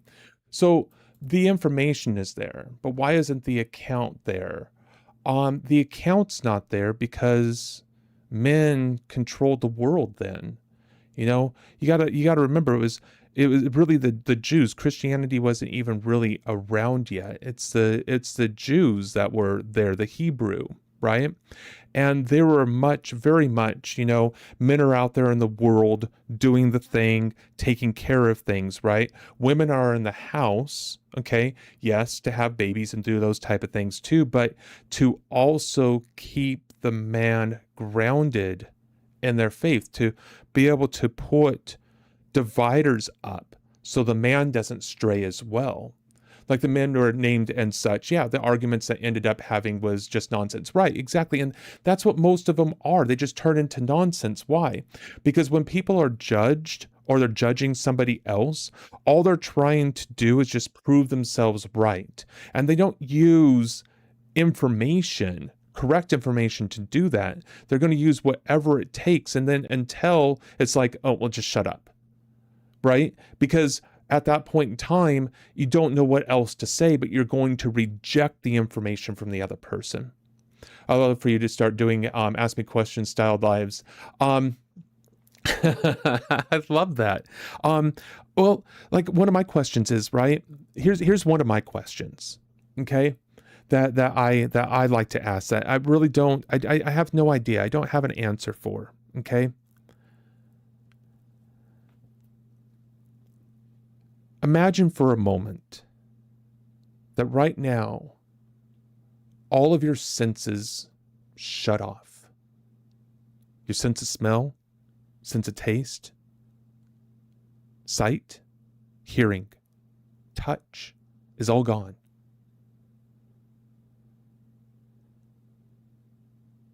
How would you be able to receive information from your environment if you didn't have senses? And how would you be able to react to your environment? How would you know the environment even existed if all your senses were to just shut off right now? You would have memories, yes, but what happens if your senses were just shut off?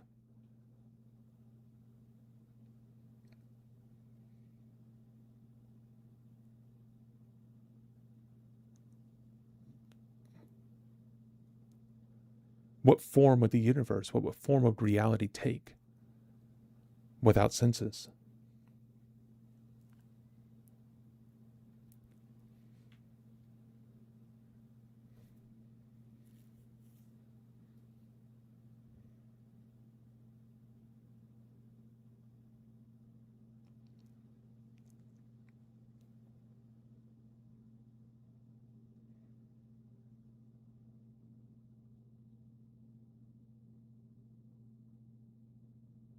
And I think that's a very important and poignant question to ask, because I think it gets us to a level playing ground of truth, especially sight and hearing. I experience no smell or taste, right? That's made so many things sad. Yeah, absolutely, right? Because you can't interpret that information. You know the information is there because you remember how things smelled and tasted, right? But now you can't experience those, but the information is there. And that's the whole point. The universe exists as information. It's our perception of the way we filter information through our senses and through our minds that create the makeup of reality. Babies, infants, embryos at one point in time existed without senses. The information of reality was always there for them, but they weren't able to receive or perceive information about reality until they grew their senses. Could you imagine being born and being inundated with all of your senses all at once, never experiencing it before? For like 8 months, yes, we forget we can change our narrative of life at will. Exactly. But we can't though. We can, but we can't. Okay? Because most of us don't exercise free will. Because we have an automation. We have a predictive machine that predicts our future behavior. And as long as that machine is on, our narrative life is going to continue to play out because our behavior is going to be constantly predicted by that automation.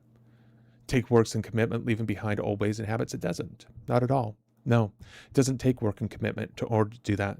It takes the ability to bring the automation offline. See, think about it, okay? You have the subconscious mind that holds all the habits and the routines and everything else that you do, right? And you're walking. You're not thinking about walking. You're not intentionally walking. You're walking through automation. You get up in the morning and you make breakfast, right? That whole routine happens all through automation, okay? And even in the moment where we can be intentional, we can be asked, well, what do you want? Well, I don't know. And so even then we give that up to the routine and the habits, right? Okay? Well, there's another part of us, and that's the part of intention. And it's a part where there's dreams, goals, and aspirations and things that you want for your life and free will and the life that you want to live and this narrative that you want to experience. But automation and that part of you of intention, they don't communicate together. They don't speak. They don't talk. Automation doesn't care about intention. Intention identifies with automation. I am angry. I am sad. I am debilitated. Debilitated. That's the word I'm looking for. Thank you. And when you say I am, you identify. And when you identify, you are. So intention becomes automation without even realizing the identification even took place. And so intention is still there. I dream, I hope, I wish, I want, I will. And it wants all these things to happen in life. But as soon as automation takes over, it identifies with automation. Automation doesn't communicate with intention. Automation and intention becomes one.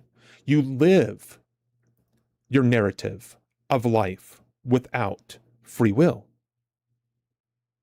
And it doesn't take work and commitment to leave those old ways behind.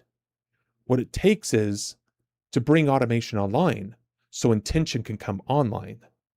Because whatever's online manipulates the body.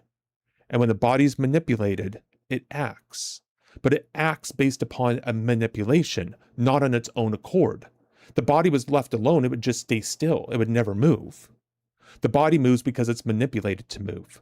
And it's manipulated to move by automation, or it's manipulated to move by intention. But when intention is hijacked by automation through identification, identification becomes one. Automation and intention becomes one. Yet we still want, we still dream, we still hope, we still will. But we can't because we don't have the power of manipulation of the body, because automation has that taken over. And we identify with it, so we become it. But when intention comes online, intention and urgency is the present moment. When you bring intention into the present moment, manipulation will happen. Manipulation of the body will happen. Okay? And when around the age of 25, when focus and urgency come online, the mind, neuroplasticity, that area of the brain where our routines and our habits exist, it's marked for change. Before the age of 25, our environment can produce changes within our neuroplasticity. But around 25, it hardens. It's like the brain says, okay, I don't need any more information in order to be able to predict your behavior. I have pretty much all the information I need. I'm just going to go ahead and predict your behavior going forward now. And the environment takes a step back. It used to be in the passenger seat, and it used to change. Your environment used to change what your mind would do, your routines and stuff. But around 25, it moves from the passenger seat to the back seat. And intention, the other part of you, moves to the passenger seat, and it becomes the only one that can actually change the neuroplasticity. And it can do it through focus and urgency, because focus and urgency marks it for change. And then when the body is manipulated to action, that action aligned to intention becomes a new wire. And then you consistently practice that activity, and it produces a new wire within neuroplasticity. So that new wire can fire. The old wires are still there, they're just not firing anymore. How do we know they're still there? Because you can have an individual that has 30 years of sobriety, and they can go off and fall off the wagon. Okay? And so if those patterns would go away, you would think that after 30 years they would go away, but they don't. You still struggle. I practice stillness. That helps so much. I no longer live as sick though. Well, and yeah, stillness does help, right? Meditation can help.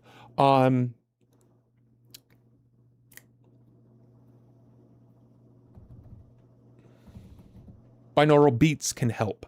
All these things can help, but what are they helping? They're not helping intention come online. What they're helping is being able to be aware of automation. See, when you're quiet and you're still, you're aware of your thoughts.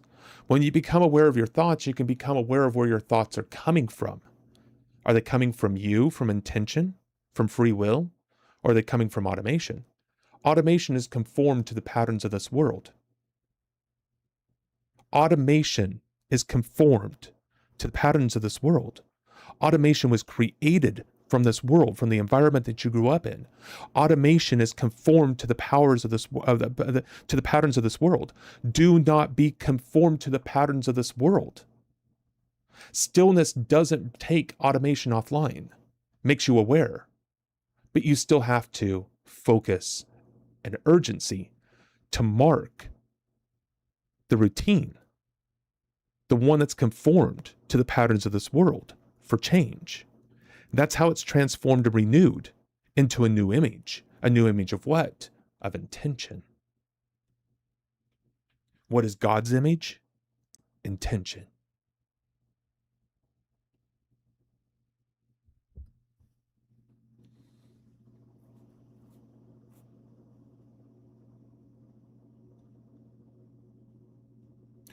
And you struggle because you practice. You struggle because you try. You struggle because you identify. Because you are that which you're trying to change, which you're trying to move away from. Because you haven't acknowledged and accepted that the automation exists. And when you can do that, and the stillness helps you do that, because you can see where the thoughts are coming from. And they're not coming from you. Not living with a mind of what's wrong, but living an intentional life of internal joy. Internal joy comes from fulfillment. See, internal joy is from fulfillment. And what's fulfillment? When you can intentionally align your actions to intention, you fulfill your intention. And when your intention's fulfilled, it transforms reality. And now you're living a fulfilled life. And fulfilled life brings internal joy. And where there's eternal joy, there's peace and happiness and prosperity and eternal joy. Internal joy happens through the fulfillment of action and intention. Intentional action aligned to intention is fulfillment. And that's how you live an intentional life. And you can't do that as long as automation is running, because automation blocks aligned action to intention.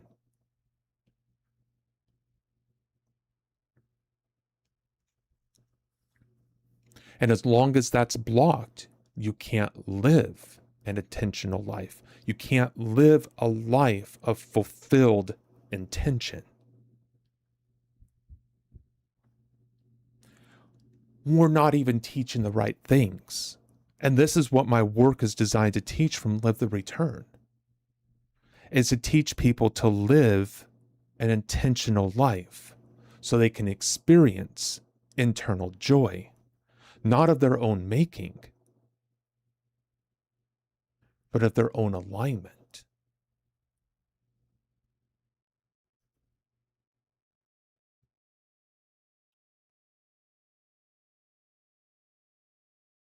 We have it backwards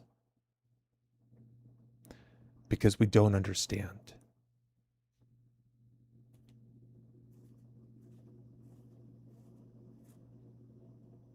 They know not what they do. They do not understand. Why was Jesus able to do the things that he did? Because he lived without automation. The automation didn't exist. The patterns conformed to this world did not exist in him. and he was able to live an intentional life. Action aligned to intention, fulfilling intention within reality, creating an internal joy of fulfillment. Not because you achieved goals, not because you achieved your dream life, because your actions become aligned to your intention and you start to live intentionally, fulfilling your intention. And reality is the harvest of that fulfillment. And it's that harvest that brings joy. And the harvest is automatic. There's always a harvest. Even when automation is running, there's a harvest. The harvest is given. The joy is given. The fulfillment is the harvest. It's given. A gift. Not from our own doing. But we need the free will to allow that gift to be given to us. Because if not, we will be given a different harvest. A harvest conformed to the patterns of this world. Think about it, Mary.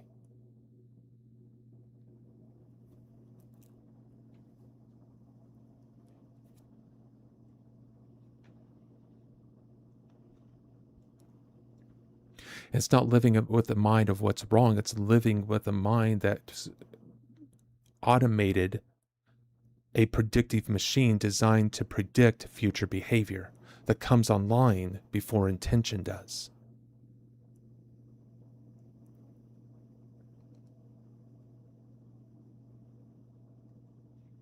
And everybody's automation is a little bit different. Some is based on a mind of what's wrong. Some is based on a mind of what should be feared or what's feared. We all have it though. And it was given to us when we were very young.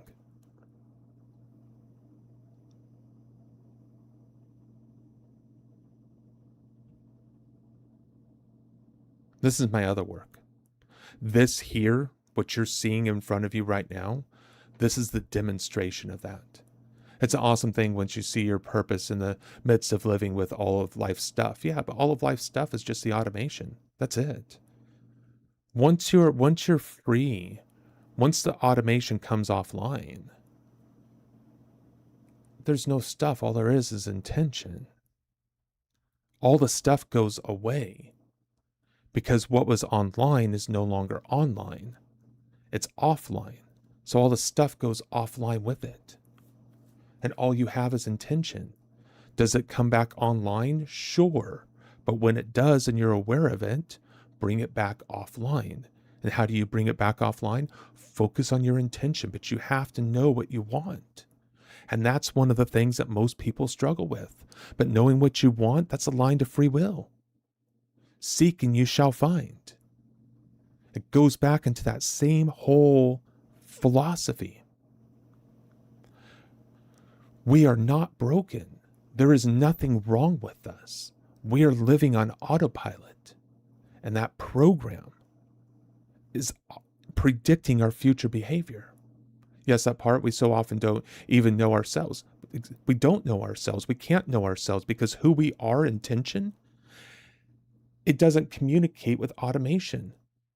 And automation, we identify with automation. We're not even automation. We're intention. We're intention incarnate.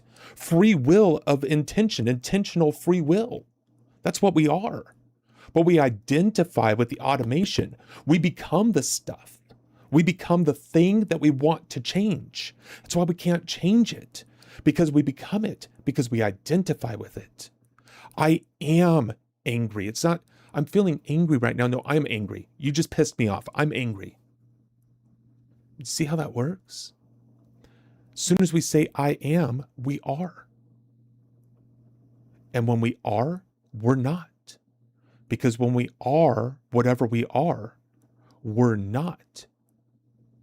Free will intention. Because our will is not free. Because our will is within the I am of the identity of automation. Of all of life's stuff. because we're over there with it, connected to it, one with it. That's why Jesus lived as he did. He knew he was the I am. Jesus was above the I am.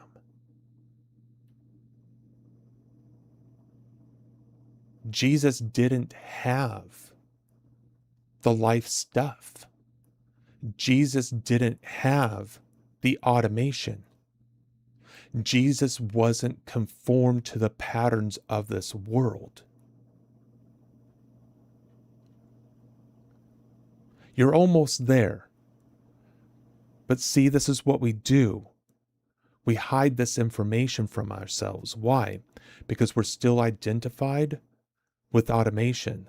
And as long as we're identified with automation, automation doesn't care about intention. It only cares about predictive behavior. And it can't predict the behavior we're talking about right now. So it has to shut off this information so we can't understand it. That's where stillness comes into play. That's where meditation comes into play. So you can get past its defenses.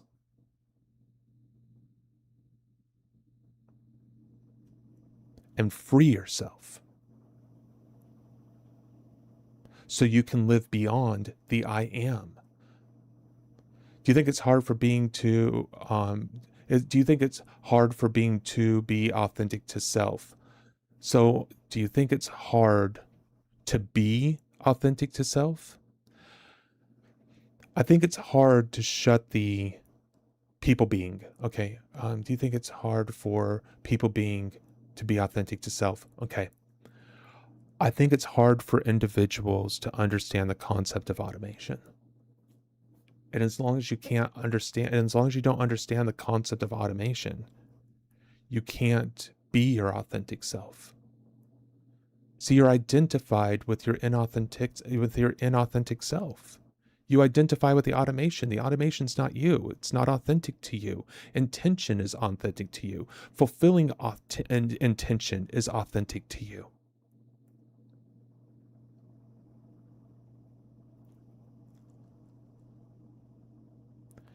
The automation is the inauthentic self. It's the one that needs to be renewed and transformed. And we try to fix it, and we try to heal it, and we try to change it, and we try to alter it, and we try to give it to God. We try to put it on the cross. We try to bury it. We try to burn it. We try to destroy it. And we can't. Because we're identified with it. If you were able to do that, then you would actually end up destroying your authentic self in the process, because the authentic self is one with automation. What's another word for automation? The program. Subconscious mind, subconscious processes, habits, routines, rituals, all the things that you do subconsciously without thinking about them. Every predictive behavior that you possibly have. Every time routine takes over. That's all part of exactly what I'm pointing to. Traditions, culture, religion, everything. Everything that you think is true, everything you believe is true, is all part of the patterns. And we become our beliefs. We become our culture. We become our traditions. I am my belief. I am my religion. I need to believe this, so I am this, so I'm not shunned by the rest of society.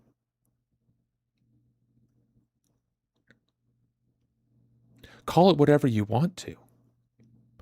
But until you see it, you can't free yourself from something you can't see. Believe seeking the kingdom first will allow people to turn off the automation? No, not at all. Not at all. Not even a little bit. No. No.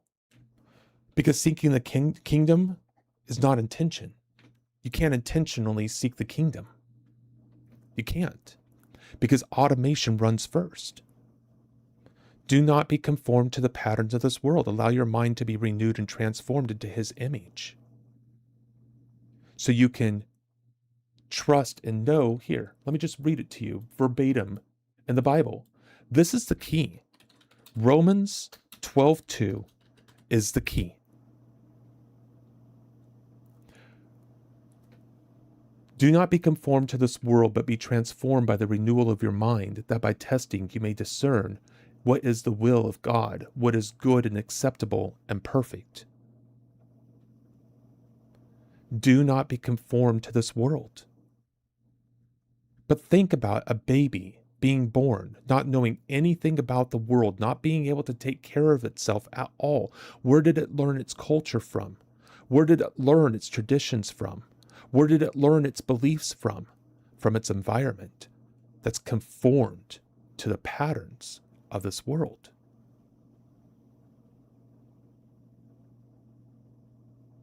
We're in this world. We're not supposed to be of this world. We're supposed to be in the world, but not of the world. But we're of the world because we are conformed to this world. Through our patterns, through our habitual behavior, through the things that we do on autopilot that we don't even think about. And at 25, the environment, the world, stops changing it. It stays the same. And only intention can change the patterns. Only intention through focus and urgency. And that comes straight from neuroscience. That comes straight actually from Andrew Huberman. That's his work. Focus, urgency, action, sleep. That's how you change neuroplasticity. Biofeedback? No, not biofeedback. Biofeedback can help reduce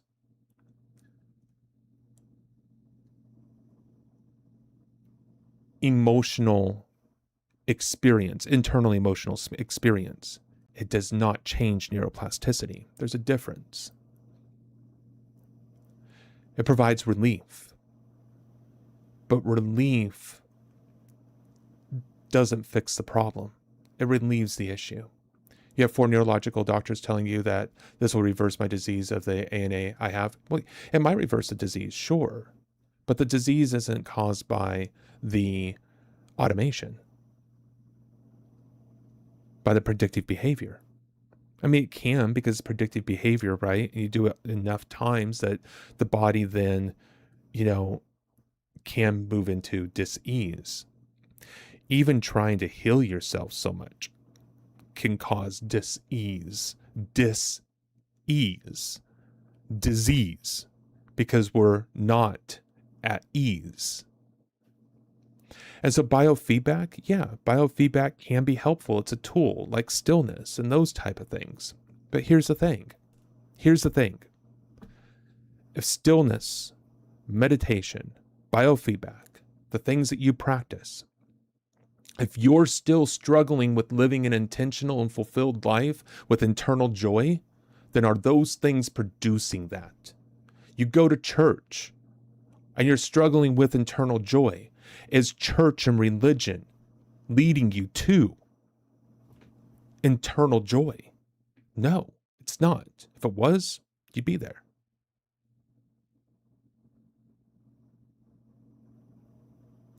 You want something because you haven't been able to get it. I just handed you the keys, but you have to unlock the door. Nobody can unlock it for you. And once you unlock the door, you have to step through it. Nobody can do that either.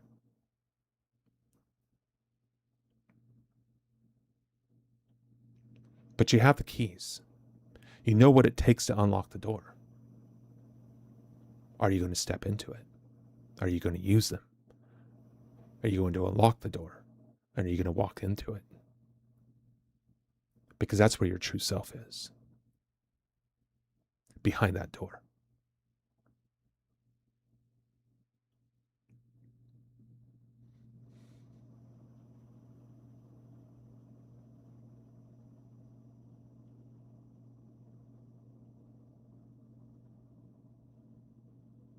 Because the one that's facing it is the one that's connected and identified with automation.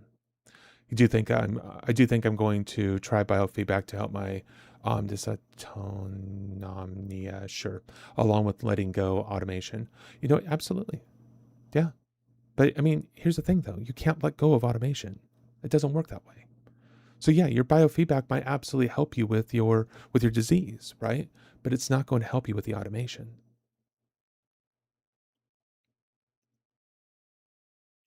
That is something that you have to see, you have to acknowledge, and you have to accept that it exists. When you do that, you no longer identify with it. And it's the lack of identification, not a healing, not a removal, not an extraction, not a fix, not an alter. Literally, a disassociation. That's the problem. We associate, we become the program. We become automation. We become our predictive behaviors. It's a predictive behavior machine. We become that machine. We identify with it. It is our identification. What is identification?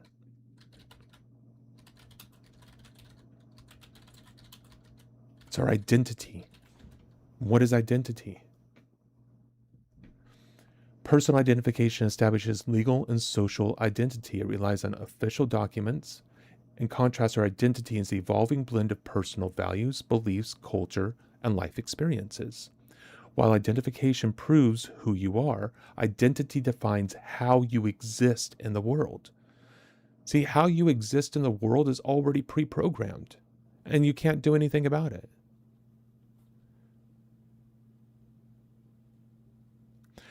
It's about turning on true intention.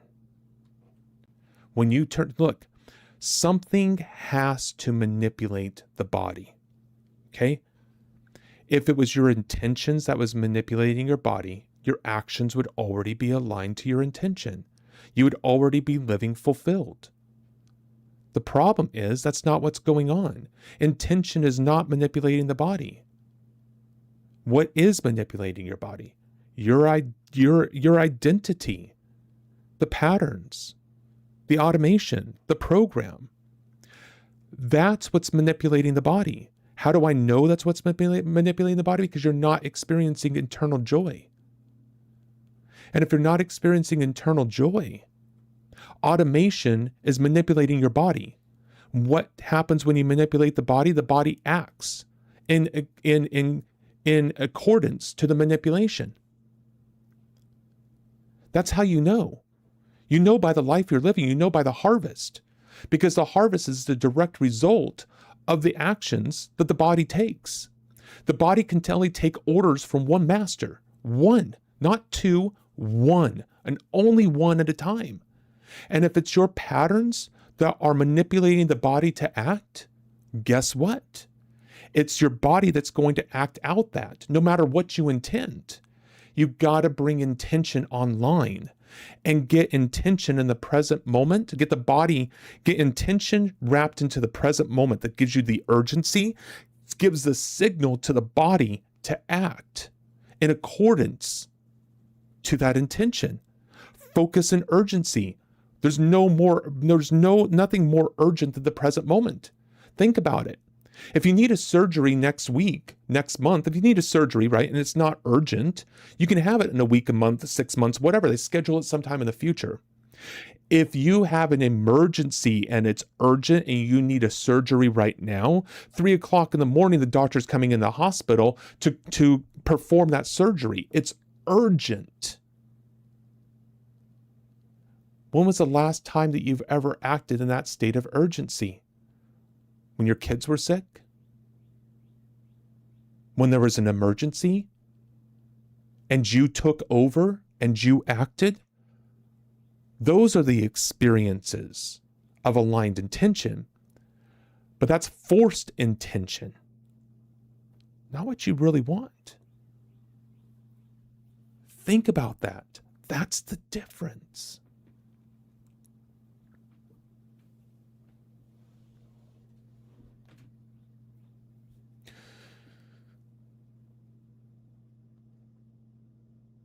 And the only way to turn it off is to make intention the master of the body. So the body acts aligned to a new master, which renews and transforms the mind. You have to know what it is that you want. Repeatedly living in what aligns with what I want my life to be, my personal values, giving myself grace. Yes. Yes. No, not while living a new life. The new life is created out of that. Give yourself grace. Love your neighbor as yourself. Well, how can you love your neighbor if you don't love yourself first? How can you give grace to the people around you if you can't give grace to yourself? If your intention is grace, beautiful. Give yourself that grace. And do it now. Don't wait until tomorrow. Don't wait for another hour, because then the moment's never going to come. Give yourself that grace now, in this moment.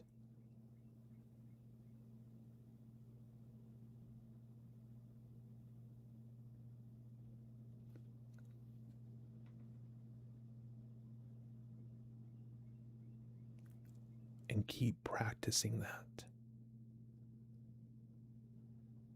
until you've given yourself enough grace that you can create a new intention. See, here's the difference between purpose and intention. Purpose is what you're going to do for the rest of your life. Intention is what you're going to do in this moment. We never know what we're going to do for the rest of our lives, but we can damn sure well figure out what we're going to intentionally do right now in this moment at any given time. That's the difference between purpose and intention. I don't tell anybody to find a purpose. Live intentionally, and your purpose will be shown to you through the harvest of your aligned and fulfilled results, through the joy that you experience from fulfilled intention. And intention can be practiced in any way. In any way. There are no rules for intention.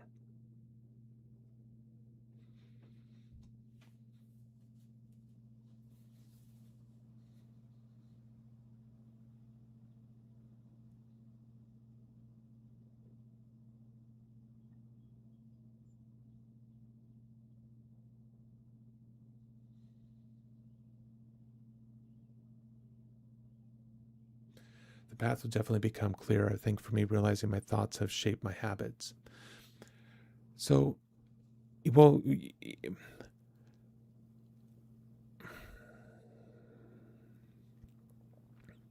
Mary, you are way, way, way too identified with your way of thinking.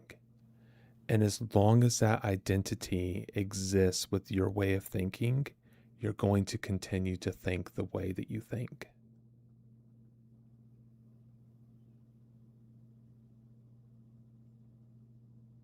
And the path won't come clear. And you're just going to be more frustrated, and you're going to feel more stuck because you're going to feel like you don't get it. And the only reason why you're not getting it is because you're not open to it. My thoughts have power. Negative ones are daily. I have to stop that.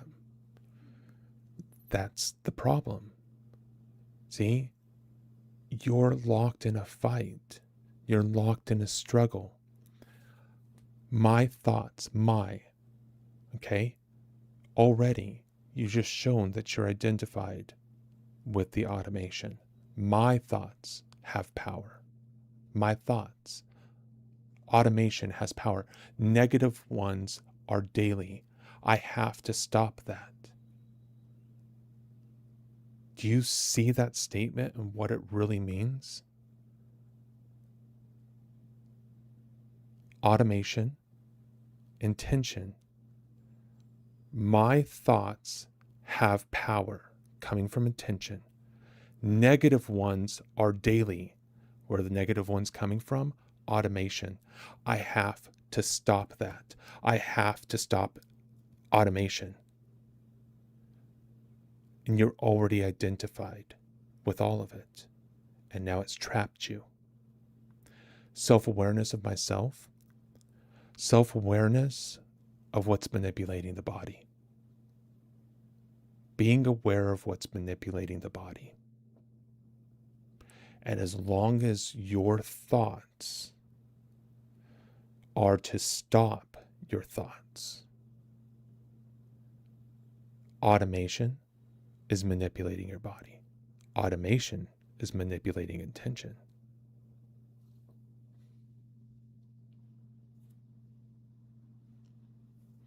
Intentions will set the direction, and I won't have to be self-aware. Intention sets the direction. The directions are given to the body, and the body acts. The body always acts in the present moment. And when something is urgent, the body will absolutely 100% act with no questions. And then you need to be self-aware to know when the body starts to act from orders not given from intention. The negative thoughts leave when you focus with urgency. When you focus on intention with urgency. What is urgency? The present moment. The only place where the body can act is in the present moment. It can't act in the past. It can't act in the future. It has to act right now. That's where the urgency comes into play, in the present moment. Okay? Intention arrives in the present moment, giving direction to the body to act in the present moment. The body will act in the present moment.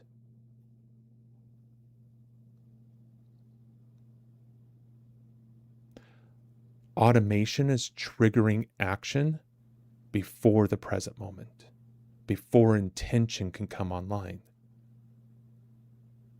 That's what causes intention to be interrupted.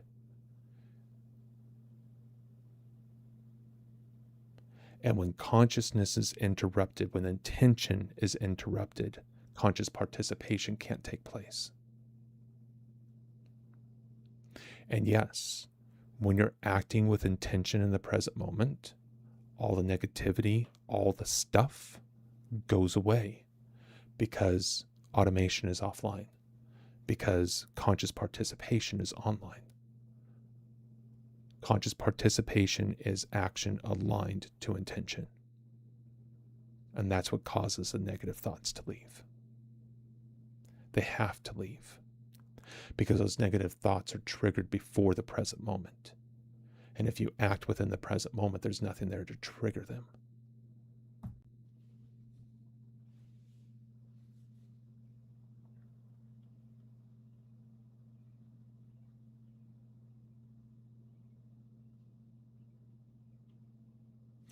The body can only serve one master at a time. And there's two masters inside of you. Your predictive behavior, the automation, the predictive behavior machine, and intention. Those two masters exist in you. Would it be a good starting place to pick an attention daily, like I will leave speaking my truth? No exceptions. Well, so first of all, you can't speak your truth with no exception. Okay, you can't. You can't even do that because automation will interrupt that before you can even get started. Okay? For you, Mary, I would start with the intention of making your bed every morning. You get up out of bed, make your bed. No exceptions.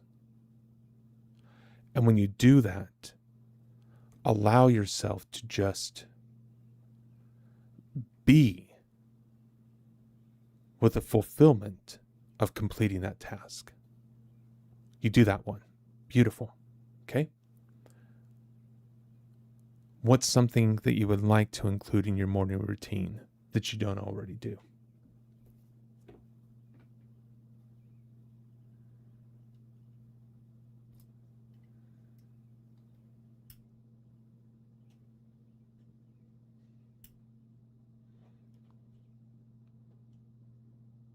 Maybe something more like not picking up my phone first thing. Beautiful.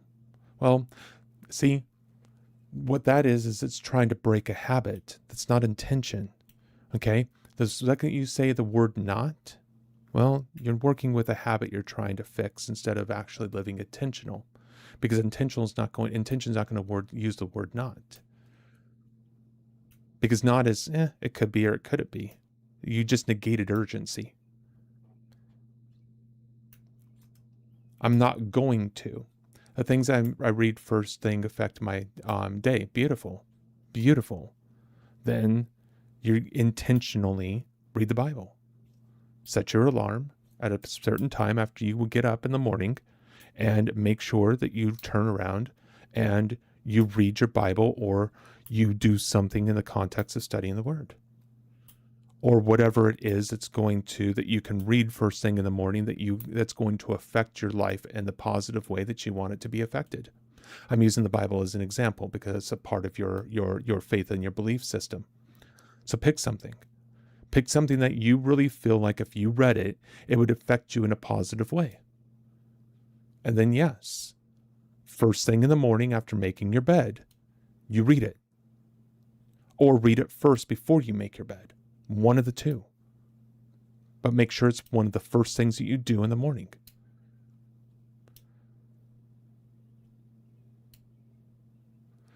Yes, I've been talking about doing that. Like you always say, I'll start tomorrow and tomorrow comes. Right. And you don't do it. Exactly. Yes. Intention is you do it. How do you know that you do it? And how do you know that it's working? Because you had the intention that you were going to do it and you fulfilled the intention. See, when you say you're going to do it and then you don't, you're not fulfilling the intention. And now you feel bad. And that feeling bad just attracts more of the automation because the automation is all about feeling bad. It's not about changing habits. It's not about changing anything. It's not about not doing something. It's about actually doing something and doing it. That's the key. And when you actually think about doing it and then you do it, that's intention manipulating the body to take action. When you can start doing that, you're going to see exactly what I mean. Because once you do that, you experience fulfillment. Unless that thing you just got yourself to do wasn't really your intention. Maybe you were doing it for somebody else, something along those lines. This is where you have to allow yourself to be a little bit selfish. And it's not selfish in terms of selfish, right? It's in terms of you've got to allow yourself to do something just for you. And some people will call that selfish. No, not at all. That's called living in alignment with who you are. And that should never be viewed as selfish. And if somebody views it as selfish, that's their problem, not yours. And you really need to take a look and see if that person is healthy in your life.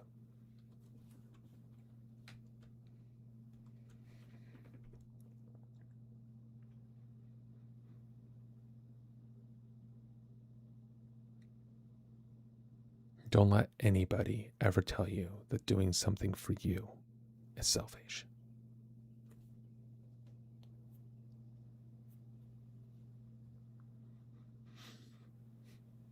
But that's how you know that you're actually on the right path, because you do it. So tomorrow morning, you put your book, you put the recording, you do whatever, so it's right there at a touch. Your alarm goes off. Put it right where your alarm is or whatever it is right there. And then immediately wake up and do it. And don't do anything else first. Do that. And then once you're done with it, just allow yourself to notice and realize what you did. I did that.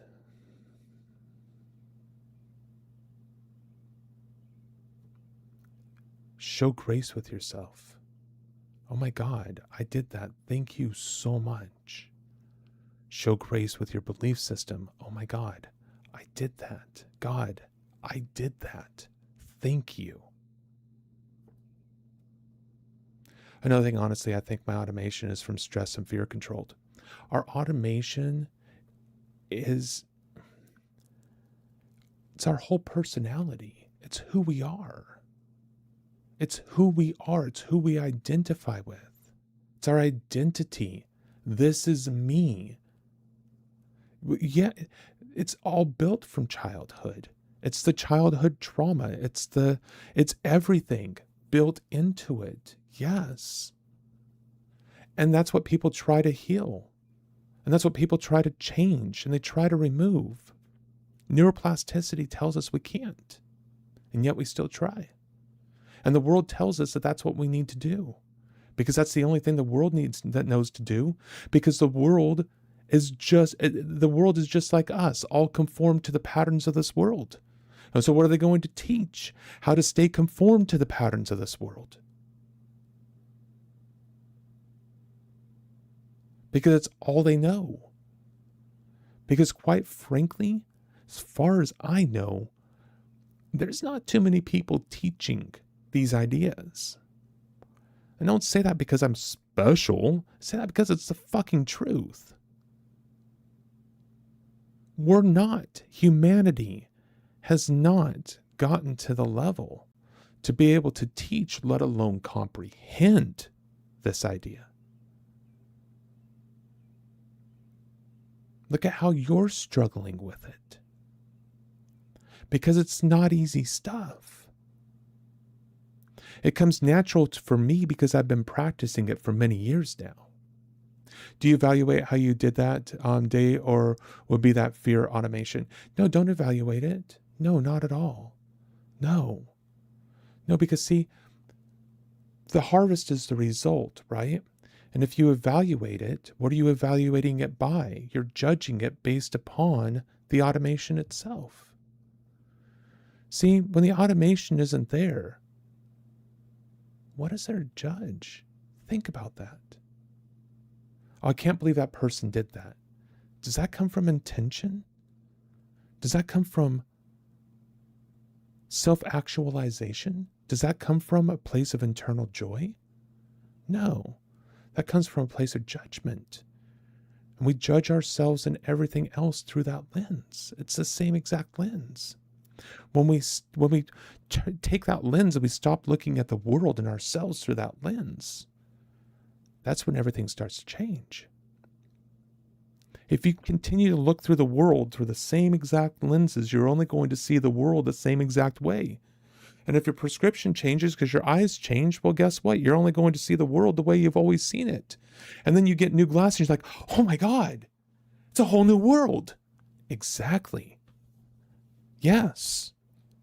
Your worldview is your identity, and it's the lens in which you see everything. Your new prescription? It's intention. Intention with aligned action means you do the thing. You don't evaluate what you do it. And you fulfill the intention. Now you look at the results. The result's exactly what it is that you want? Maybe, maybe not. If not, beautiful. Make an adjustment. Intentionally make an adjustment to what you do.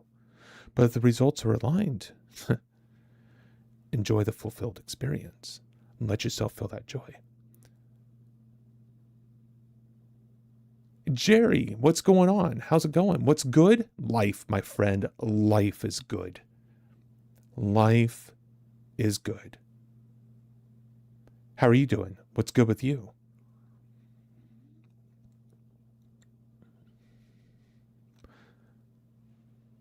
I'm kind of doing and you're not interrupting, Jerry, so don't go anywhere. I'm kind of working through with an individual just randomly. I didn't even know anybody else was here. With kind of like what I do on my live sessions that are on my videos, on my other work. And so that's what I'm doing right now. I'm not doing anything with trading or anything else at the moment. I'm doing everything with, how do you interrupt or take your predictive behavior machine, turn it offline, and allow your intention to come online and manipulate your body to act. Luke thrives with living intentionally. Some say he's selfish, but he's not. He knows himself. Exactly. Yeah. You know, I mean, individuals, if you live intentionally, right, you're living in a way that's not conformed to the patterns of this world. And so, of course, the world is going to judge you for that. And one of the ways that they judge you for that is like, oh, well, that's selfish. I can't believe that you would do that. I can't believe you would do that. What about this? And what about that? What about this person? What do you think that this person would think about that? Isn't that selfish? It's just one of the ways that the world judges. And we judge through the lens of our predictive behaviors. Happens automatically. We don't intend to judge. We don't mean to judge, yet we do it through everything because we see the world through the same lens. And then we judge everybody else's lenses, including our own. And that really messes us up. Mary, you're fine. You're not broken. You don't need to be fixed. You don't need to be healed.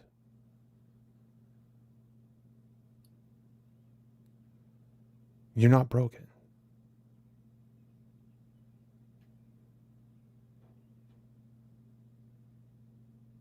Just need to learn to bring intention online.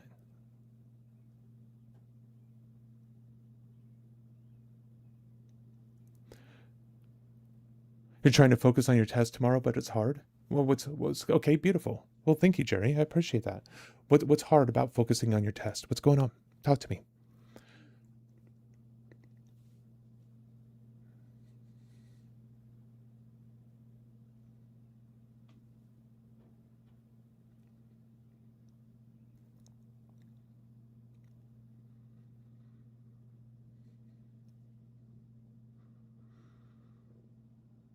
And Mary, stick around for this real quick. I think you think you're going to want to hear this. All right. And don't stop talking. I can talk to both of you at the same time, as it takes a minute for the chats to come through and all that stuff. So if you both can be patient, I think what's going to transpire here is going to be helpful for each one of you. And just let it transpire. Just trust me.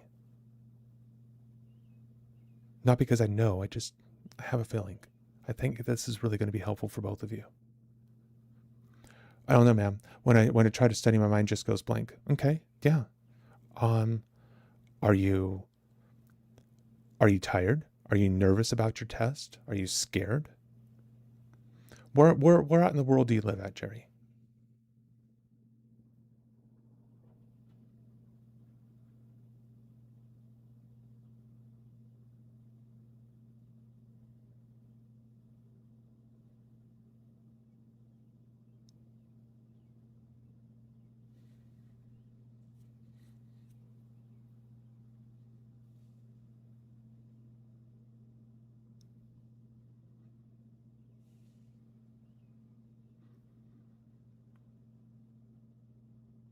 Canada? Okay, beautiful. Beautiful.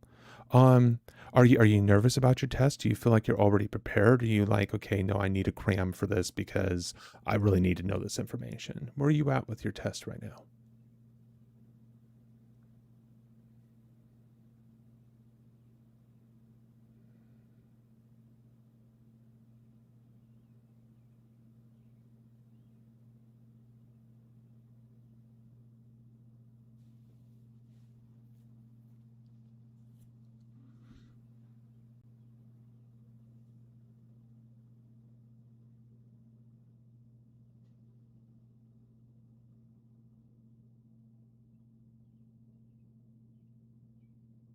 I love this, by the way. This is absolutely amazing. You need to cram it? Okay, beautiful. And do you need to cram it because you haven't been studying? Has this been happening? Is that why you haven't been studying, or did you just put it off? Or was it the same issue that keeps happening and you just waited for another day?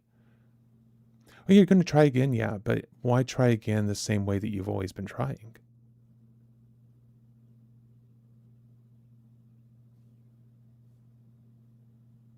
Isn't that kind of the definition of insanity, trying to do the same thing over and over again, expecting different results?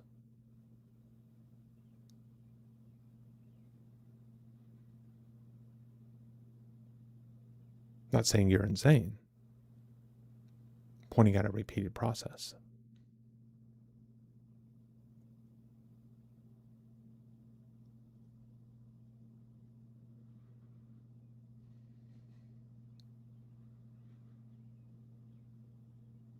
And then do you ever experience being blank like this with other things? Or is this something new that you're just experiencing now?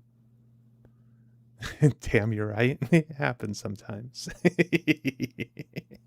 There comes a period in time when you have enough gray hair in your head, right? That, you kind of understand things a little bit. So is this a repeated pattern that you've experienced before? Or is this something new that you haven't experienced before?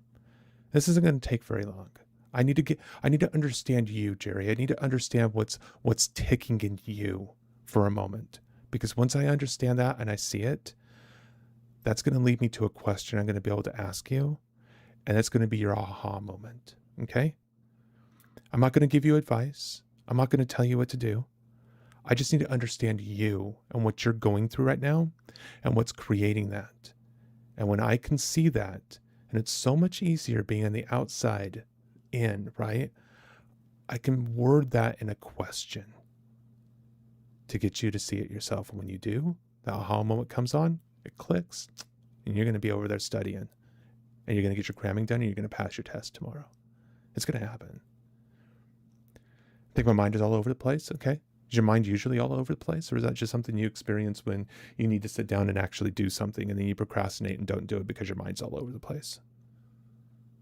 When I go and try to study, I just want to finish it as fast as I can. Okay. Yeah. And so you just kind of like skim words maybe.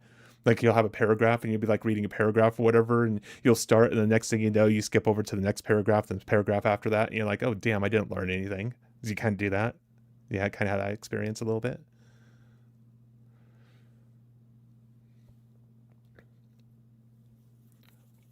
Or you'll be reading and you're just kind of bored and you're just like, oh, and so you just kind of check out and then you're like, oh my God, I don't even know what I read.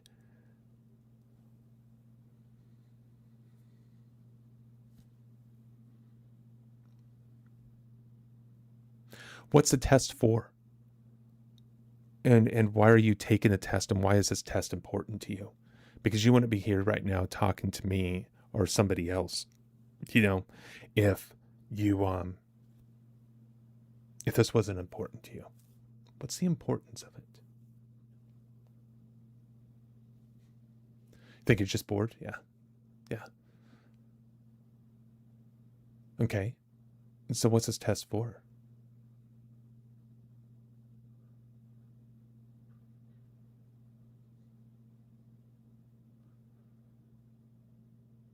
Beautiful. Yeah, if you want to go do that, definitely. Thanks for the talk, G. I think I'm going to go give it a try. Absolutely. Go give it a try, most definitely. What I would suggest before you do that, yeah, exactly. Let me know how it goes. Please do. The only thing I would suggest is to ask yourself why this is important to you. What is the importance of this test to you? What do you get out of passing this test? And then just kind of close your eyes and focus on that. And see yourself living the result of passing this test, of getting whatever it is out of this that you need. And then open your eyes and see if that new experience helps you be able to focus a bit more. Just try that and see if that helps. And then other than that, I'm going to let you go. Thank you so much for coming in. Thank you so much for sharing that with me. I really appreciate you. You got this. I believe in you.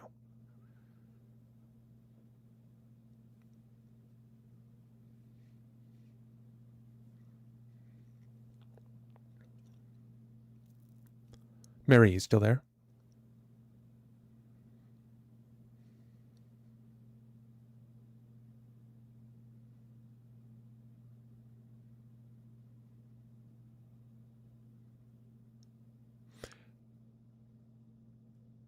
Did you see that? Did you see that experience?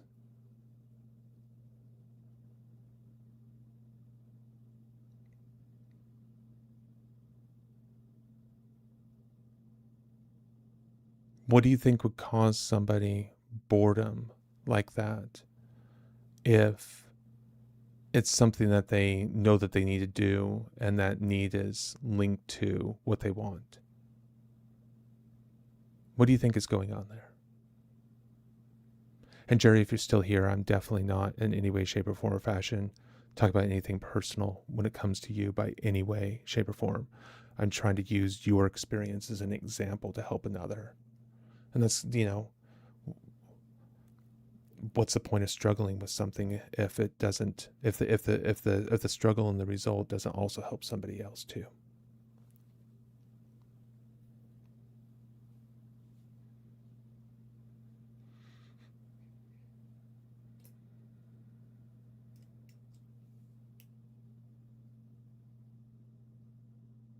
And Mary, there's so many assumptions there, right? We don't know. There's so many things. I couldn't see what he was writing, but boredom and fear of failure could be that his study isn't. Yeah, exactly, right? It could be fear of failure, right? Maybe, he's doing a test for maybe something that his parents want him to go into and isn't really aligned to his intention, right? Making him happy or bringing him joy. Exactly. Yeah. Oh, of course, Jerry. Absolutely. And we don't know, right? And so we're assuming, and in no way, shape, or form or fashion would I ever intend to put words in Jerry's mouth by any stretch of the imagination, right?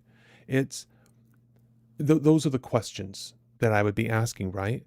Because if it's not bringing him joy and it's bringing him boredom and those type of things, right? Well, where is that boredom coming from? And then where would the joy be coming from? And Jerry, I'll be here for a few more minutes too. So, if you have more help or more questions, just let me know. I'm here. It's all good.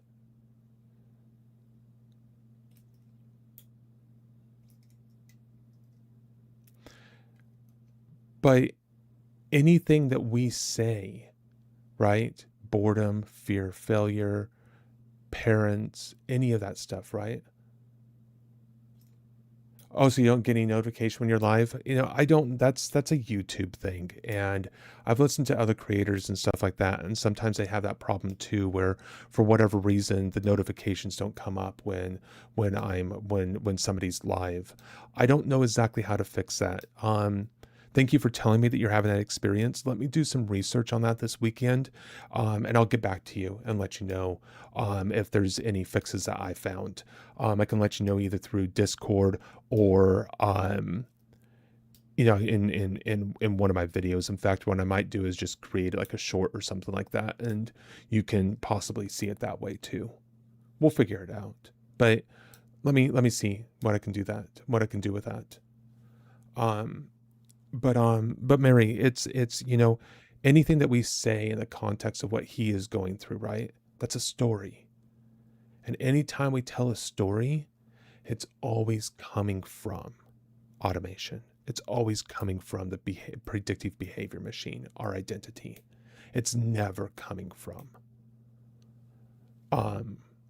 intention.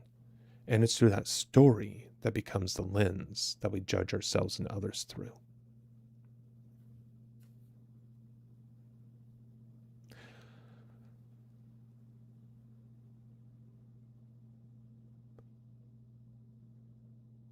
Lord Sir Metamaz, do you ever use quarterly theory and SMC?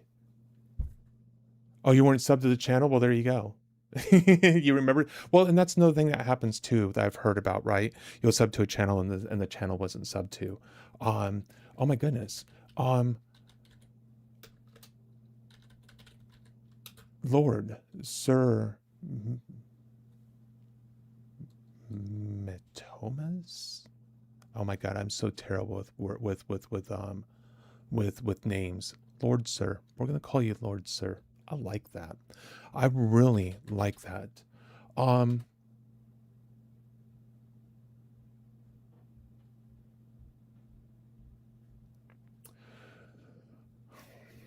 I don't do anything with quarterly theory. No, I had to actually look it up and see what you were really looking at there. No,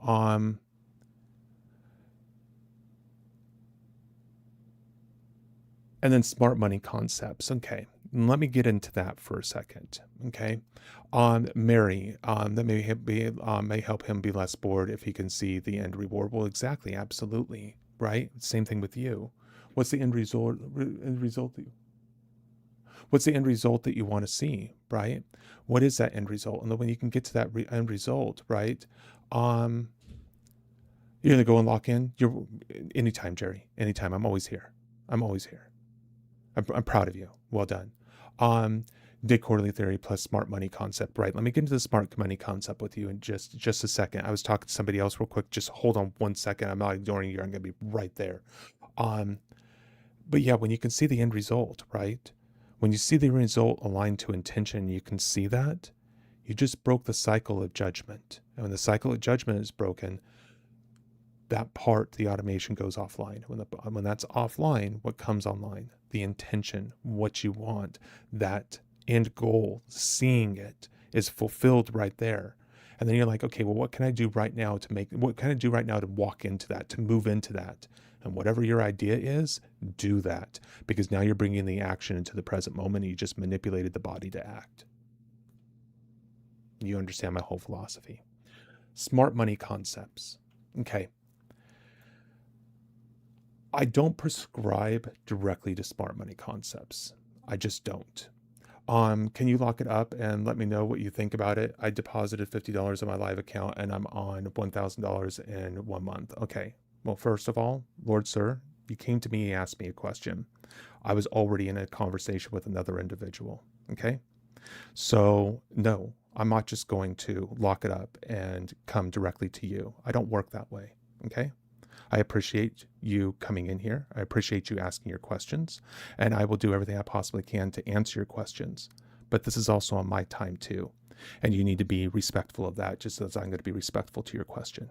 Can we work on that common ground? Because if not, then this conversation needs to end.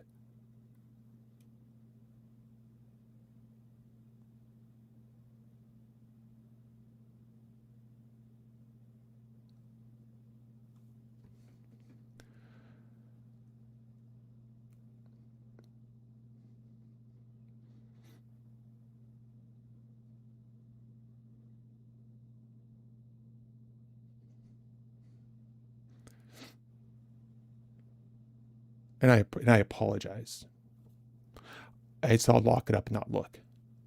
Yeah, no, you didn't mean any disrespect. I misinterpreted. That was on me.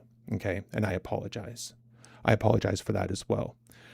This is a great example, right? I was talking to somebody else. I read something wrong, and it's a very small print on my screen, right? It says, can you lock it up? You said, look it up. I completely misinterpreted that. So I apologize. So smart money concepts. I understand smart money concepts. Okay. Tracking the actions of large financial people and those type of things, right? That's what I do in auction market theory all the time. Okay.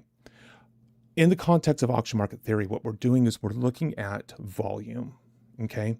And volume is always going to be based upon active participants in the markets. All right. Think of price as the result. Okay. The participants are the ones that do the action. And then from that action, the result is made.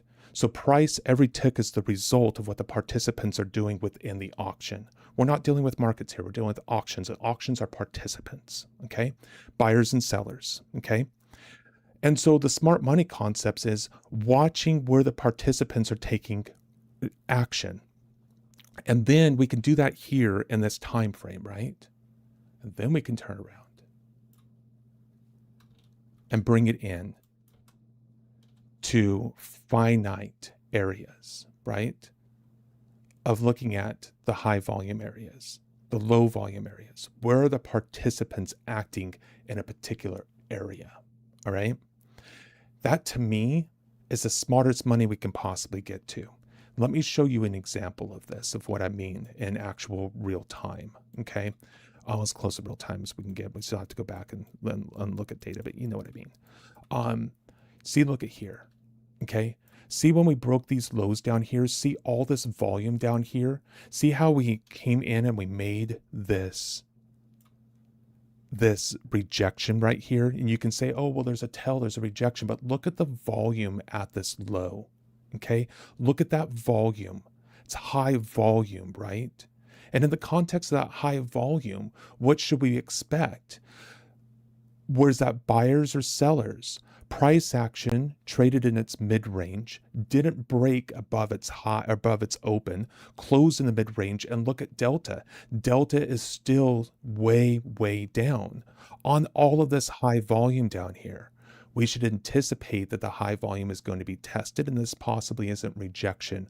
Why? Because of smart money concepts? No, because of market participants and the way that they're participating in the market around this low. Well, look at the next bar. You see how we come down and we break these lows again, okay? But look at the low volume down here. You see that? The participants turned around, and there's less participants here than there is over here. And now we're seeing a little bit more rejection, closing in the top 1/3 of the bar, just below the open, on less delta. So what do we want to see? What participants do around the high of this bar. We break it. Delta coming in. Anticipate price action to test into this area. And if you're looking at this area as a reason to enter, there's your reason to buy.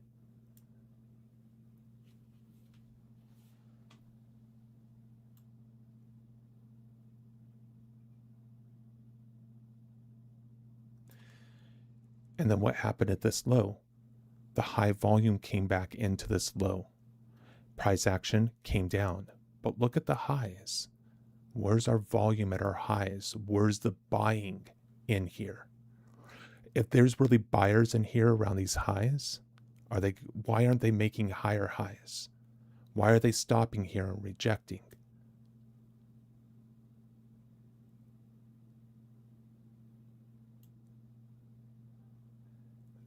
This is smart money. Look at the low here. Look at all the volume. We dropped so fast, and we accumulated volume here at the low. And what'd they do? Closed at the low.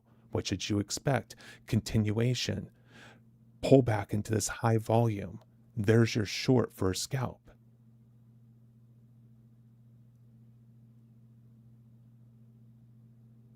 Price action didn't break the higher high over here. And now it broke, but look at your high volume coming back into the market again. Now this is at 1854, okay? So this isn't a time frame that anybody should be trading. So let's go back into one we're actually going to have some flow to it right here. See the volume that's collecting down at the lows in here? Shouldn't be expecting a higher high. Should be expecting price action to come in and test this high area. Oh, we're still in the same area. God bless it. Okay, we're going to do this. I'm sorry. I'm not finding a good example. There it is. There it is. See that? See that high volume and the multiple volume? But look at the high volume at the low. Close at the low. Look at this delta. And there's the follow through. Smart money concepts within a 2-minute chart. Thoughts? I don't do quarterly analysis because I do daily. And if you look here, this is from June.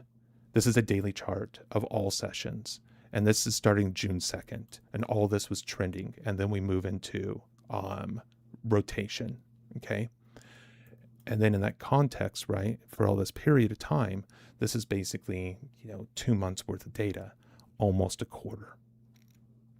Mary, thanks, friend. Time to sleep finally and rest my mind and body. I've been up 34 hours now. Yeah, you go to sleep, Mary. Thank you so much. I appreciate you. Truly appreciate you. You're fine. You're okay. All right? Doesn't mean what you're going through is okay. It means that you're okay. Get some rest. Use AMDX, XAMD, True Opens, SMT, order blocks, change of stat of delivery, quarterly theory. Are you familiar with those? Just asking, don't want to interrupt you. I also know about volumes. Time is fractal. Quarterly theory can be used on all time frames. Yes, it can, right? Time is fractal, but anytime you add time into the equation, you're also adding lag. Okay? AMDX, XAMD. True opens, yes. Order blocks. I studied that stuff like in 2008, 2009. Okay. I wasn't able to do anything with that stuff. Doesn't mean that it doesn't work. It means that my brain wasn't able to comprehend that information. But I still needed to learn a structure that I could read price and volume or I could read price in some way without producing any lag to it. And lag, of course, you introduce lag anytime you introduce time.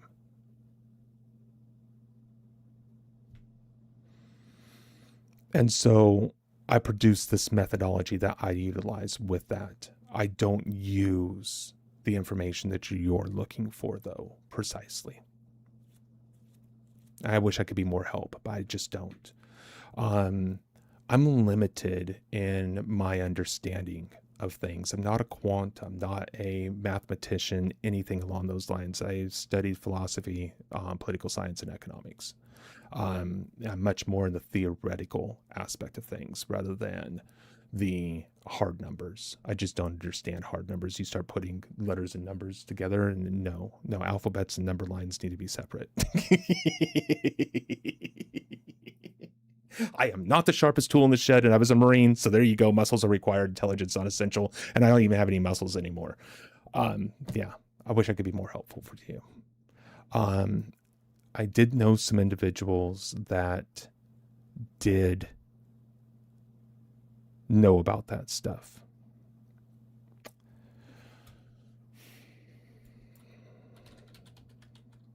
Give me a second.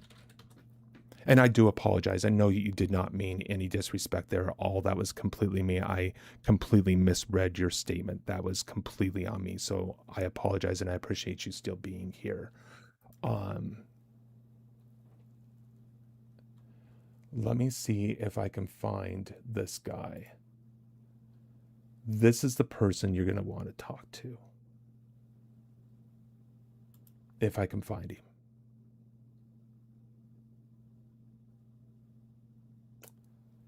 Wow, I don't think he's around either. Accumulation, manipulation, distribution, continuation, reversal. Yeah. I mean, so accumulation, right? You can absolutely see that in order flow. Okay.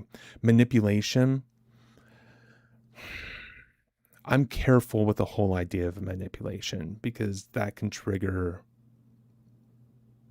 patterns that get you to change the way that you see the charts in general, which can be good, which also can be bad. It depends on what you're using the information for, right? Most individuals, manipulation, they create a story and it's all for naught anymore. Distribution, you can absolutely see distribution through order flow as well. Continuation, reversal, again, order flow. I use order flow for all of that except for the manipulation. I don't think the markets are as manipulated as most people think either, though. But that's just me. That's what I choose to believe, and it doesn't make it right.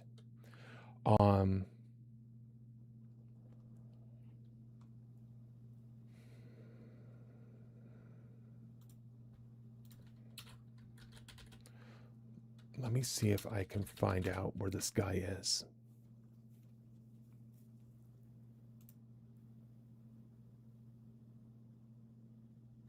Peter Davies. Peter Davies is a person that you want to talk to. Peter Davies understands fractal quarterly theory, those type of things at a very, very high level. He is with Jigsaw Trading. Do I have a mentorship or do I sell signals? No, I don't do either one. I come on here in live and I demonstrate. I demonstrate at the live edge and I demonstrate in practice. Yeah, Peter Davies is with Jigsaw Trading. Peter, Peter. Here, let me type it out for you on the screen so you can see it.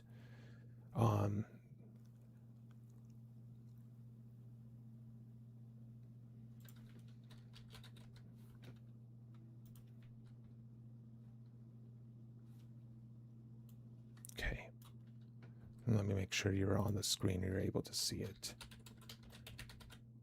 Yeah. So Peter Davies, Jigsaw Trading. There it is. That's him.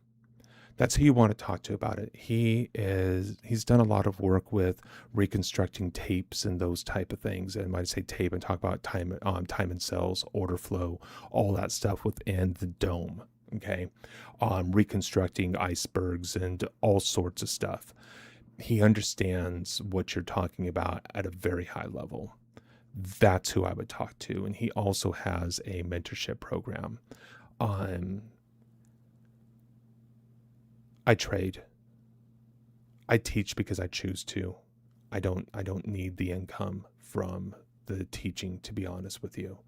And I spent over $120,000 in my trading career on work with people. What I would do is, like, if you Google Peter Davies, he has a discovery trading mentoring since 2010. So he's a founder of Jigsaw Trading. I would contact Jigsaw and say, hey, can I speak to Peter? I heard he has information about this stuff and I would like to talk to him. See what they say. If I don't know if Peter would remember me or not. We've had multiple conversations in the past, but we're talking about 2012, 2013. So, I mean, it's been a long time since I've talked to Peter. Come back and talk to me. If you can't get a hold of Peter, let me know. Let me see if I can't do something to set something up between the two of you. Absolutely, we can do that. So everything that I teach is right here. It's in my videos. It's mostly free. Well, it's all free. I don't mean to say mostly free. I do have stuff that's behind the curtains on my other screens and stuff like that some people don't see. But I'm going to start putting something together. Do I share my P&L? Yeah, absolutely. I started trading again in May. I've been on Sim since I've been live over the last month or so. I came in here and I was going to trade cash. And I can show you what I've done in my cash account. I don't have that information on this machine, but I can get that for you if that's what you want. The last couple of days, I haven't been too active in my trading, only because I was anticipating chop, and that's exactly what we have seen, is that chop. But my last 2 days of trading, I moved from cash to an evaluation. And the reason is because most people are wanting to know how to pass evaluations. So I need to be trading at their level, which is different than what you're trading in cash, as you're probably well aware. But the last 2 days, that's what I've done on the micros. So I had 3 trades today. All of them are revenue trades, and it's all through micros. My daily expectancy for me when I'm trading cash is $2,000 a day. And I come pretty close to achieving that most days, and I only trade for about an hour or 2 a day. So that's where I'm at right now. And that's, again, just micros. That's not minis in the NASDAQ. And I was anticipating chop on both days. There's a long position today that I did miss that I should have been in. That would have been a beautiful, beautiful trade. But I did miss it and I didn't take it. These were all short side today from where we were extending lower. I was anticipating a possible move back down into the lower range of value down here.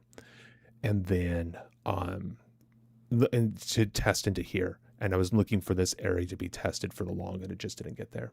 What sessions do I usually trade? So I will trade on my own in the London session, early in the London session for about an hour or two. And then I trade live. And that's where these trades were taken. I trade live between 9:40 and 10:40 in the morning for the US session, New York time. And those ones I do trade live, and I'm on here streaming during those hours. But the long today, I was looking for it to come down a little bit further, and it just didn't. It didn't get there. I was still thinking about taking the long, but we were in such a tight range, and that range was there yesterday as well. And I'll tell you why I was thinking a range, okay, and why I was thinking of consolidation. We came down here and on Friday and we broke these lows. And then Monday we come in and we're trading in this area of value, right? But we have unfair highs below us or above us, and we have unfair lows below us. So we have an area where we're expecting buyers to come into the market, and we have an area where we're expecting sellers to come into the market around the same area. Other time frame players, they're not going to be trading in that. They're going to wait for a breakout. Or they're going to wait for price action to come down to a place where it makes sense for them to trade. And that's kind of what they did today. When they push price up and you look at your distribution of volume, it's much higher.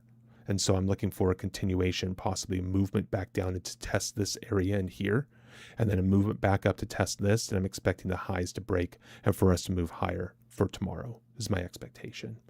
What's my setup and confluences to a trade? How do you determine your stop loss and take profit? Do you trail or your stop loss? Do you go break even? What broker are you using? Okay. Broker that I use is AMP Futures. Been using AMP for a decade and a half. I started using AMP, 2010, I think. Yeah, I started trading in 98. So what I do is I look for areas in here, areas that make sense to me in terms of auction market theory. And then I take this chart here. And this is another daily chart, and it is just the US session only.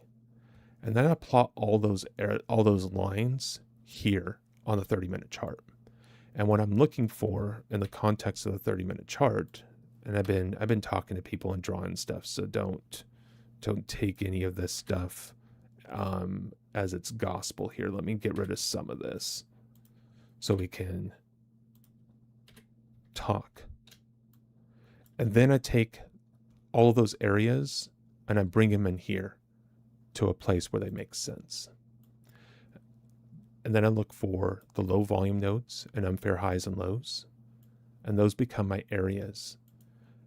And I take my areas off my daily chart when they're plotted on here, and I say, okay, now do those areas have any meaning for me? So I'm looking at going and trading around these areas. And so up here, then we can also break up, come back in and test to go long. Price action could come down here, break through, come back down, possible short, and a possible long coming out of this area.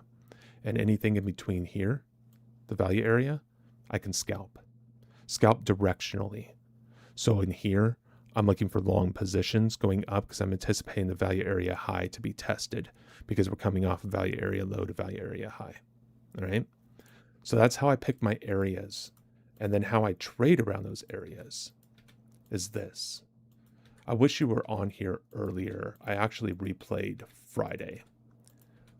In fact, you know what? Let me do that real quick. Let me replay Friday for you. And it's going to answer your question on what I look for entries. And you can tell you can tell then, because it's on the live edge, if you'd be interested in learning any of these techniques for yourself. I'm not going to tell you, I'm just going to show you. And that's why I have this whole platform that I'm using right now, to show people. Demonstrate. Because anybody can say anything.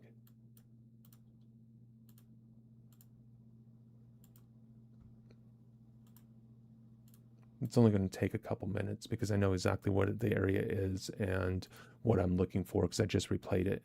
And in the replay, I was up $5,800 on Friday from 9:30 to 10:45, something like that, 11, something like that.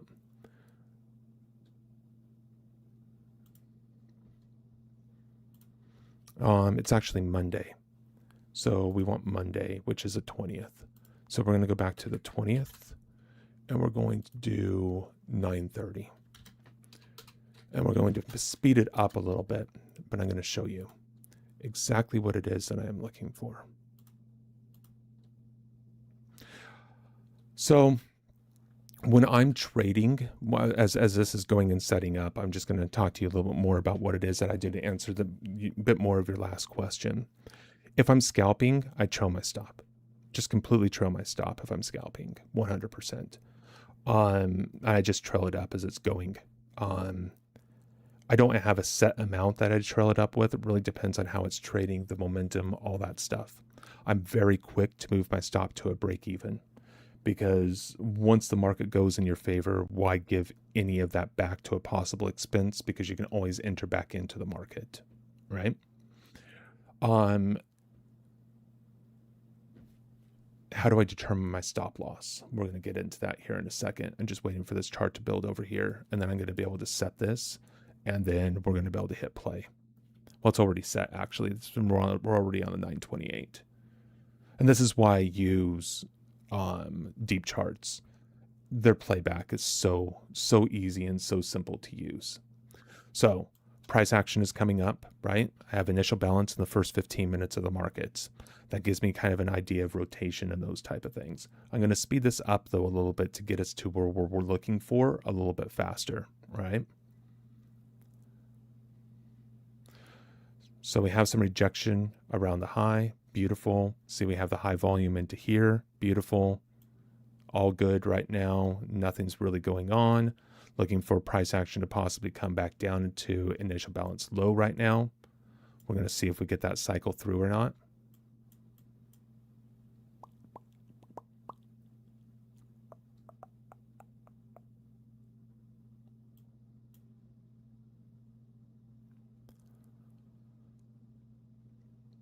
Still moving higher. I'm anticipating these lows to be tested down here because of the high volume. We have an auction here. Buyers and sellers are getting aggressive at the same price in here. It's possible rejection coming into the market, not confirmed, but possible rejection.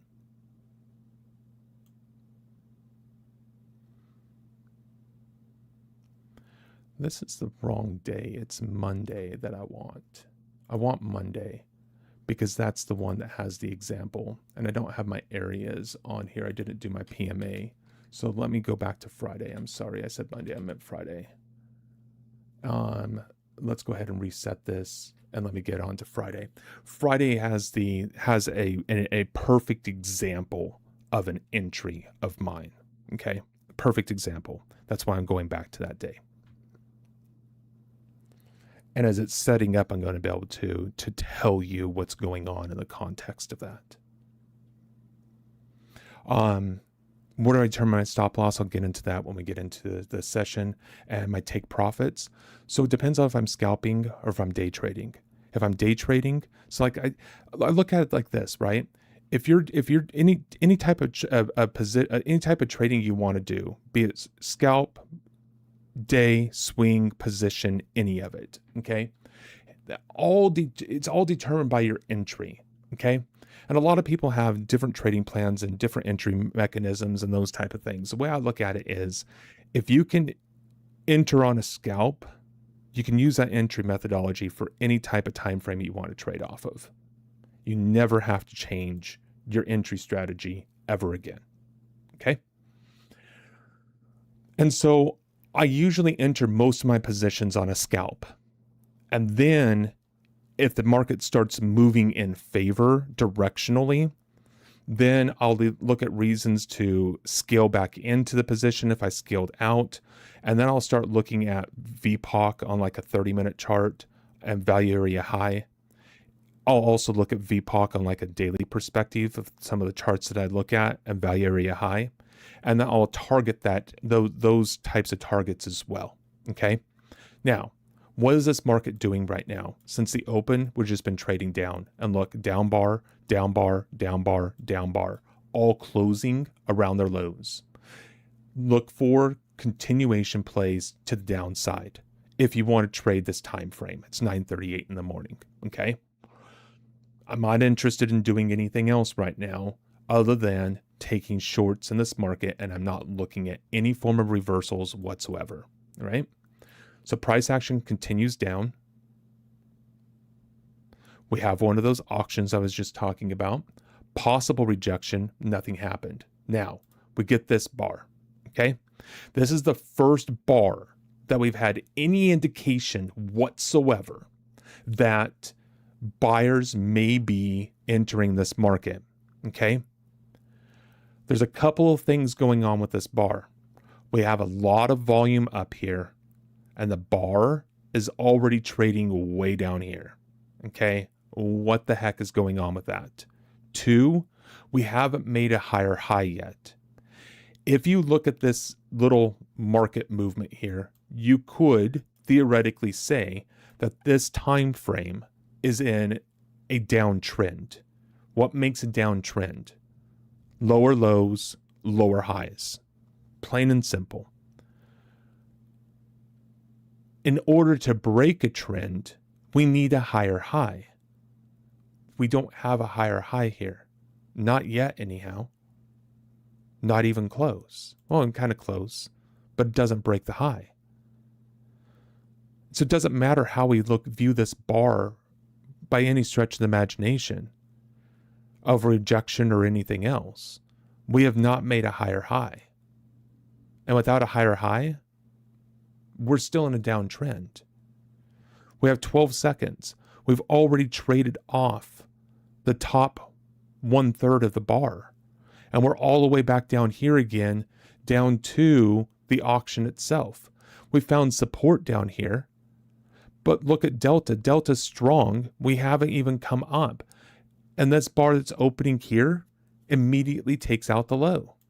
No reason to be looking long in here at all. So wait, you're still in a downtrend. If anything, you would want to be short on a scalp on this bar. But I don't trade for the first 15 minutes. So I'm waiting. And I'm watching. Minute and a half on this bar. We're down at the lows. See this high volume right here? I'm anticipating this low to be tested and possibly broken. We tested the low. We didn't break it.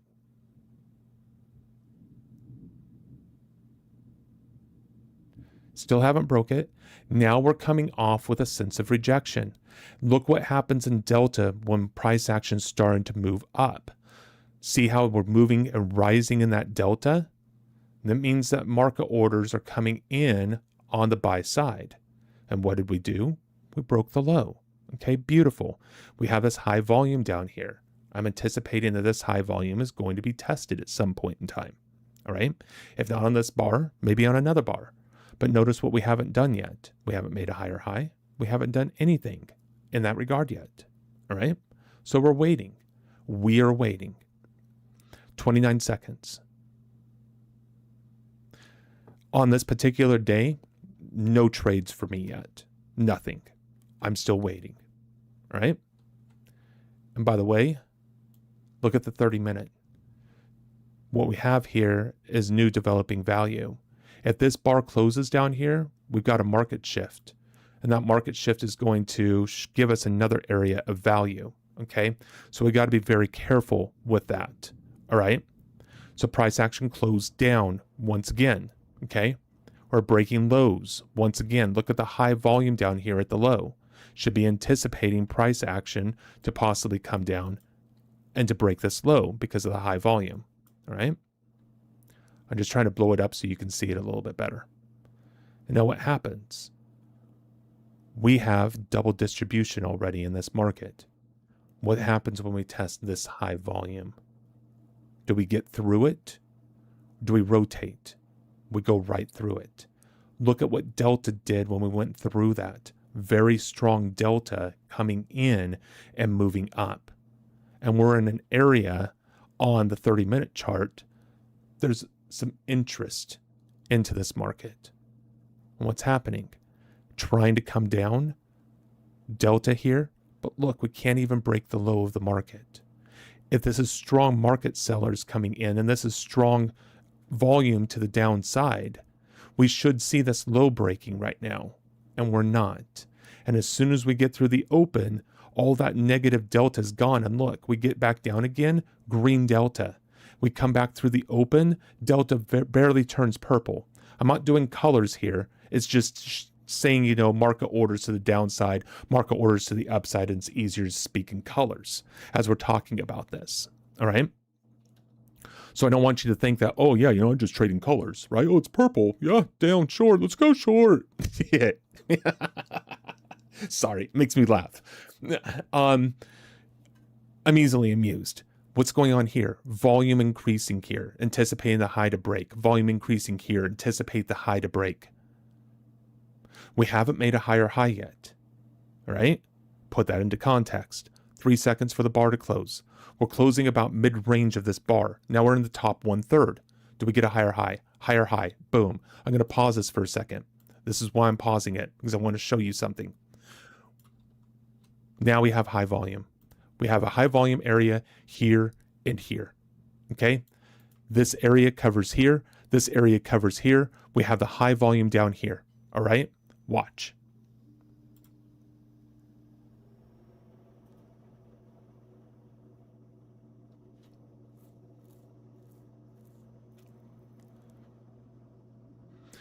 And remember, also, okay, I have this area here already mapped out on a 30-minute chart. All right? Keep that in mind. And I have this area here too. And we're in that area right now. And we have the high volume below us.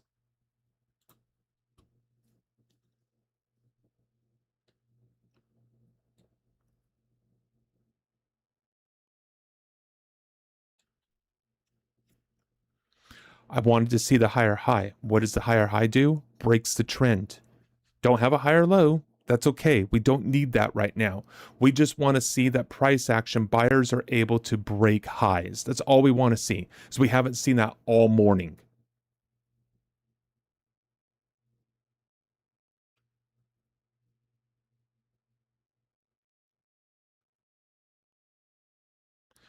Notice we're in here coming down. Look at the delta, the strong delta. Beautiful. Let's lower our entry price a little bit. Stop is going to go right below this area right here. And I'm going to grab another one because now we're above the open. Stop immediately comes up now to a break even right here. My first target is up here, right below these highs, right here. Okay?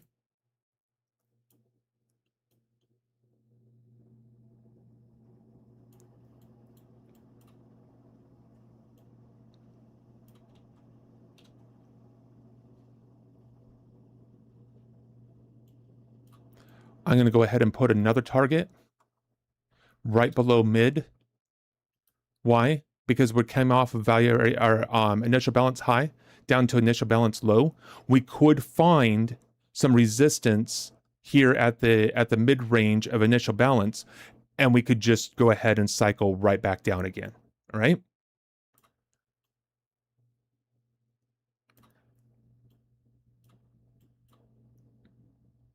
So we're out with one. We already have $12.90 in revenue for the day. All right. Still in two. Remember when I was talking about the 30-minute chart? See how we're coming up above the area already? We have 12 minutes before this market closes.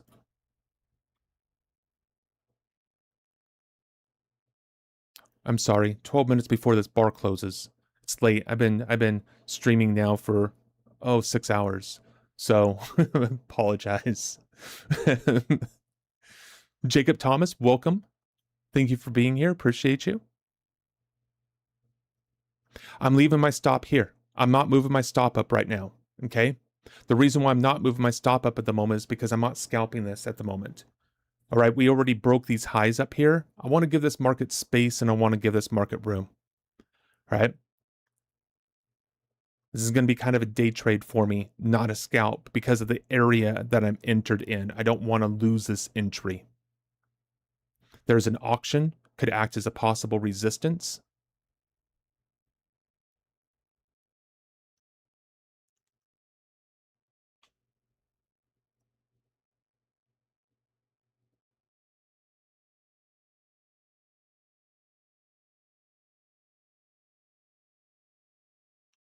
I'm watching the 30-minute and what the 30-minute is doing. I'm still anticipating the 30-minute to pop up into this low volume node and possibly come right back up into value area, low area. All right. What does this bar do? A little bit of rejection above us. It's fine. Close about the mid-range. Still green delta. We have some purple delta coming in here. It's fine. We haven't broken any lows. Look at the volume. Volume is stabilizing off of this low down here.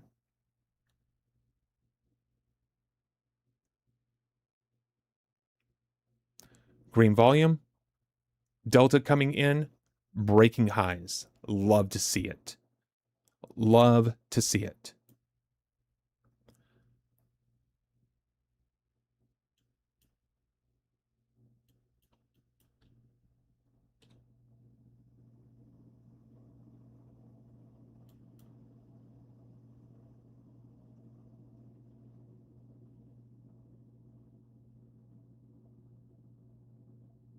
See how we're coming back off this area a little bit? This is the 30-minute, right? The 30-minute, we have a low volume node here. We're not expecting to see a lot of rotation here. We're expecting to see price action move away from this area pretty quickly. And we're starting to see a little bit of rejection here. I can get aggressive on my stop if I want to and move it here. I'm not going to. I'm already in profit here, okay? We haven't made a lower low yet. So we could come in and we could possibly test this low in here. And I would be willing to enter and add into positions down here. So I don't want to be stopped out of my position. I want to hold this position, see if we can come into this area, and I'm going to add some more.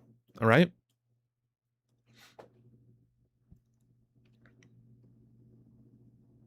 Even though we're getting rejection into this area, I would still anticipate that if we came down into this area, we would at least test into the high volume enough to be able to scalp another contract out.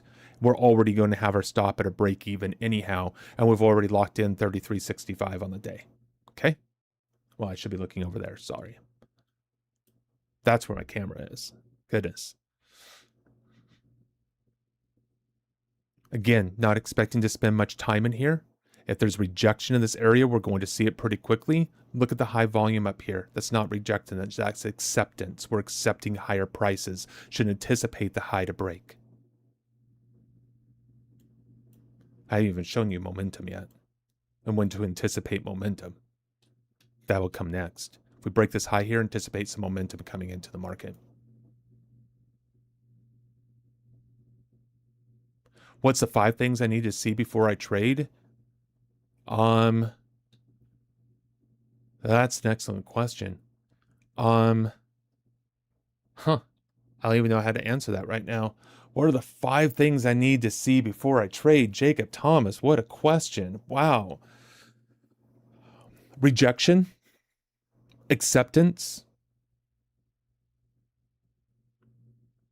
retrace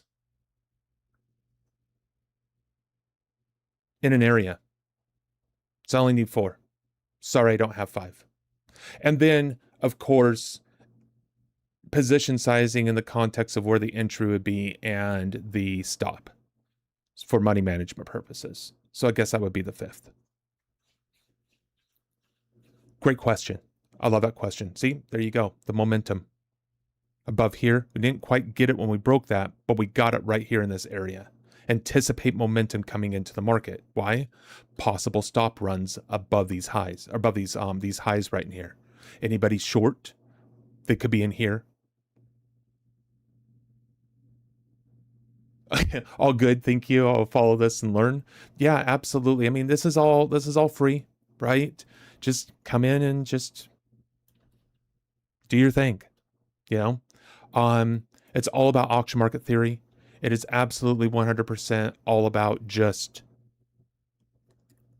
we can only act on what we observe.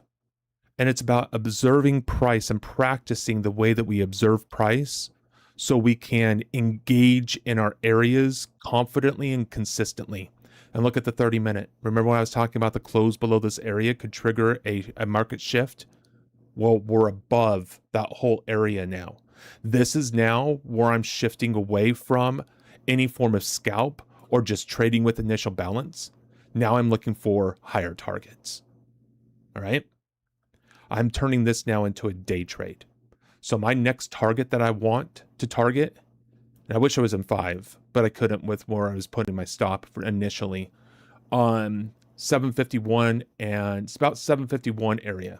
So I'm going to come up here and I'm going to go to 750 just below it because that's kind of fig, right? It's a figure number. So I'm going to put it at 749 and a quarter. All right. That's my last target.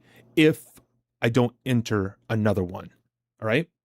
Why am I not trailing my stop right now? I'm not trailing my stop at the moment because we haven't made a lower low in the market. All right. We are kind of in a trend to the upside right now. I'm looking for a lower low. I'm looking for price action to come down and to break one of these lows. And then when it does, whatever low it broke, let's say it broke this low, then it needs to break this high. And when it does, I'll move my stop to that low. Why? Because now trend resumption, pullback, trend resumption. This is now a day trade. I'm up $3,000 in the position. I'm up $3,300 on the day. Okay. I don't want to be too aggressive on my stop.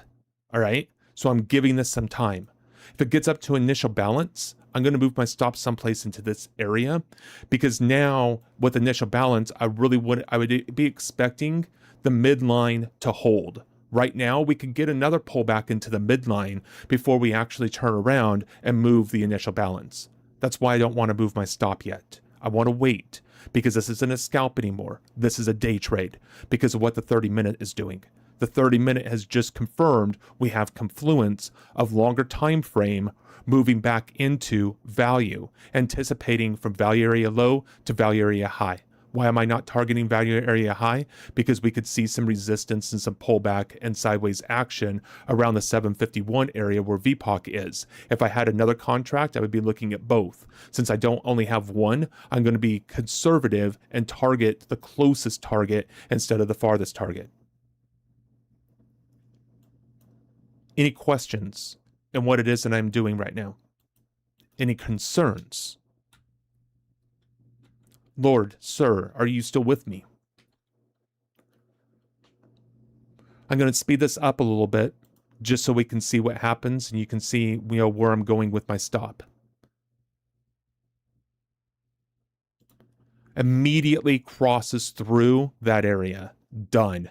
I'm moving my stop here for right now. If we get a close above it, I'm going to move it below this low right here.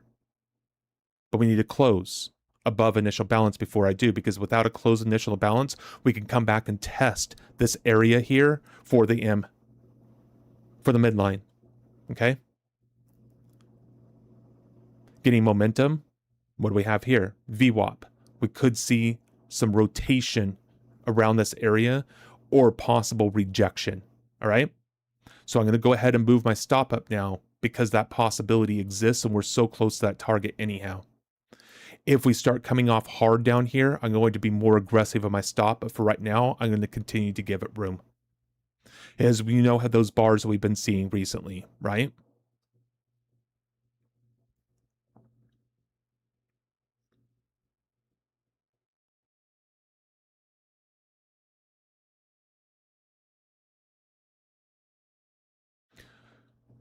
This is how I trade. And this is my prime A entry criteria right there. I did hit this on Friday, but I was still sim. I didn't go live trading until this Monday, yesterday. And the reason why I wasn't live before, trying to trade live while teaching, trying to stream, never streaming before, took me some time to get to the point where I felt comfortable entering live positions. And now we're out. And I had the 3 there. I didn't even notice that. What I should have done is canceled that, of course, and put the 1 in for just 1. And I would have noticed that eventually, but there it is. That is my primary grade A entry right there. It doesn't really get better than that. And that's what I'm looking for. Rejection, first. Area. 2, rejection. 3, price moving in direction to break any possible trends. And for a sideways condition coming into it, I'm not too concerned with that because the higher high has already been made. Price action comes back in and tests high volume of the area that I want to get into, allows me to get in with a tighter stop. I scale into the position as it's happening. That way, if it just goes against me, well, I already have a pretty small size on the market anyhow at that point. So I'm not too concerned. I'm not going to take a major hit on that. Price action turns around and starts moving in direction, holding those areas. Fine. You're going to give me the chance. I'll add another one. Beautiful.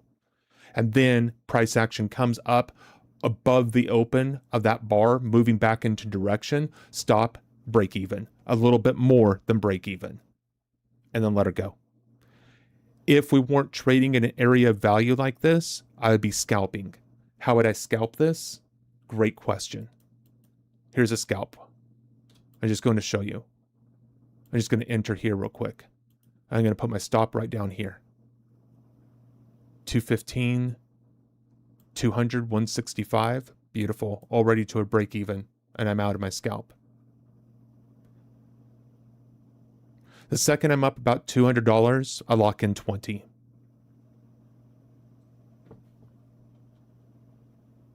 And then I just trail with it. This would be a good bar to trail on right here. What time is that bar? That bar is at 9:52. Let me pause this and reset it. And I'm going to make it to 9:50. And I'm going to show you a scalp. So that way you can see how I manage scalps as well.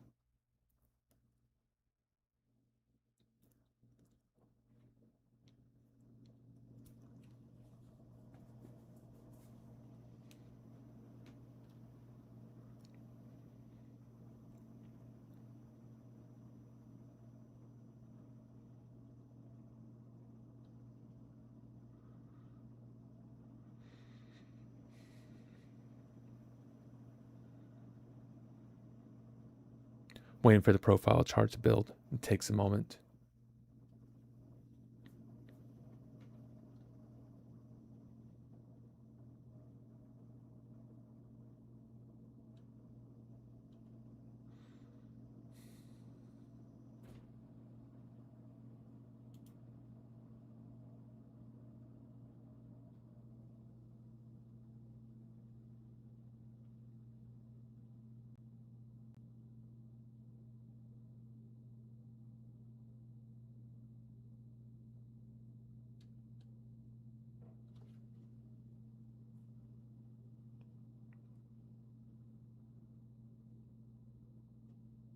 Again, it's just waiting for charts to build. So you have to reset it, and then you got to set it again for the new time. I have one more chart building. It's the profile chart. Again, it takes the longest.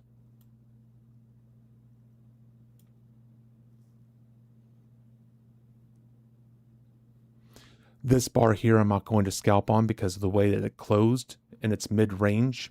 I want to see a higher ranged close than that.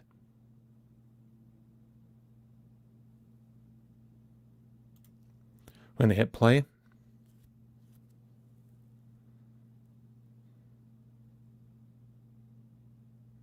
Anticipating on this bar here, price action to possibly come down and test into this high volume. If it did, give another add, especially if you're out of the position, if you targeted one here, I think my first target was up here. So, there's no reason to add, but if it came down here into this area, that'd be another reason to add. If you'd already gotten out of one, use the market's money type thing.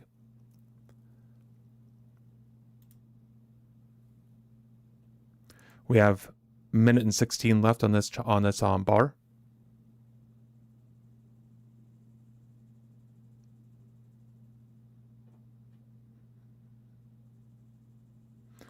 We have the high volume here. We have the high volume here. Anticipate the high volume to possibly be tested here. Price action's holding strong. We're here in our LVN on the 30-minute.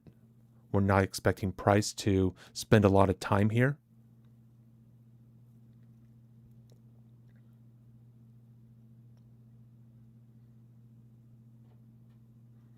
There's a test of that higher volume, but we just came into the low volume itself, into this high volume here. Immediately found support. That's even a stronger signal for continuation to the upside.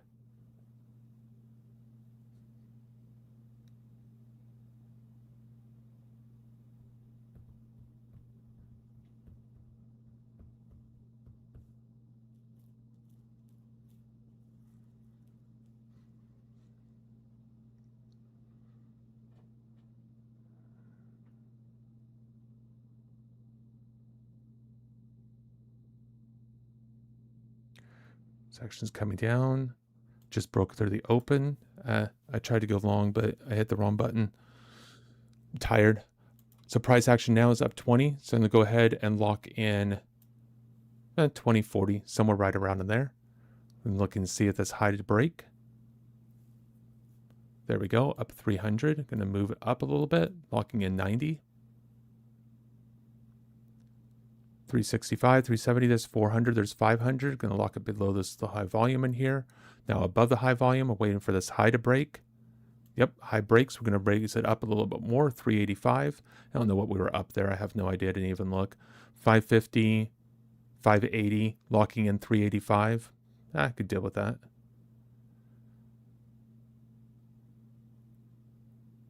$590, $600, we're going to raise it a little bit more. We're locking in 475. And there we go, stopped out with 475, 470. That's how I scalp.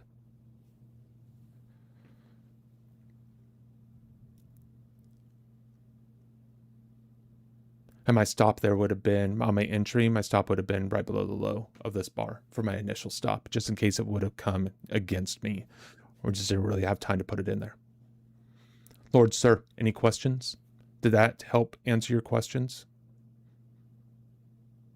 I usually like to put my stop loss below a significant low, above or below a significant low or above a significant high.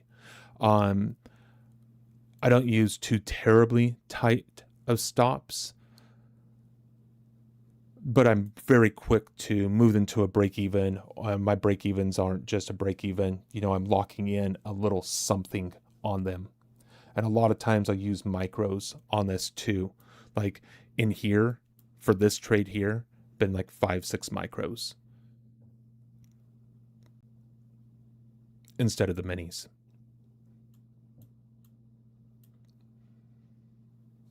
On the minis, I don't like to be in with really more than 4 or 5 contracts. I'll be in with up to 10 lots in the micro. Any questions? Any comments? Any concerns?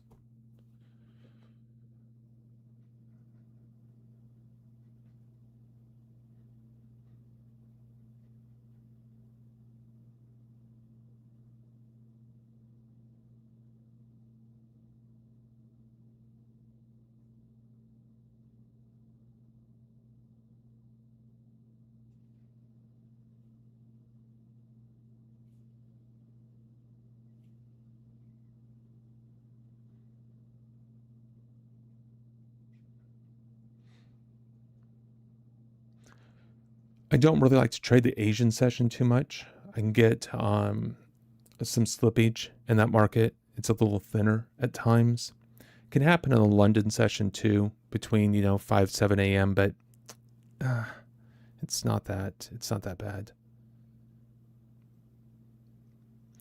All right. Well, there's no further questions. I've been streaming now for over 6 hours. I probably need to eat something and check on my kid and all of that stuff. Don't worry, he's almost an adult, so it's not like I have a 10-year-old or something that's been all on their own for the last 6 hours. Yeah. I don't need child services showing up my door. He'll be 18 in May, so whatever. He's on his own, doing his own thing. He's got a car. All right. Thank you, everybody. Thank you, everybody, for being here. Thank you so much for your questions and just the collaboration and just everything that goes along with that. I truly appreciate each and every single one of you. Thank you for the subscriptions or the follows for all of you that did that stuff today.